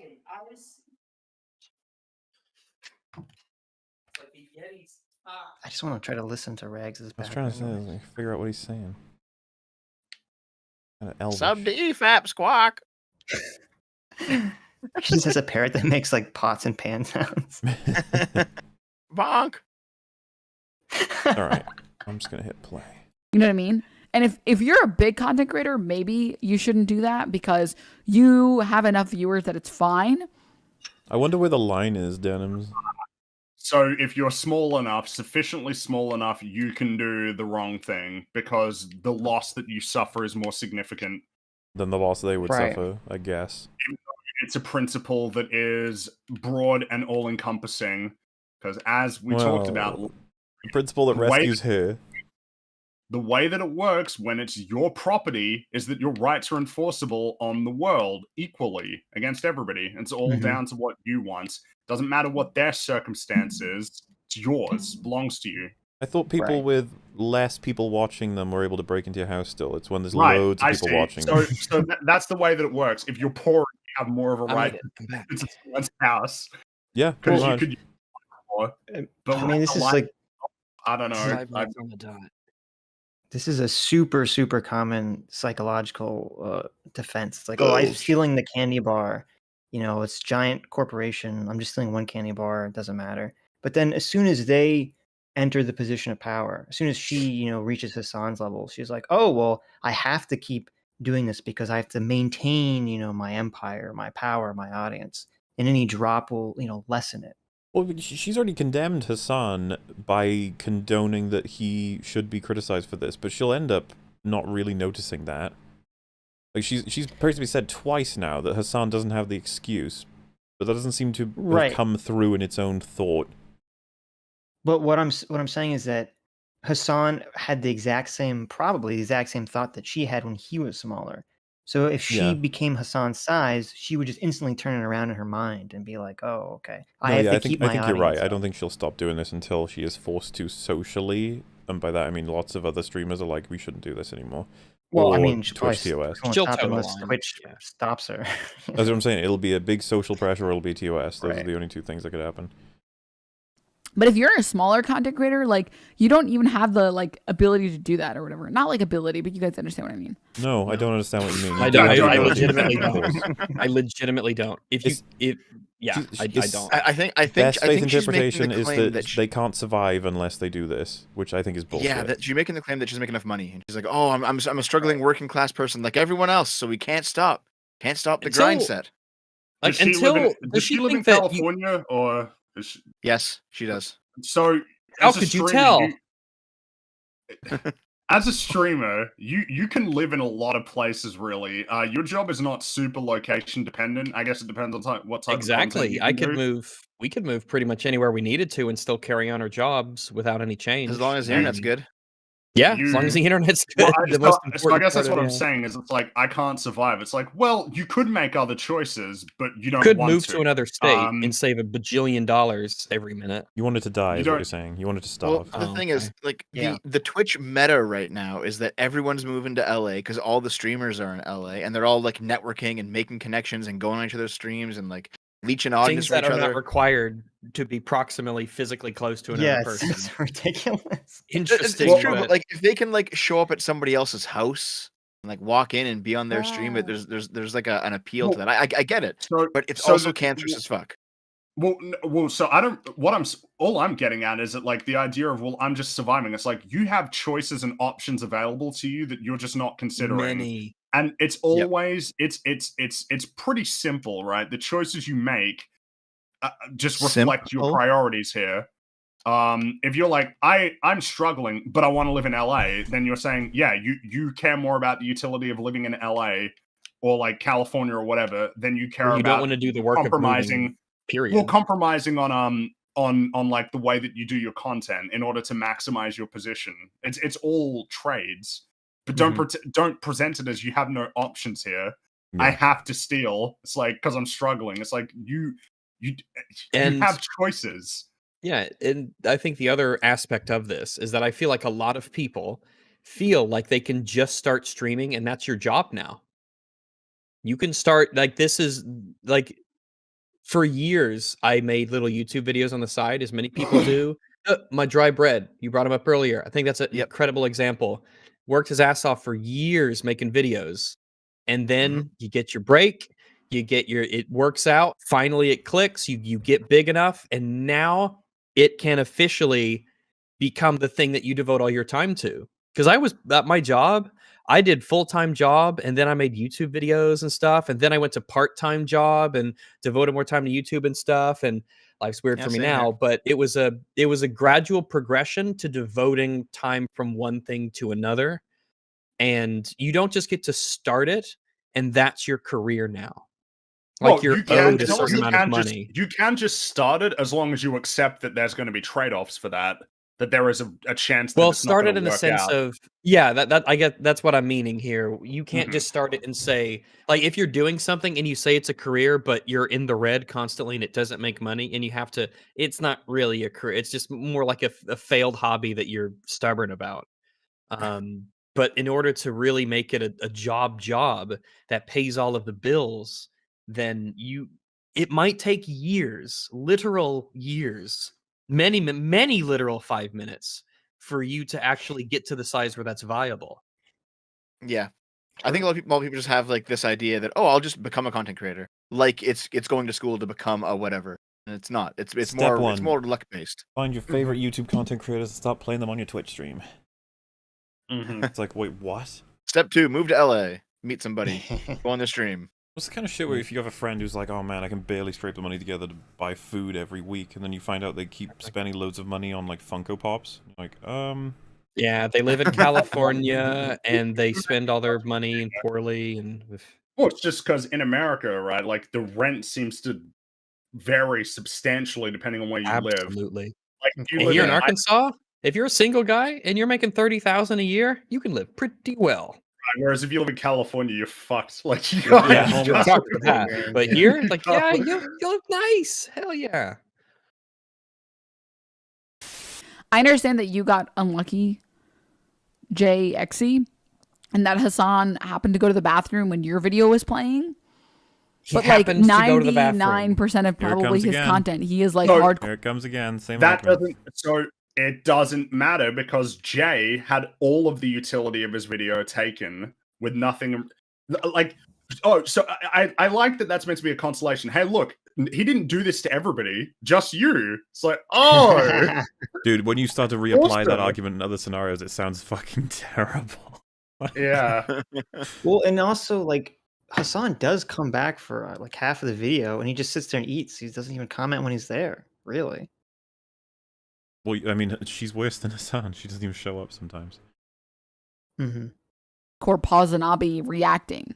You know what I mean? I feel like he usually finds a clip for us to watch when he goes anywhere. Yeah. What? He finds a clip for us to watch as if it's a service. I hate it. Thank you so much for providing me with someone else's content, Hassan. You're such a good person. Let me pay you money and sub to you for providing me with entertainment. I'm so stupid I can't do that myself. Was so awkward about when I showed the Charlie supercut, the critical one, where it would be like I would fast forward through him not talking, and then it would slow down. He'd be like, "Thanks for subscribing," blah blah blah blah blah, and then he would just fast forward again as he's watching the whole video, and then he stops again. "Thanks for subscribing," blah blah blah blah blah, and it's like, oh my god, this fucking system where you just watch other people's stuff and get money. It's like, what the hell is this? To be fair, the next week's coverage, I will have an addendum on that the Charlie stuff. I think Rags, you may have no idea, but Critical put out a video basically saying Jay's video was great and that he fucked up when he did the coverage. From what I understand, he was like the only person we covered who actually said, "Oh yeah, I shouldn't do that. My bad, man. Let me try to make up for it." And the best part is Hassan commented on that situation, being like, "For some reason, people hate me, but they don't hate Charlie." Because Charlie did what you do when you mess up. Yep. You say, "Oh, I messed up. Let me make it right," or help to make it right. And he did. And that's like, yeah, that's good. It makes him look better. He makes him look like a good Hassan. This makes him look like what we call a good person. I feel like it's got to be like it's got to be. I don't know. I believe you. Like someone who has a disability or something, right? I'm not sure what part. No, that's actually funny. Pretty good. Jay's funny. Jay is funny. It's a wonderful comment. A wonderful comment from Hassan because it's so accidentally ableist. It's like, it's like this place is fucked up. It must have been a disabled person. Why would you say that? But let's see what Denims has to say.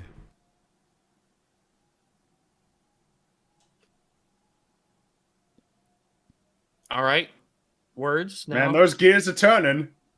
I genuinely think she's figuring out what to say. She doesn't know what it is yet. You can do it. Okay, sorry. I'm going to say it again. I'm literally going to say it again. Yes. Not figuratively.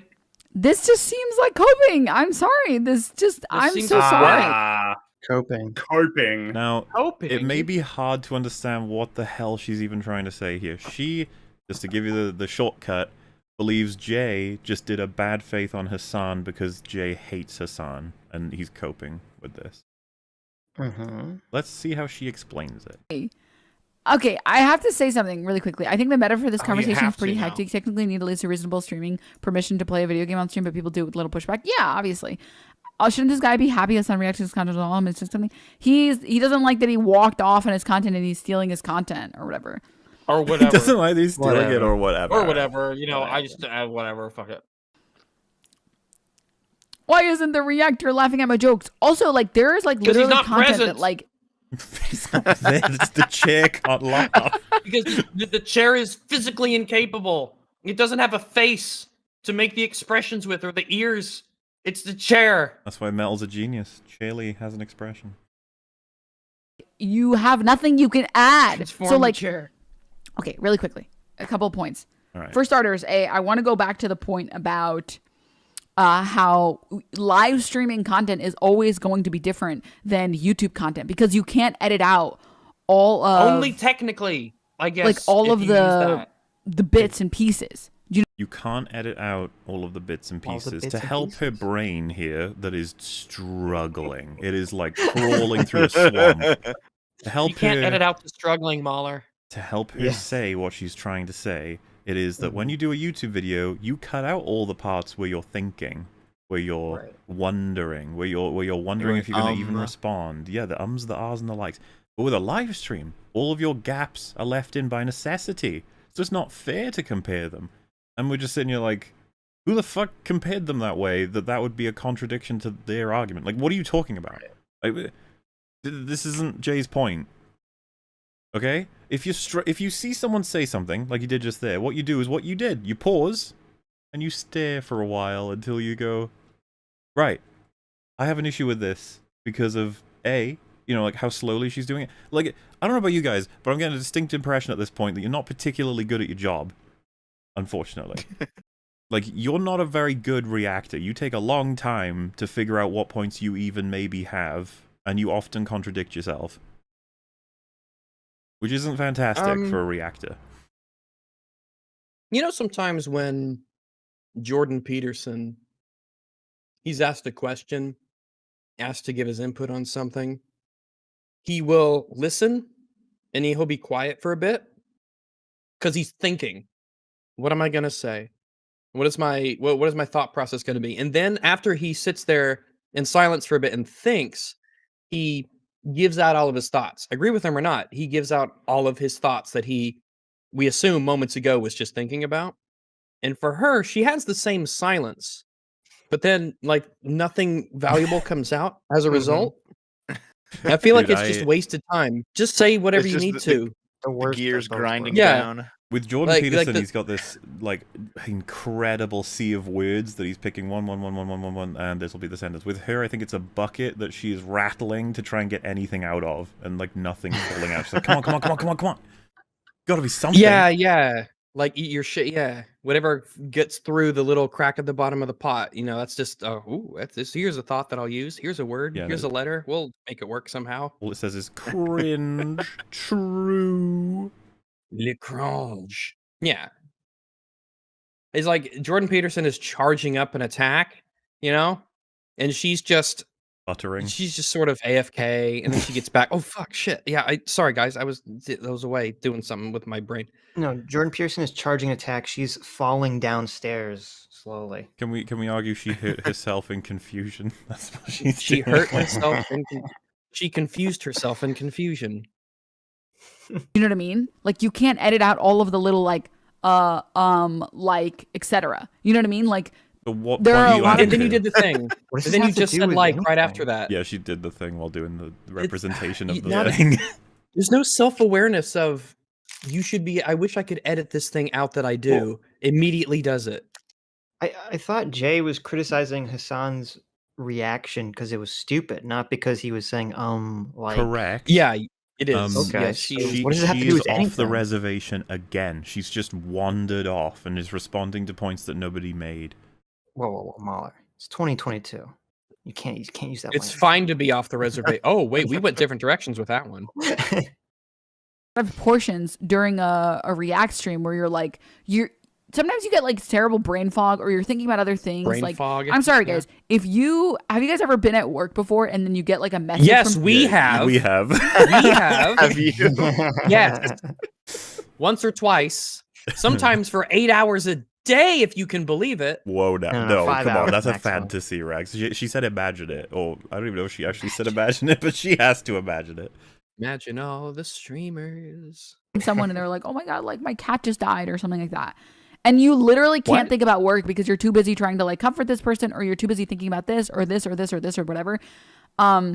This happens to me all the time where I'll be too busy thinking about something else while I'm constantly trying to think You of should a point to download talk more about on brain stream. RAM. Yeah, well, she's Well, describing. no, it's just you're describing a pretty common thing, but you just gotta control it. This you is gotta not get an on. excuse. Like for any of this shit. It has nothing to do with anything. I'm sure there are people who have gotten into car crashes who are a little bit absent-minded. That's bad. You need to try and control it. That is an explanation, not an excuse. Well, it is an understandable phenomenon. I'm sure that we've all experienced that before. In fact, I would imagine it's actually fairly common that you have things on your mind that can distract you, but you just got to get on top of it. Well, maybe it's uncommon for her that she has things on her mind. Well, she's saying it's very common, and I'm just saying it's like I don't know, just that's reverse projecting. Gotta get on top. Well, look, I'm just she's describing a real thing. Yeah. But you just got to try and stay focused, control it. Yeah, what she's doing is she's saying, in much the same way that a streamer, someone who needs to be online for hours at a time, presenting ideas, giving insight, speaking, entertaining, doing something. It's like saying if a carpenter comes to your house and they just do a really shitty job and the nails aren't in all the way and things that are supposed to be right angles are just they're cute and obtuse and everything else, and they say, oh, sometimes you just can't hammer in straight and your arm gets sore, and sometimes your hand slips while you're trying to get those nails in the plywood, and anyway, that's $450. Exactly. And you as the customer are like, skip to the part where you tell me why you're telling me this. And they go, I just want you to understand why it happened. You're like, yeah. But what do you think happens now? I am paying for this shit. You pay me because I am providing a valuable service, right? The guy's like, all right, we're going to put in the pergola. Oh, right. I forget. There's different lingo in different countries. Okay. We're going to pergola. Pergola, P-E-G-O-L-A-H. It's like a pergola is, like an outdoor space that's roofed with I think a pergola describes the overall thing. Like the veranda is what it is. Okay. I gotcha. I know what you're talking. I looked it up. I know exactly what you're talking about. Yeah. Maybe that is what they're called, but I've just never heard them called that. They're like not a porch. A porch is at the front of your house. A pergola is imagine a porch that's really high and above you. Yeah. Sure. Let's say that they're gonna do that, and it's like, all right, I'm going to work. I'll be back. And you expect it to be done, and then you come back, and I don't know. There's just a pile of like unused materials and broken shit all on the ground. And then he's like, look, man, I'm getting divorced. I got a lot in my mind. It's like, cool. I asked for a pergola, and I do not have one. I have a pile of shit in my backyard. Now, the point is that you, in the world that we live in, have obligations and things that you need to be doing, and having a lot on your mind generally is not an acceptable answer for fucking things up. Yes, we all have a lot on our minds. Everybody's got problems. Yes, we have brains full of thoughts. Yeah, like if you stole a chocolate bar, like, what are you doing? You're like, I'm hungry. Like, yeah, okay. I mean, why else would I steal? I want to eat it. Do you guys ever think thoughts and you're thinking about those thoughts so thinkingly that you stop paying attention to what's going on around you? Has that ever happened to you guys? Sometimes it happens, but it turns out I just repeated something Mahler and Fringy said. Well, oh damn! Someone's wait, put a I'm sorry. I was thinking. What did you say? Could you say that again? I can't remember. I was too busy in thought. It's gone forever now. Oh, okay. I mean, to be fair, I used to do that quite a bit when I was younger. all the time. I was pretty airheaded when you were younger. You used to. I used to lose. I used to lose thoughts when I was younger. Sorry, someone in chat has just made a Simpsons reference and it's very apt because they said Friggy in the pergola that love built. Now, as Flanders aptly puts, my family and I can't live in good intentions, Marge. It's a good point. Is a pergola I like intended to react to your video. Sorry, I didn't do it very well. And it's like, I don't care what you intended to do. I care what you did. Yeah, like, oh, exactly. Oh, your family's out of control, but we can't blame you because you had good intentions. It's like, this is a very good point that Flanders has made. Good intentions. Denims needs to watch Hitler had good intentions. Why do you have though? Wait, hold on. Did he have good intentions? I don't think so. I don't know if he had good intentions, right? For his own people, I guess. Yeah, of course he had good intentions. What, you think he was just? You think Hitler was the villain in his own story? Right. Of course he had good intentions. What were you going to say, Dev? So, these people, because they're socialists, they're also materialists. It kind of comes with being a socialist. So they don't care about non-material things like intentions. They care about ends. And yet they're appealing entirely to intentions. It is funny, right, to be in the camp of consequentialism, but then constantly justify whatever the bad outcomes are for what you do because of your intentions. And it's funny because the intentions suck. The intentions are, I want to make money. Yeah, you can't even have good intentions for your good intentions. Yeah, intentions. These are subpar intentions. Also, we've mentioned many times that she shot herself in the foot. I like the image we've got here. Assuming I have the same one you guys have. Shot herself. Headshot. Yeah. Brain shot. Also, Chad, I take umbrage at those moments where I repeat Mueller, Fringy, or whoever as Biden moments. Biden is lost in his own head because his head is empty and full of nothing. It is a vapid emptiness, the empty echo of death inside of his senile head.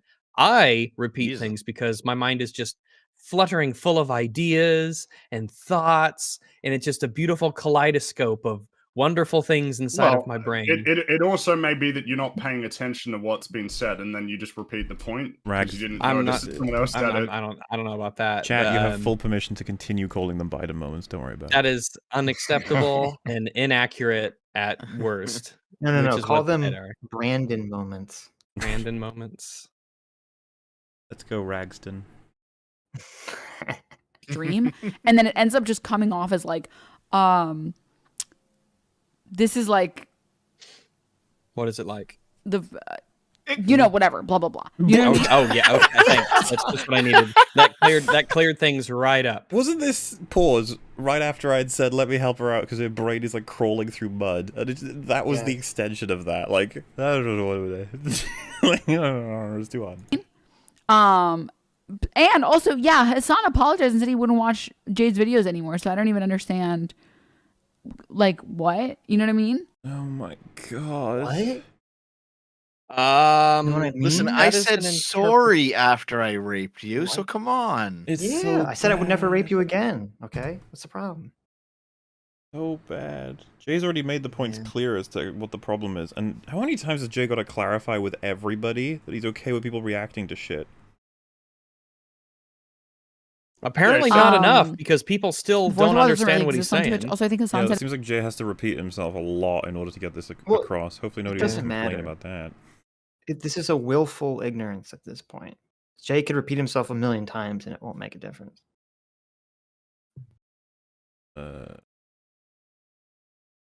What? You know what I mean? No. The fourth wall doesn't really exist on Twitch. Also, I think Hassan said it was because chat was rolling the homeowner. Oh, okay, yeah. I mean, that makes sense. That makes sense. So, just to clarify, her chat had just told her that essentially the situation was Jay is pointing out all this stuff is weird, and then people in chat are like, wow, must be an idiot, must be crazy, must be like a cave dweller, must be like a gross person, blah, blah, blah. And so then Hassan sees that and he's like, no, chat, you're being insensitive, because it could be that the person who lived here was someone who's, facing a lot of hardship, a lot of mental stress, several maybe mental drawbacks, and you're insulting them for that when they struggle to reach the levels that me or you may do easily in the day. So you see, Hassan was like the hero. He was trying to protect the person who theoretically owned this house. And Jay, the villain, of course, comes in and says like, wow, Hassan being ableist. Like, no, Hassan was clearly defending the person. Now, I'm about to show you what happens, right? He's not here. He comes back and says the thing. Do you get the implication he read chat to do this response, or that it's on its own? I don't have a chair planted in front of my laundry machine just so I can watch it run, but each to their own, eh? I feel like it's gotta be like it's gotta be, I don't know. Why do all these people's brains run on 0 miles per hour? Like, because they're always reading the chat for recommendations. Waiting for someone else to make a point that they can do. Yeah. Like someone who has a disability or something, right? Like it doesn't make any sense. So if you call that, he said, it's got to be someone with a disability, because otherwise it doesn't make sense. That was his point. Yeah, there's no other explanation. Yeah, it's not that someone in chat said, lol, look at this freak's house, and then he's like, whoa, dude, that could be a disabled person you're talking about. He just said, it's gotta be disabled. How else could it make sense? Right. The true fuck you would be for Hassan to not even watch this video on stream. Or for Hassan to watch the video on stream and go to the bathroom the whole time. You already made that joke. You already made that joke. It's so funny. Oh, but that was so long ago. It's such a banger of a joke. It's such a great joke. At least I wait a week in between my jokes. To be fair, it wasn't as good the second time. To be fair, it wasn't ever good. The first time, it was never good. It was always bad. I agree. It wasn't for the one guy who liked it. It wasn't good the second time. You guys are not being fair. As the expert, I will take Dev as the first joke. She said she should watch the video and then leave her chair there. And the second joke, she said Hassan should watch the video, which is even funnier. Okay, it's a different joke. I literally can't even wait to the end of the video to make my commentary. Otherwise, I'm going to get called. I'm going to be called on another lazy React streamer. No, otherwise I'll feel bad because I have no pride in my work and I'll realize I'm sitting here doing nothing, providing nothing, and yet somehow getting money. And that makes me feel bad because I feel like I've cheated the system. Well, and also, like, what are you gonna do? Is she gonna keep like notes for an hour-long video? I was about to say, she's not right. Like, after the end of it, she's gonna speak for 3 hours afterwards. Like, every fucking thought you have over an hour relating to every point Jay makes and all the references Jay has. That would be so. Why that would just be so inefficient. Yes. Who isn't saying anything? So I literally have to be bad faith, whatever the fuck, and pause champing and saying my opinions, all the way through. This described lingo. I don't get it. Yeah. She described herself as operating in bad faith. Pog champ, the emote. Yeah. Yes. It's just that. It's just. Oh, I know the Twitch lingo because I do some streaming on Twitch, and that's what it is. I thought this was the cousin of pimp clipping. Was pause champing. Pimp clipping. Chimp clipping. Clip chimping is what you mean. Yeah. Chimp clipping, yeah. Is that when you hit an orangutan on the road with your car?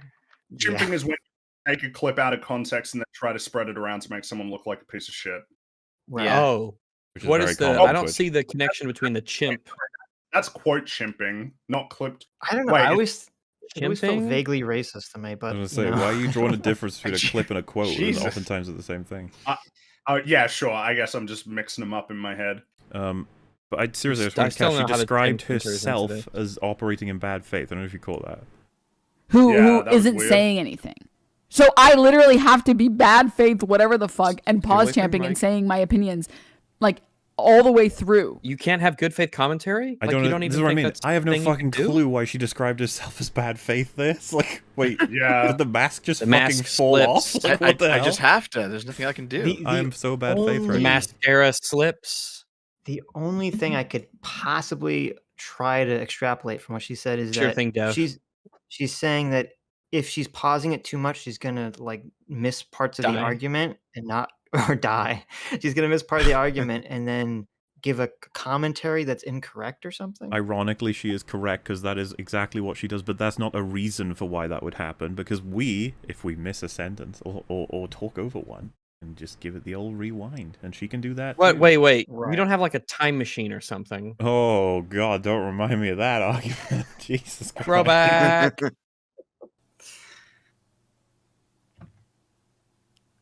Do you know what I mean? No. Why watch it on stream then if you can't add anything to it? Well, Wade Carroll. Ooh, I see Wade this Carroll. is your first message Chad. here, or at least for today. It is your it is your first message ever. Why do they do this? Yeah, I was about to say her It's just instinctual humiliation. reaction is to find It out seems to be their such list a of common sins. thing on Twitch. It's like, let me find out your history to see if I can dismiss you immediately. Oh my God! It Yeah, doesn't you know even what? That's occur exactly to why. me. Like, It doesn't I even mean, occur to me to do that. It's the And most that's their basic natural fucking reaction. question ever. Remember, Why Hassan watch did it? it too. All he said was, "Why watch it if you can't add anything to it?" The most normal question you could ever ask. Wait a minute. Let me find out if you've ever How said can I anything. make this about you? What can I use against you while I read your name out very slowly to draw everybody's attention to you? It's like a fucking cult leader who's been questioned. Well, He made the mistake of questioning. A lot of like Twitch behavior feels like public execution. So they're calling your name up and you're coming before the group, and then the leader's deciding whether they're going to hang you or not. And they put your name on screen and read your message. Well, and so she's pissed at him as well because she's like, "Yo, if you would let me talk instead of interrupting, you'd know that I have a second point to make, and I'm gonna rewind us in the video to let you guys think about whether or not, if you were a commentator, you'd think that she's making a second point." If you could wait for 2 seconds, if you could wait, haha, get it, wordplay, for just 2 seconds. What? Okay.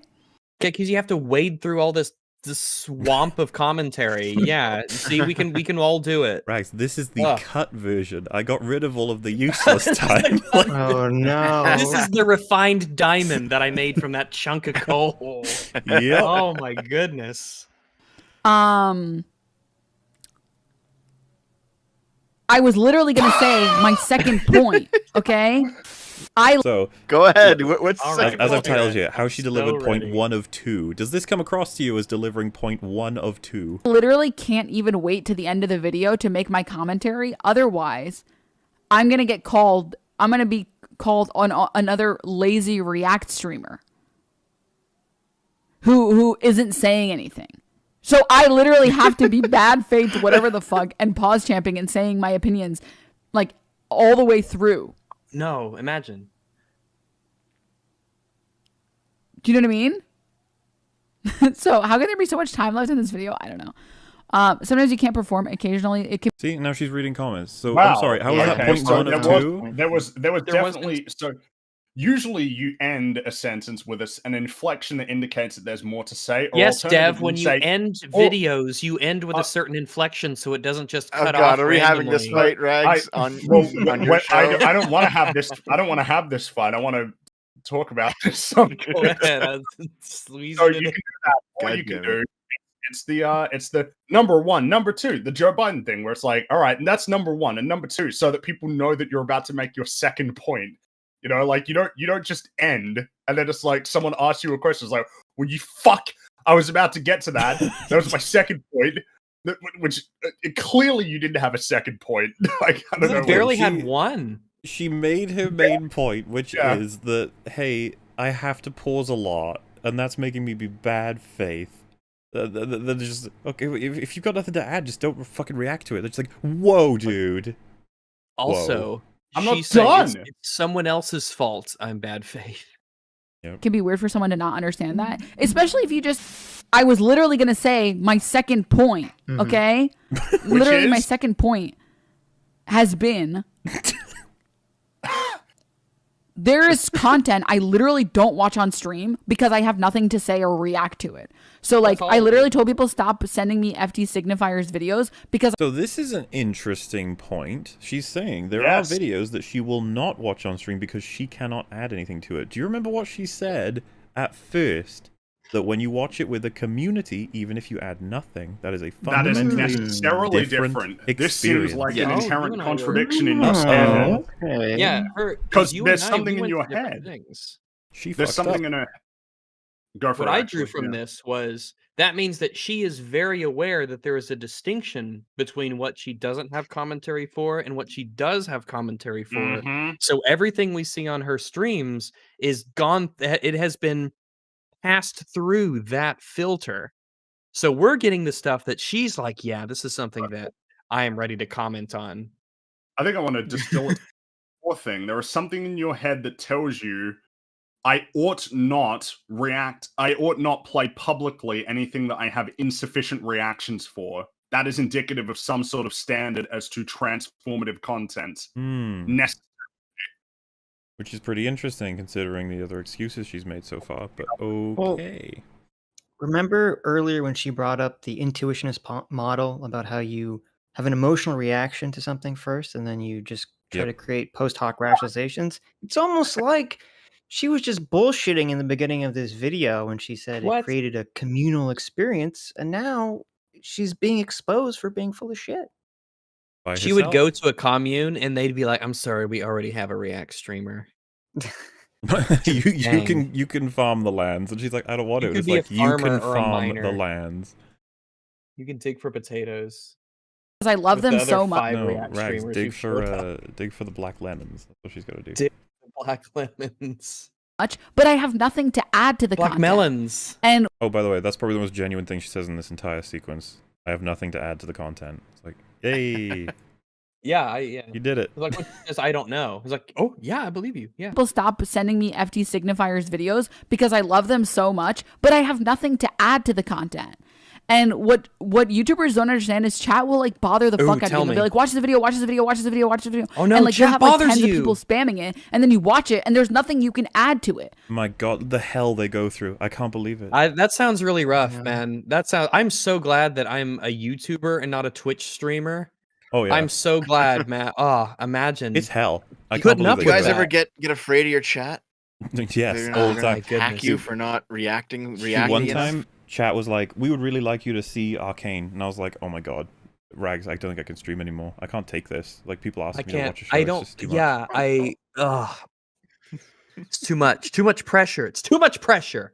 I can't do Sometimes this. even 2 or 3 people might ask, "Have you seen Arcane?" And it's like, okay, I'm done.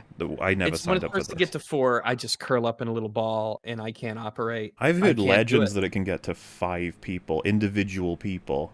Like this kind of weight on my shoulders, I can't. I'm not fucking Atlas over here. Exactly, I'm just ridiculous. I'm chibi dog. I can't do it. I can't hold up the world of expectations that has been dropped on me. I didn't. I don't know what I did to deserve this. Yeah, if we just have a moment of appreciation for Denims being able to deal with that, because that's actually impressive. And I understand now. I was blind before, but now I see.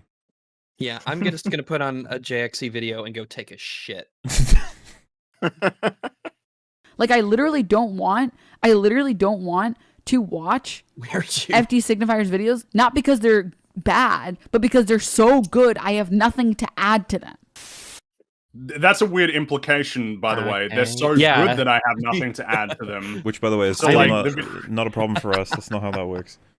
Well, it's just very telling. All the videos that I watch, I can improve. Hell's Kitchen is not good enough to add to any. There's nothing that you can. Yeah, that is really funny. She thinks that she's improving the content. Well, I'm sure she does think that she's improving it to some extent, right? That's why you're watching it on her stream rather than watching it there, you know? This should have been very evident from like the amount of people that wanted to watch like Death Note on stream, or the amount of people that want to watch like MasterChef or Hell's Kitchen on stream. Like it stops being one person making content, like a person making React content, and it starts being like a bunch of people watching something together as like friends almost, right? So like even if like, yeah, sure. There are times when I am streaming Hell's Kitchen and I don't even feel like I'm adding that much. There are times let it be known that I went to go to my little doggy grave one day, never having to have said when I'm streaming Hell's Kitchen, not counting this part where I reference saying that thing hypothetically. But it's like about like the community watching, like in the same. She said, she's like, nothing to add. It's more about the community. And then later on, she's like, I have videos where I can't add anything, and I don't watch them. Way that like watching a movie by yourself is almost always going to be less fun than watching it with other people. Do you know what I mean? And I think that this really was like amplified and like made obvious during like the peak of like the, you know, Pokemon getting banned and Disguised Toast and everything like that. Just a watch party. Yeah, exactly. The community. It's fun to watch something together as a community. So I wouldn't watch shows like MasterChef or HK without people like you or Hassan. There's an entertainment value. Yeah, of course. It's like vibing with stoner friends. Exactly, yeah. Good content does not equal good React content. Exactly. The whole point of React would be showing that your reaction. It defeats the purpose if you already know the content. Yeah, exactly. So I wouldn't mind Denims arguing with Denims at this point. I would like to put them in the same room. when one of them says, like, I can't react to FD signifier, it's just too good, and the other one goes, well, no, community watching it together is a form of transformative, isn't it? So we should be doing that. And then she's like, well, no, I don't have anything to say. It's like, I don't care if you have nothing to say, Denims. I, Denims, wish for my audience to see it with me and enjoy it. 3-hour video essay plus podcast plus video joking about it plus tweets, and now this video, I know. So you don't know, because what Jay did was stream a parody and then talk about how in a video that Jay will make fucking, what, 6 months later because he's busy with all kinds of projects, it'll just summarize the points made in the stream. And that's what was done. But for some reason, through Chinese whispers, it ends up being like, oh, Jay made like 10,000 streams and 16 videos, and 10 years later made 17 more videos with Nazis. I don't know, like, it's crazy. This messy, weird house has made Hassan conclude, yes, only a disabled could have caused this. That's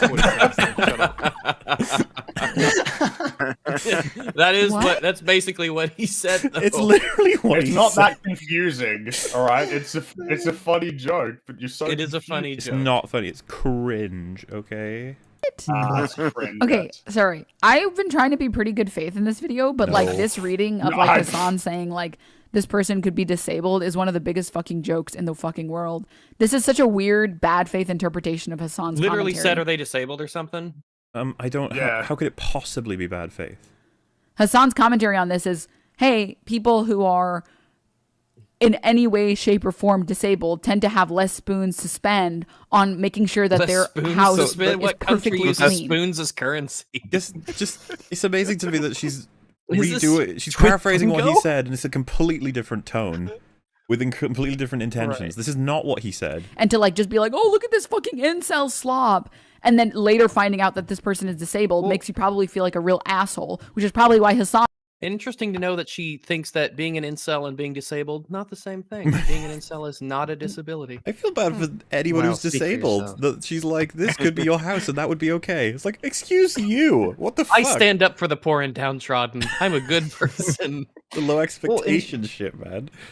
Neither Hassan's perception or her perception makes any sense, because it's not that the house is messy. It's that there's all this weird shit going on. There's literal fucking mountains of porn I wouldn't look at collection this in a house and warehouse. think, obviously, a disabled person lives here. Like, I'd be like, no, this was built very specifically and very strangely. On was saying, hey, this person could be disabled, and that's why their house looks this way. Not to say that all disabled people have dirty houses, but it's not too strange to consider that someone who is disabled would have a house that's a little messier, because they literally don't have enough energy or physical ability to do as much. So that's just a normal person at this point. Well, she's also talking about physical disability when Hassan was talking about mental disability. But something I've noticed in consuming some like Twitch stuff and watching debates that are had like often between Destiny and other Twitch streamers is that a lot of streamers seem to like run defense for Hassan very all often. The time. There's always running defense, trying to defend him constantly. I find it very strange, but almost is it just as simple as he is like the largest streamer in that space and you don't want to burn that bridge, so you'll just defend him no matter what? Well, dude, yeah. I think it's that, but also the fact that it's like I said, they're all in LA and they're hoping to meet up with him because he lives in LA as well. There's a lot to this, but one of the big ones I think, because I saw the clips of it recently, where he's apparently like basically never interacted with Vorsh up until Vorsh's subreddit went after him for all of the Ukraine takes. And then he sent a message to Vorsh personally, Hassan, saying, "Get your community off my ass," basically. And it's like kind of amazing, because this is the thing. He kind of treats it that way. It's like it's almost like a fucking monarchy. He is the king. You will do everything you can not to piss him off, and maybe someday he'll give you a slice of land or something. And that's what they're all hoping for, I think. Yep. You know, he's got plenty of land to give. That's feeble, isn't it? Oh, absolutely, yeah. Someone explain the spoons thing. People use spoons to denote how much mental willpower people. Oh, willpower is one word. People use spoons to denote how much mental willpower people have. It's a common way to talk about it. I've never heard spoons used. I thought she was talking about currency. I've never heard that either. I've never heard it. I've never. I was going to say, I'll be honest, I've not heard of that either. Yeah, I was just the only one who thought it was very odd that she was referring to spoons without like cereal or soup or something like that. I thought she was making not macaroni, of course, because you eat macaroni with a fork. I thought she was making a joke about the room. I thought it was just like there were so many spoons lying around in this house. Yeah. Yeah. I thought it might have been a colloquial, like if she had said caps or something, I'd be like, oh, it's a game reference, and spoons might be just something that I'm unaware of, but it means resources. Yeah, like dosh. Maybe she means the card game spoons that you Cheddar. play in summer camp. Well, Sedge, when you're on the Sunday show, make sure to use spoons to talk about free will from now on. Cleaning as people who aren't neurodivergent can. So yeah, just to remind you guys, this is how he said it. Do you think with all the I hate to describe something that she just said as nuanced, but it's more nuanced than what Hassan said. We can agree on that. I don't have a chair planted in front of my laundry machine. I can't even fucking see who in his chat are saying like, oh, this is an incel. But just like I'm sure they're in there, I but guess. each to their own, eh?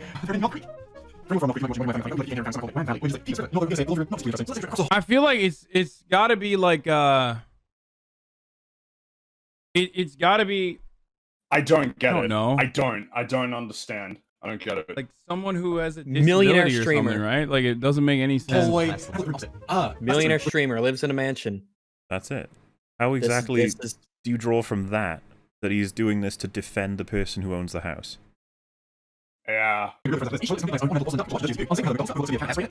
Like literally, like Hassan. What is this? What was this weird interpretation? No, it's the normal interpretation. Weird interpretation. Normal. Yes. This is what normal people think when they hear those words delivered in that way about this topic. This is so bad faith. Yeah. What the fuck? No, it's just. No. And apparently, chat says that Hassan was defending the homeowner because. No, he was not. He wasn't doing anything. The people in chat who say that are dumb too. People were trash talking about people running defense for it. All he said something pretty daft. That's it.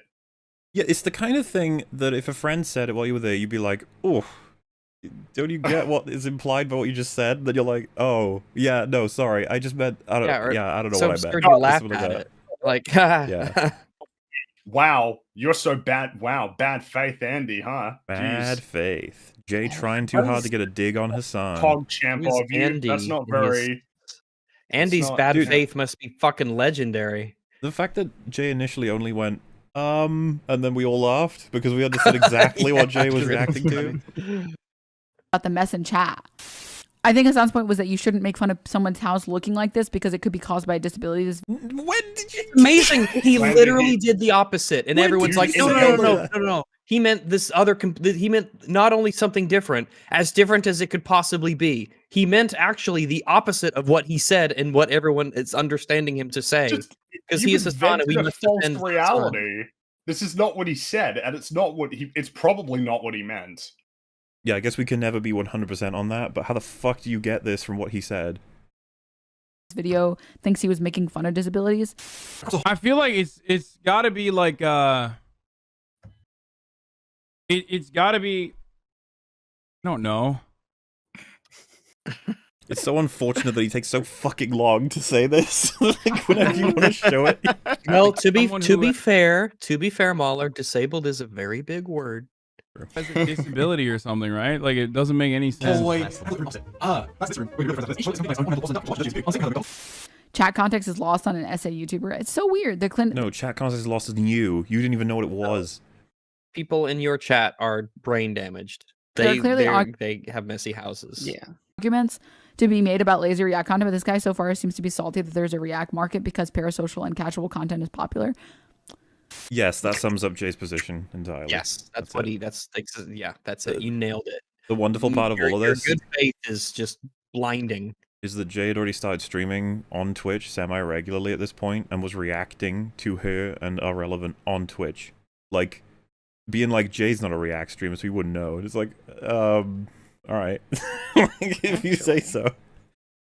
Like, I'm not even sure if he means mental or physical. What the fuck are you talking about? What's the disability that makes you go, I need to install a toilet next to my fucking toilet? This is a more freeform. What? Oh my god. It is kind of starting to annoy me now, because I know that Jay would have sat down and like workshopped these jokes and thought about them. Yeah. And it's all delivery. thought about the way to execute. Yeah, the delivery. And then what is it met with? What with this feigned confusion? Because I don't really buy this, actually. Yeah, she doesn't have a point to make, so she's got to pretend like she has one. Wasted on these people. You can't just let it be. It's got to be something that you can make fun of, or there's got to be something about it that's stupid. It couldn't just be a joke that works.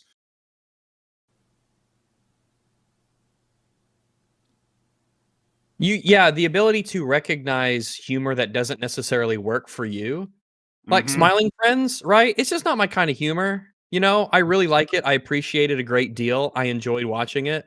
It's just not really my kind of humor, but I can super appreciate it and be very glad it exists and recognize it for what it is. This is going after Hassan. He does not appreciate this exists. Maybe things will be better though. We've had the conversations about the deepest annals of our minds, you know. So hopefully now you can fully appreciate DJ Spitz in a turmoil, you know. Maybe the joke is starting to make more sense now that you can understand his struggle to get people out of his head. But like the fact probably that working like 8 hours that day. has these internal struggles, it like elevates him into a position above these two chuckle fucks, right? Who it's just an empty echo inside of their head, and they don't even have like two things bouncing around in there to meet and conflict.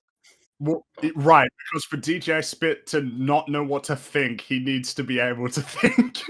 Yeah, he has to be aware of what reality should be, and then notice what's happening, compare the two, and see what doesn't. What to think no more, man. That's why he doesn't know what to think no more, man. Get out of my head. It's like when you do a magic trick for an animal, right? And some smart animals realize, oh, where'd the ball go? That doesn't make sense. What's going on? And they're confused. Because they're smart enough to know that something doesn't make sense here. Something isn't right. Well, it's like you know, because have you seen the experiments they do when they get the little crows and they give them a puzzle to solve, and the crows they're like, that doesn't work. I should try something else. That doesn't work. Oh, that does work. Let's continue down this path. Yeah, it's real interesting how like little crows can do these things, isn't it? Crows are great. Yeah, and a lot of birds, they do the thing where they lift the blanket up and then run away. And once the blanket drops, they're gone. And the birds are like, what the fuck? Where the hell did you go? They just panic. Like dogs and cats will do that. They're like, what? Are you, what? This doesn't make sense. Meanwhile, there's a lot of animals that would see that and just be like, it's gone now. Yeah.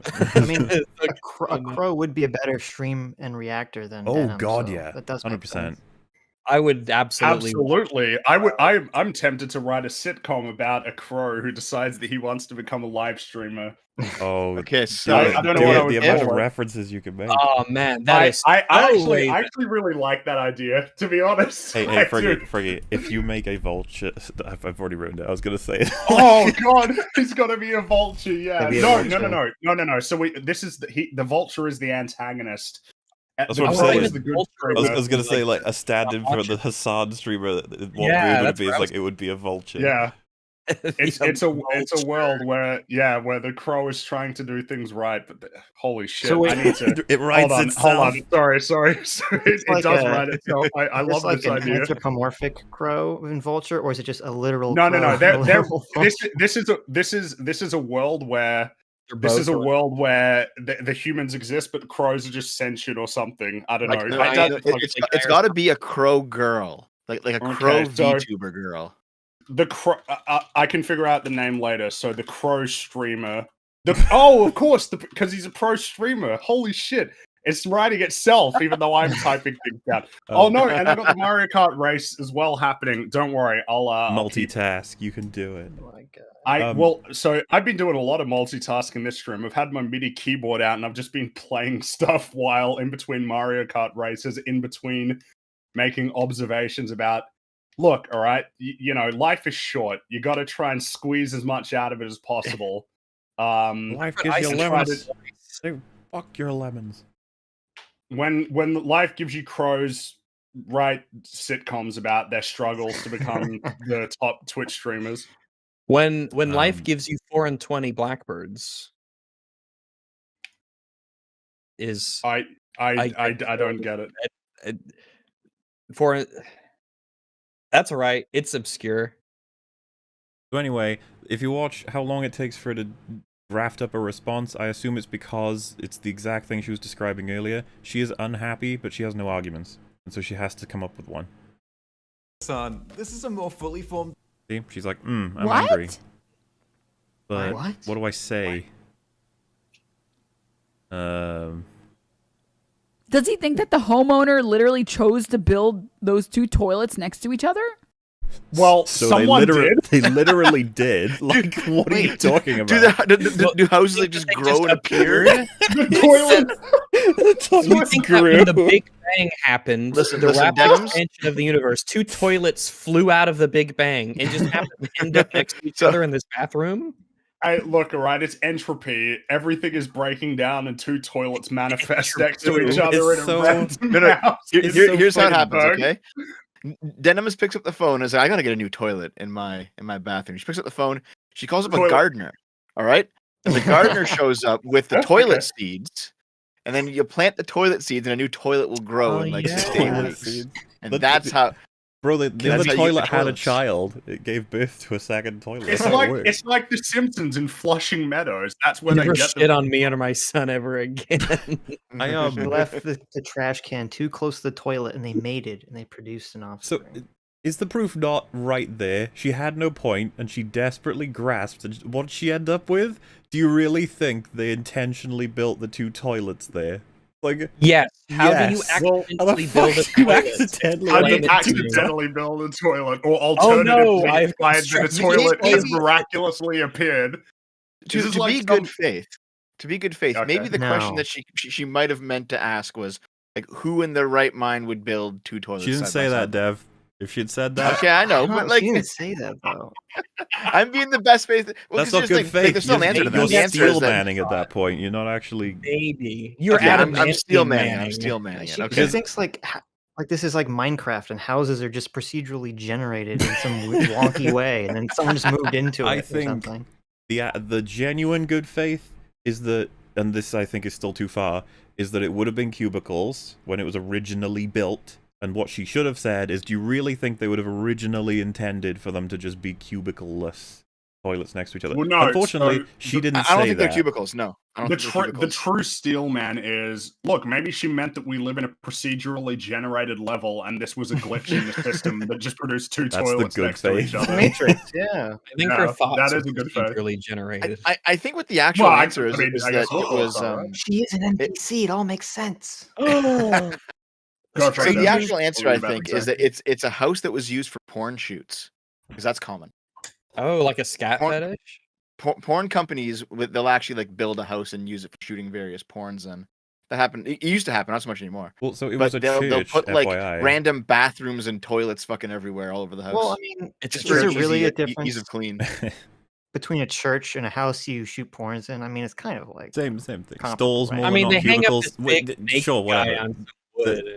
Really yeah, you love Jesus, you love this random guy named John. Come into your heart. It's really kind of odd. Consume the flesh. It's kind of the same thing, right? It is.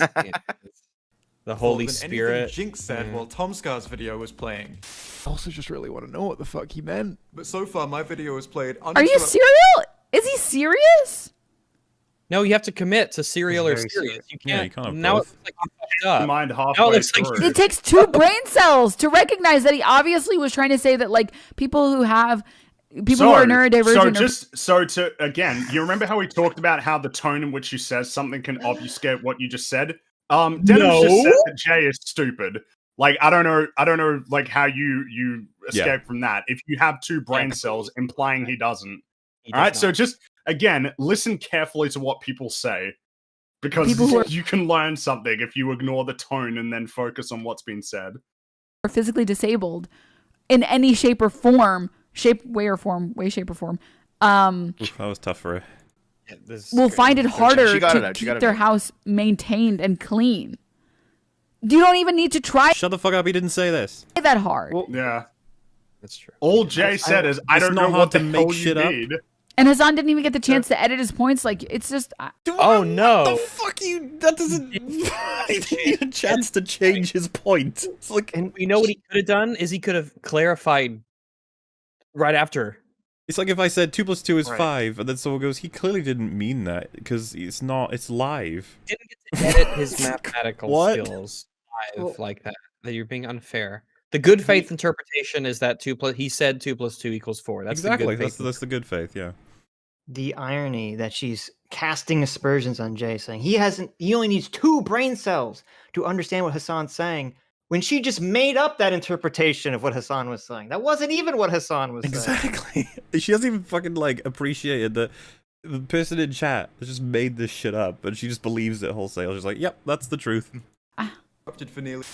The biggest flex you can do is when you have not 1, but 2 fucking side-by-side bathrooms. You know what I mean? No, not really. So the house I was roasting actually does have. Here she goes again. It's such a good joke. So now he's getting mad at Hassan for making commentary? I'm so confused. Jay is mad that Hassan is commentating. That's her takeaway. Okay. No, Jay's just making fun of Hassan. That's all. Right. I know that's a lot to take in, Denims, but we're getting there. So Hassan reacted, and then he was like, "You got the reaction wrong. That's not what I said." What the fuck is happening? Are you stupid? Holy god damn it, woman. Jesus. The answer is yes. You to react harder and make fun of your bad reaction.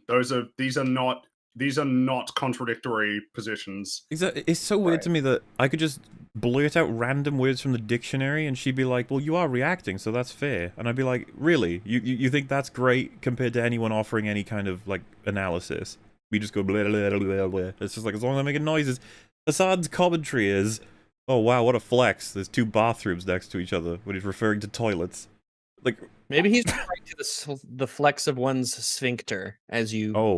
Maybe that's the good faith interpretation. I feel like most would just come between them at that point if you stretched it across. No. You fill up one toilet so much you have to run to the other toilet. Oh yeah, this is a diarrhea-proof bathroom. There's no way you can shit too much for 2 toilets. No fucking way. Yeah, you're right. It's a safety thing. Yeah, poop in one, flush, then you move over to the other while that one's flushing, and then it's. What are we doing, guys? I don't know. Or it could be the dreaded when you have to throw up and poop at the same time combo. You got one. Yeah. I like it. Because I've often had to choose. Wasn't that was a gag in South Park, right? When Kenny's dad had to shit and vomit at the same time, and he was just alternating between the 2. And then there was a joke later on in the abortion stuff. You see, Frankie, this is where the advantage of having a bath or a shower next to the toilet comes in handy, right? I mean, I guess it depends on how close it depends how close it is, right? Well, there is projectile vomiting also. Hey, look, all right. Look, if you want to take that chance, that's your call. But I'd rather. The way to do it, guys, to vomit into a Hoover and while it's on, so it all goes in the nice bag, and then you got it nice and void. Oh, that's disgusting. Like, you mean like open up the bag or just vomit on the floor and suck it up? That's gonna haunt your nightmares. Or turn it upside down and just throw up into a little. You can even donate the bag to the local homeless shelter. They like the food. I can now see. Oh my god! No, I can see it now. I can see it. Oh, I can see Sitch cowering in his little bed. He's just got the quilts on, and then he looks and the door creaks open. And it's a vacuum cleaner filled with vomit lumbering in. It's the worst thing ever. Give me vomit. Oh my god, that's the worst prank ever. You vomit or shit in like someone else's vacuum bag, and you don't tell them, and they're vacuuming. They're like, what's going on? What the fuck? Who took a shit? Jesus Christ, was that me? It's not a place. What was in this rug? Such a thing, yeah. This was designed for dust and small things on the floor. This was supposed to make things better. Who has been shitting in the rug? How deep down was this? Bring it up to the surface. Oh my goodness. Oh, it is an outside cat now. That he's just forgotten the word toilet and is saying bathroom instead of toilet. And to be honest, no, I really don't know what he means by this. I'm not sure if it's supposed to be a joke or... He's mad because he misspoke? So Dems, when someone tells a joke you don't understand, you are allowed to say I don't understand the joke without being mad. Yeah. You're trying to be mad on behalf of simping for Hassan. But also calling Jay mad when Jay's not mad. That's what I'm saying. It's just a joke. It's funny. Jay doesn't understand Hassan's joke. Therefore, Jay must be mad. Into a joke. Like, no, Jay's not mad. He's just saying it's a shitty joke. Is that what you do when you're confused? You just get mad instead of just hit yourself in confusion. Just saying it lines up. Oh my gosh, it's just like the zombie in Resident Evil that they tried to domesticate. Once it couldn't figure out how to put the block into the toy, it instantly got mad and started eating people. It's like Denims. Denims is that zombie from Resident Evil who can't figure out children's toys. Yes. Okay. What is happening in this video? So, this is weird. This makes you look bad. So she has trouble understanding continuity of any kind. This is why you move away from your microphone whenever you scream. All right, like, just speak loudly. Yes, it is I've very made that mistake before. I can admit that, but you just try and move away from the mic whenever you're going to yell. With microphones. I've learned so much about microphones in the last couple of years. We all have. Which is really, I mean, that is really amusing, all things considered, with all of these issues I've been dealing with all morning with this microphone. But nevertheless, I know a lot about microphones. Yeah. Scratchy what? This is weird. This is a weird video. Okay. No, this it's is not. really it's weird. Incredibly I guess we'll straightforward. go with I think he technically has added something small here. I'm just not really sure what it was. He then lets the video play completely uninterrupted. That's a good... Oh, the delivery is perfect. Nice one, Jay. You know what you're doing. He's acting like a Twitch chatter. Jesus Christ. I know, right? Isn't it painful? It just stabs you right in the brain. You're like, Jay is literally the YouTuber is acting like a Twitch chatter. Oh my goodness. Okay, did you turn her up? I don't believe this response. I don't know what to say. I don't believe this is an earnest response. Dev, I have turned her down on these sections. Alright, have you? Did you? Okay. Oh no, Show that's me that not waveform. Don't do it, okay? baby. Like, No, seriously. not my fish. Calzone. Oh my. Well, actually. All Jay said was, I don't get the fucking joke. And she went nuts. Like, I don't understand. Well, yeah, he's making the joke that, like, having 2 toilets is like you're flexing. You're like, yo, I'm so rich. I got 2 toilets. One for peeing. No, see, why do you all feel so compelled to just run defense for such a stupid observation? It's not about having multiple toilets. It's that they're right next to each other. It's not a flex. To each other. Well, and if Hassan had made that actual joke, said like, "Oh, you know, he has one for peeing and pooping," at least you're like, "Oh, okay, there's something." There's a joke there. Yeah, it's because there is a joke there. There's layers instead of just a weird, dumb observation that doesn't make sense. But everybody seems to feel so compelled to defend. Why can't you just admit that he said something stupid? Why do you have to be like, nah? You see, what he means when he says that it's a flex is that it's actually really cool and Chad to have like 2 toilets instead of just 1. Yeah, you know? when Hassan said that Russia would never invade Ukraine, what he really meant was Russia would invade Ukraine tomorrow. Do you think this is how his Twitch chat, like, his viewers take his content? They all just invent things that he's not saying that they want to hear? I guess I can understand why you would really enjoy watching Hassan's channel if it's just you and you're just inferring every single thing like that you're going to frame it that it's from your perspective. It's never about what he said. It's about what you think he's saying in the subtext. Like, Hassan is like Hassan is a genius. He's like the art house film of streamers. He says things that are so vague, or of Twitch. Yeah, he says things that are so vague that his audience can just project whatever thing they want on. He's like the protagonist of every young adult like story ever, right? You can just project anything onto him. Hassan, are you saying Hassan is the Bella of Twilight? I was gonna say that, but I figured I'd go more broad. She's pretty broad. Mine was. I think Hassan is the streamer equivalent of one of those paint by numbers things, where it's like there's a vague outline of a person, but there's like a guideline for how you can insert yourself into it. So it's like your art now. I just now understood where paint by numbers comes from. Thank you. That's wow. Are you serious? Oh my god. I've never really put much thought into that. That's where it comes from. I mean, I used to paint by numbers. I used to do them when I was super young, so I've always known. But so the paint by numbers as a saying is like it's I guess unoriginal. And that it comes from it's preset. You're following the line. Yeah. You're just you didn't make anything really. You just did what you were told to do. Yeah, basically color trade. This is why you come to watch EFAP you learn something new every day. Yay! All right. Bring you didn't have a childhood. I definitely did the little drawings with the numbers and they followed. I just never put it together that's where paint by numbers came from. Those gears have been turning for 20 years. Finally they paid off. Gonna pee and poop in the same toilet? Nah. Yep, she's invented a joke that he didn't make. Yeah, you have to invent the joke. You reacted wrong.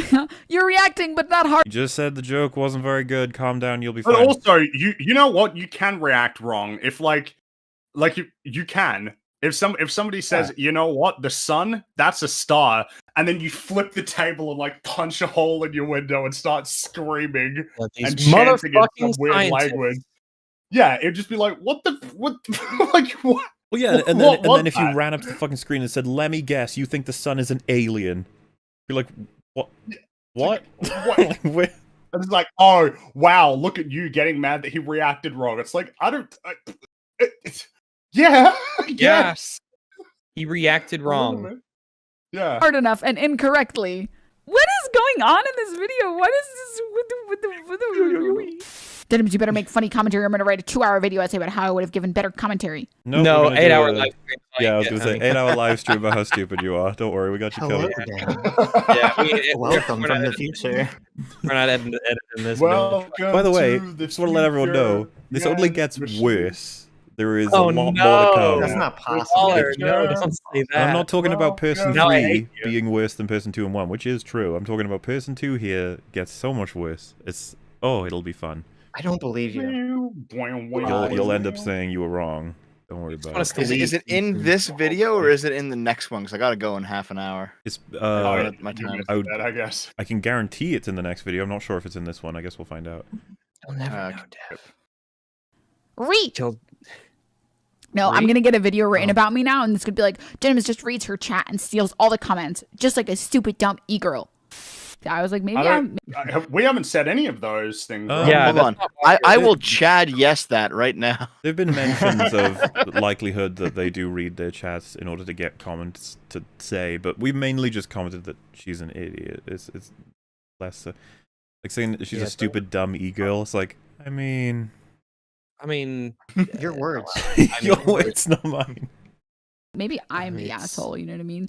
Maybe I should be nicer, you know? But then I was like, people don't even like, honestly, like it feels like in like... Stop saying that word without comparing objects or expressing that you have a fondness for something. God damn it. Certain spaces what is online, it like? Nobody even cares when you're generous. So like, why should I bother? Nobody even cares. This is so much. This is so much No. I get no utility out of being moral. You are a stupid dumb e-girl. I love that quote. It's one of my favorites. This is Denim's dark triad profile. That was watching right now. This is her villain origin story. Fucking hell. There you have it, everybody. What is the point in doing good things if no one cares that you did them? I know. She's the anti-Spider-Man. It's entirely performative, 100%. She does things that she will get seen by others. That's it. Just some people didn't hear it. Let's do one more time. Not even like, honestly, like it feels like in like certain spaces online, nobody even cares when you're generous. So like, why should I bother? That's because you hang out with people who are pricks. I guess. I don't know what to say. Like, I guess. Well, not even hang out. Just her sphere of internet politics is dominated by these people. One of the greatest heroes in fiction, Moomin Rider, as he would say, it's not about winning or losing. It's not about winning or losing. All right? It's about me taking you on right here. And is there? Yeah, sorry, man. I was going to let you finish before we... Oh, no. Because we can understand you, but it's... Yeah. It's like... It's a little crackly. It's a little crackly. I'm not sure that's the point we're supposed to take from Moomin Rider anyway. I prefer Moomin Valley. Moomin Rider. Because Moomin Rider, like, on one hand, you appreciate that he's heroic because he won't, he'll sacrifice himself, he won't give up. But on the other hand, he already has given up in his mind. He's like the exact opposite of Saitama, who never gave up. Well, so Moomin Rider is probably like, oh my god, the likes, they're infectious. Moomin Rider is a very altruistic, noble character because even though he knows he's not going to win, he's still going to try and do the right thing, which takes an incredible amount of bravery. I wouldn't classify him as having given up already by accepting that he's going to lose. I think it's just a matter of, I'm very likely not going to win. I'm still going to fucking try to stop you. But I'm still going to try. Yeah, it's why Moomin Rider is such... It's like people say, he's a Class C hero, but he's got like a Class S heart because he's such a great guy. No, but see, I disagree because on one hand, you're right that what he's doing we perceive as honorable, and I think it is. He's willing to sacrifice himself. But on the other hand, the overarching theme in One Punch Man, especially between Saitama and Garo, is that your intention sort of creates your own reality. That's why Saitama was able to break his limiter, was that he never gave up, he never limited himself. And Moomin Rider always like Captain Marvel. He always thinks he's going to lose. I think the thing is I don't even know what it means for him to think that, but still charge at a massive, like, eldritch creature and do it anyway, even though he knows that he's going to get his ass kicked. It's an appreciation of the reality of a situation, but a willingness to try and do the right thing anyway, which I think that's awesome. I really like Moomin Rider. Yeah, I would say I find it intensely compelling to have the awareness that you will lose, but you do it because it's the right thing to do. Yeah, and in the situation that we're talking about against the Deep Sea, it was the Deep Sea King, right? Yeah. If it weren't for Moomin Rider doing that, Saitama wouldn't have gotten there in time to stop him from attacking all of the people and killing Genos and everything. So, like, It doesn't matter. Moomin Rider still achieved something incredible just because he had a willingness to stand up to the Deep Sea King and fight. Right. Yeah, I'm not saying he is heroic. I'm just saying there is this element specifically in One Punch Man thematically about limiting yourself. I totally get what you mean by that. I guess it's more so just that Moomin Rider acknowledges the reality of his circumstances, but still tries to do the right thing anyway, whereas I guess Saitama's in a different situation. The circumstances kind of don't even matter anymore because he's so incredibly powerful, and so now he's got new challenges to deal with. Well, it's like, more about how Saitama gets to be Saitama. Oh, well, yeah, because Saitama was willing to do his entire training regimen 100 push-ups, sit-ups, and squats, and then a 10-kilometer run. It's not even like, that's a pretty good routine, honestly. that's if you can do that. God, that show is awesome. One Punch Man is such a great show. I love it. Say season 1, all right? No, me and Frank haven't seen season 2. I haven't seen season 2, and I don't think I'm ever going to. Well, you should read the comic at least. I read the first volume of the manga. Excuse me. I read the first volume of the manga, and it was really cool. The animation in the first season, holy crap! The drawing in the manga is like unreal. The art and it's so crazy because it originates from this funny looking webcomic, but it's such a great idea. It's such a great idea for a story. You've never read the webcomic? I think I've only seen portions of the webcomic. I've never read it. Okay, because like the fight that's being animated right now in the manga is between Saitama and Garo, and it's all like I guess I won't spoil it, but the theme of the fight is all about this, and is all about how you limit yourself and how that dictates your power level in the One Punch Man universe. I mean, I totally agree with the sentiment that the attitude that you have to life is pretty important in terms of dictating what you will. It's not even necessarily that what you believe changes reality, but rather it changes the kind of actions that you're going to take.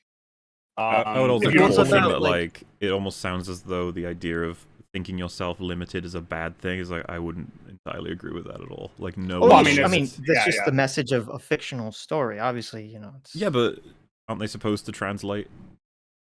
Well, it does to some extent, because you shouldn't. I think the message is not is to follow, you know, fully with your dream, not to compromise, essentially.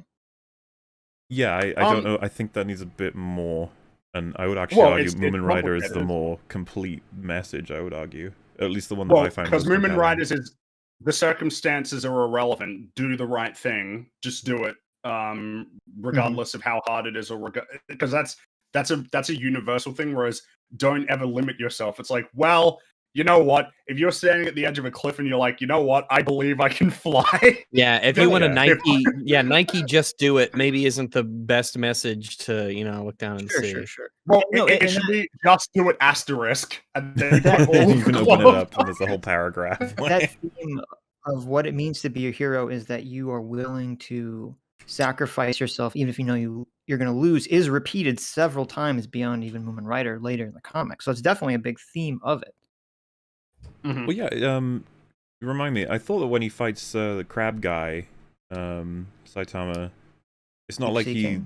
No, the first crab guy. Yeah, the first crab, because the way he kills him, you could argue was like it could have gone any other way, right? But I guess would you say that supports the idea that he just believed in himself? He believed that there's no limit there. Well, he had reached a point where he didn't care anymore.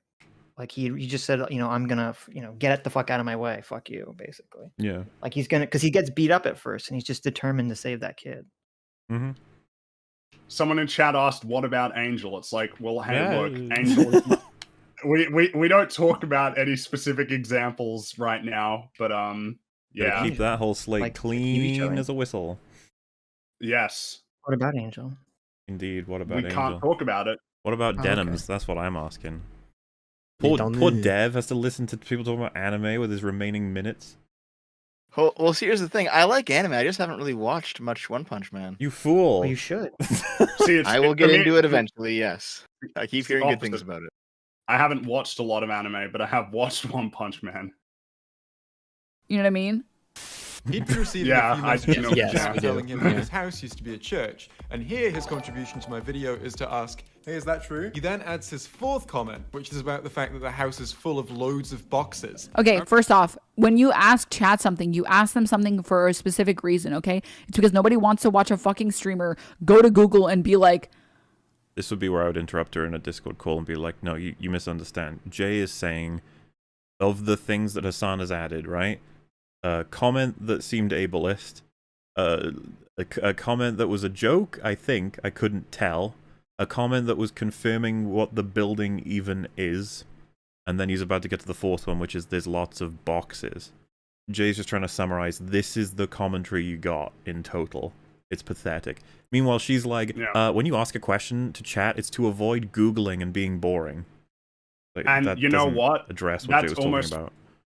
Address what's being said, but also that feels like a challenge to just have a Wikipedia stream where you just click through links in Wikipedia and then just explore all of those concepts. I don't think that would be boring. I think that would be incredibly. Do you get what I'm saying though? Like her counter is Hassan doesn't want to bore chat, so he's going to ask chat a question and get the answer from chat. It's like Jay doesn't have any confusion on that. Don't worry, he's fine. Jay's got it.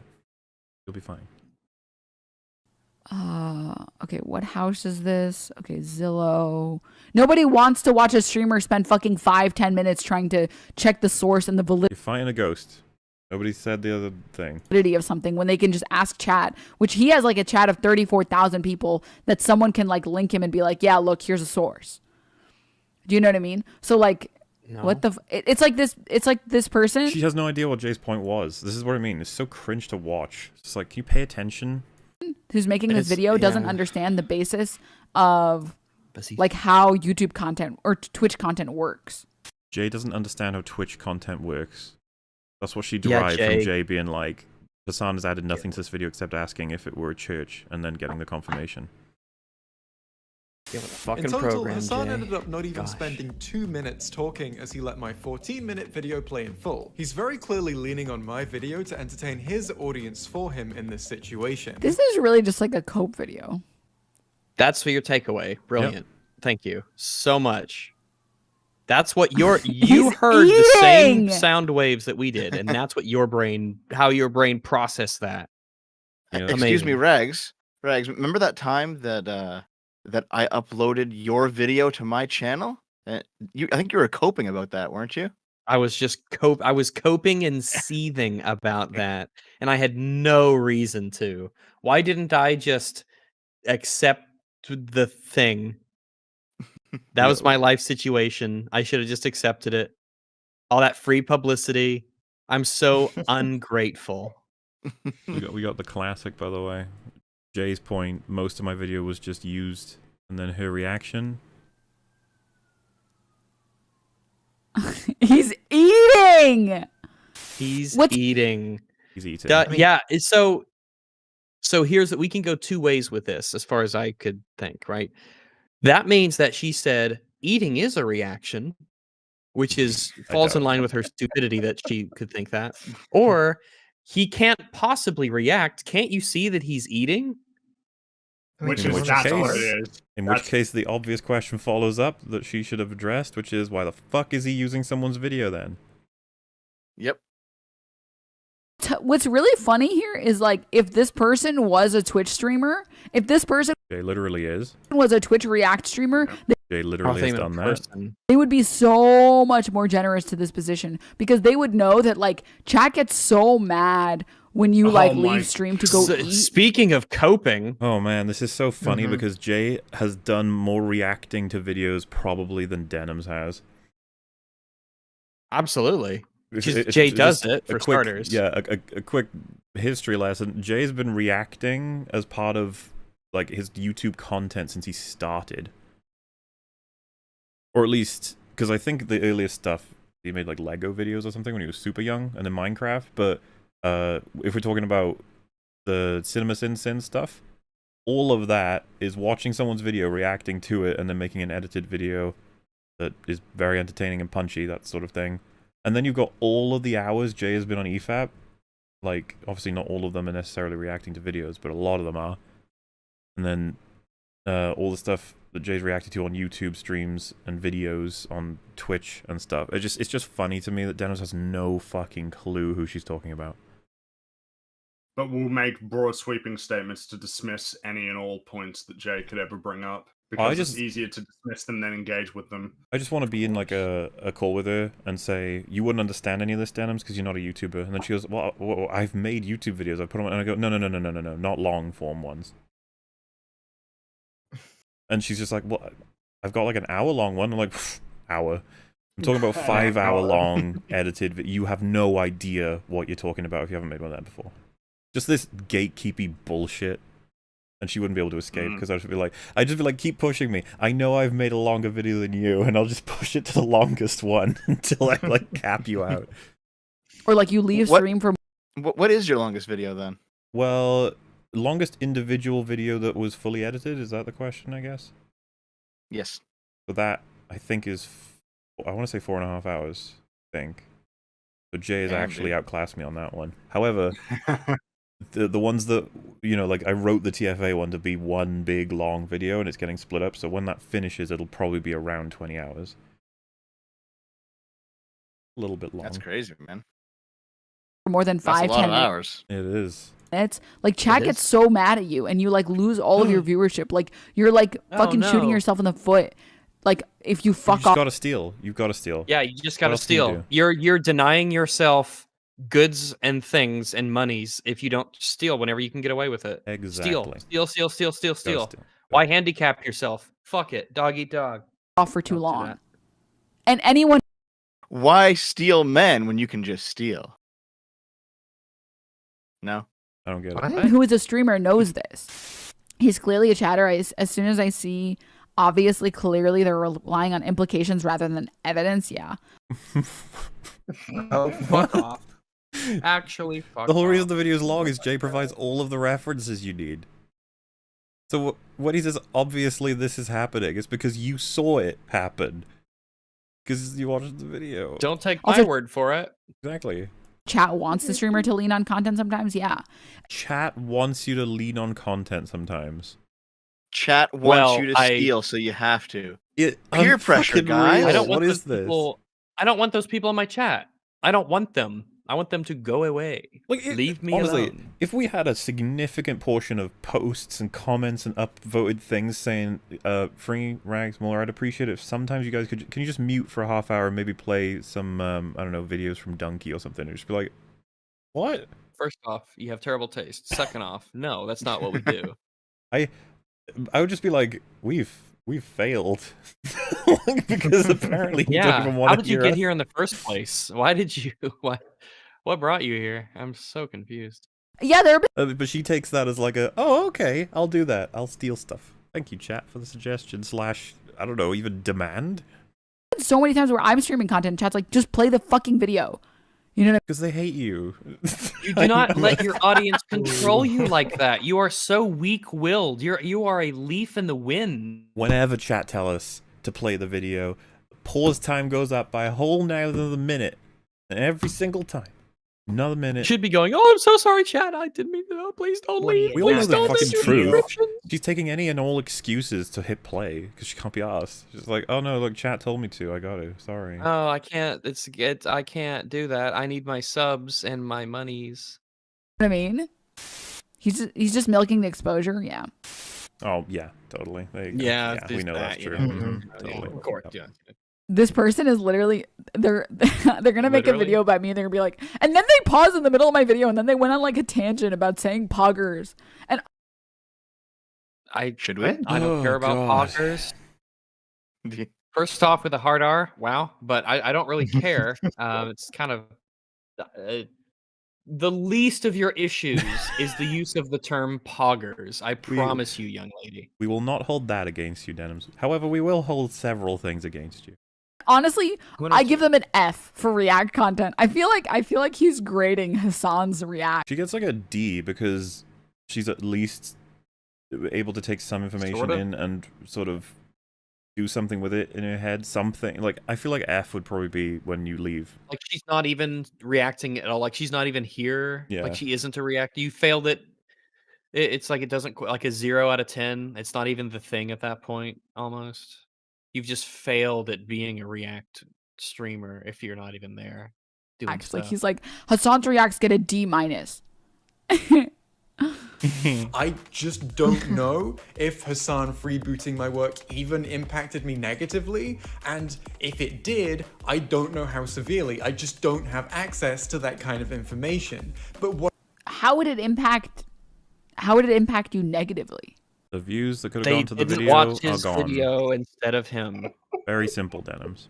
It's like well, there is a second aspect to it as well. You might actually get Hassan fans watching you. That could be negative. Ooh. Yeah, you might get a Hassan fan. Yeah, that's bad. They'll tear you away from the inside. Put the cat on the mic. Shut up. I was like, I am so sorry for my owner. She's very She's special. retarded. I am so sorry. Yes.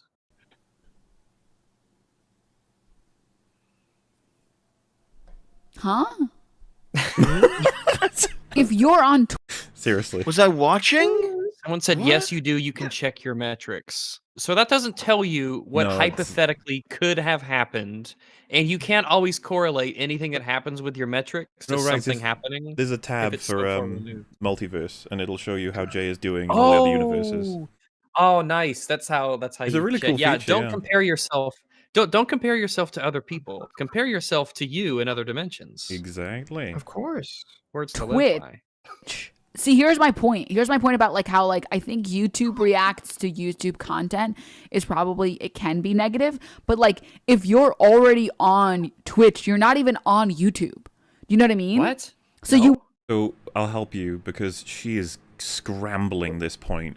What she means is Twitch viewers and YouTube viewers are separate communities and separate viewers. They're like people who don't have much crossover. That's the point she's going to try and make. I think that's some horse shit. That's some absolute horse shit. And the funny thing is, she will tell you soon enough that she is an avid YouTube watcher while also being on Twitch all the time. You'll find, hey chat, you want to do a, I don't know, a fucking smiley face if you go on Twitch and YouTube? If you watch videos on Twitch and YouTube? Curious if there's any of you out there. I am someone who frequents Twitch and YouTube. I know, Rags, you mainly just gun for YouTube. I think, Dev, you're both, right? Both, yep. Lot of people visit both. The idea... I will say, I've heard it's illegal if you're a YouTuber to type into your browser twitch.tv. That is true. So Denim's point is that there's not really any crossover, so any views that Hassan got never would have gone to Jay anyway. I mean, that's a bold assumption to make. It's a bold claim. We're never going to watch that video. Like, the people who are watching his... And Jay's point was, I really don't know. I just don't know how to definitively get that information. And she was, like, fucking shocked and appalled at that point, and then goes on to say, like, there's no crossover between Twitch and YouTube.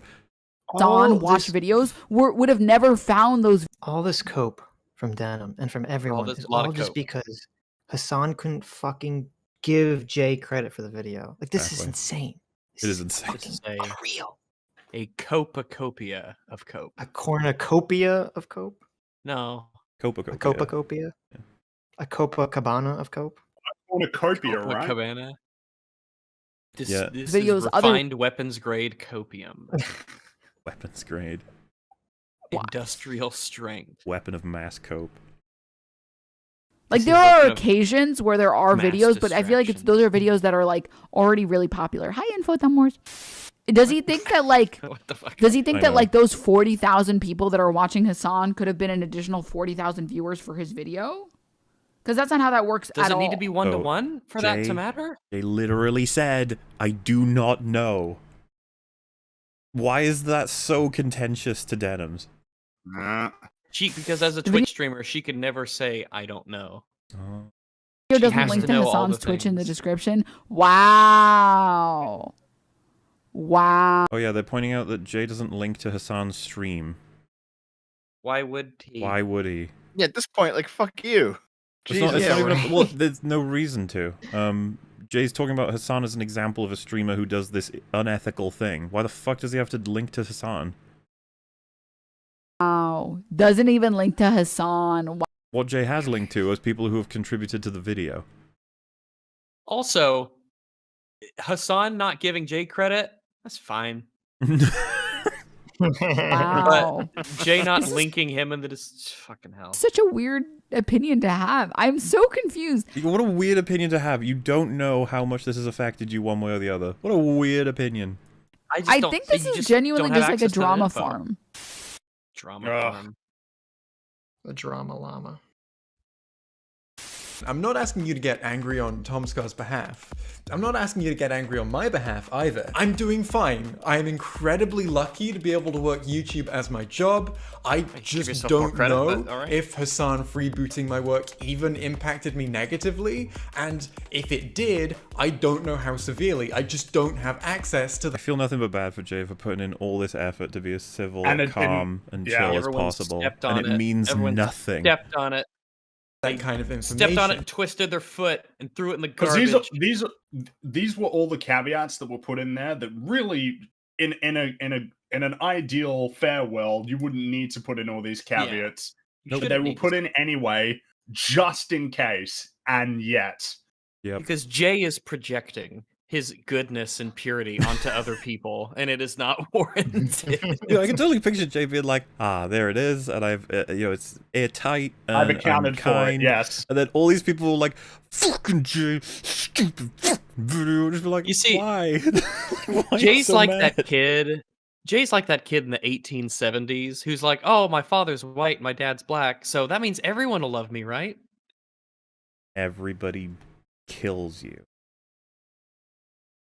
But what I do know is that if by doing this Hassan had taken literally every future potential viewer from that video, and as a result it was literally never watched again ever, I would still be doing absolutely fine. I'm not trying to tell you some kind of sob story here about just how hard my life is. I think this is genuinely just like a drama farm. It's in a shocking... It's incredible. All that work Jay put in for no fucking reason at all. It's just completely ignored. All right, it's time for me to go. Did I say my father's white and my dad's black? God damn it. Fuck off. Oh my god.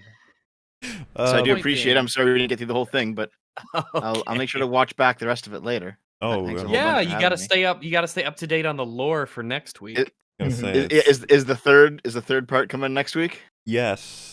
Whether it's her or Hassan. Of course. I'm in if you want me then too. Yeah, you're welcome to come back. Same for Sitch. Same for Adam. Also, this stream has made me misogynist. Good night. Oh no. Oh no, there he goes. We can't defend women while he's here. He left, so I guess there's no point in even trying.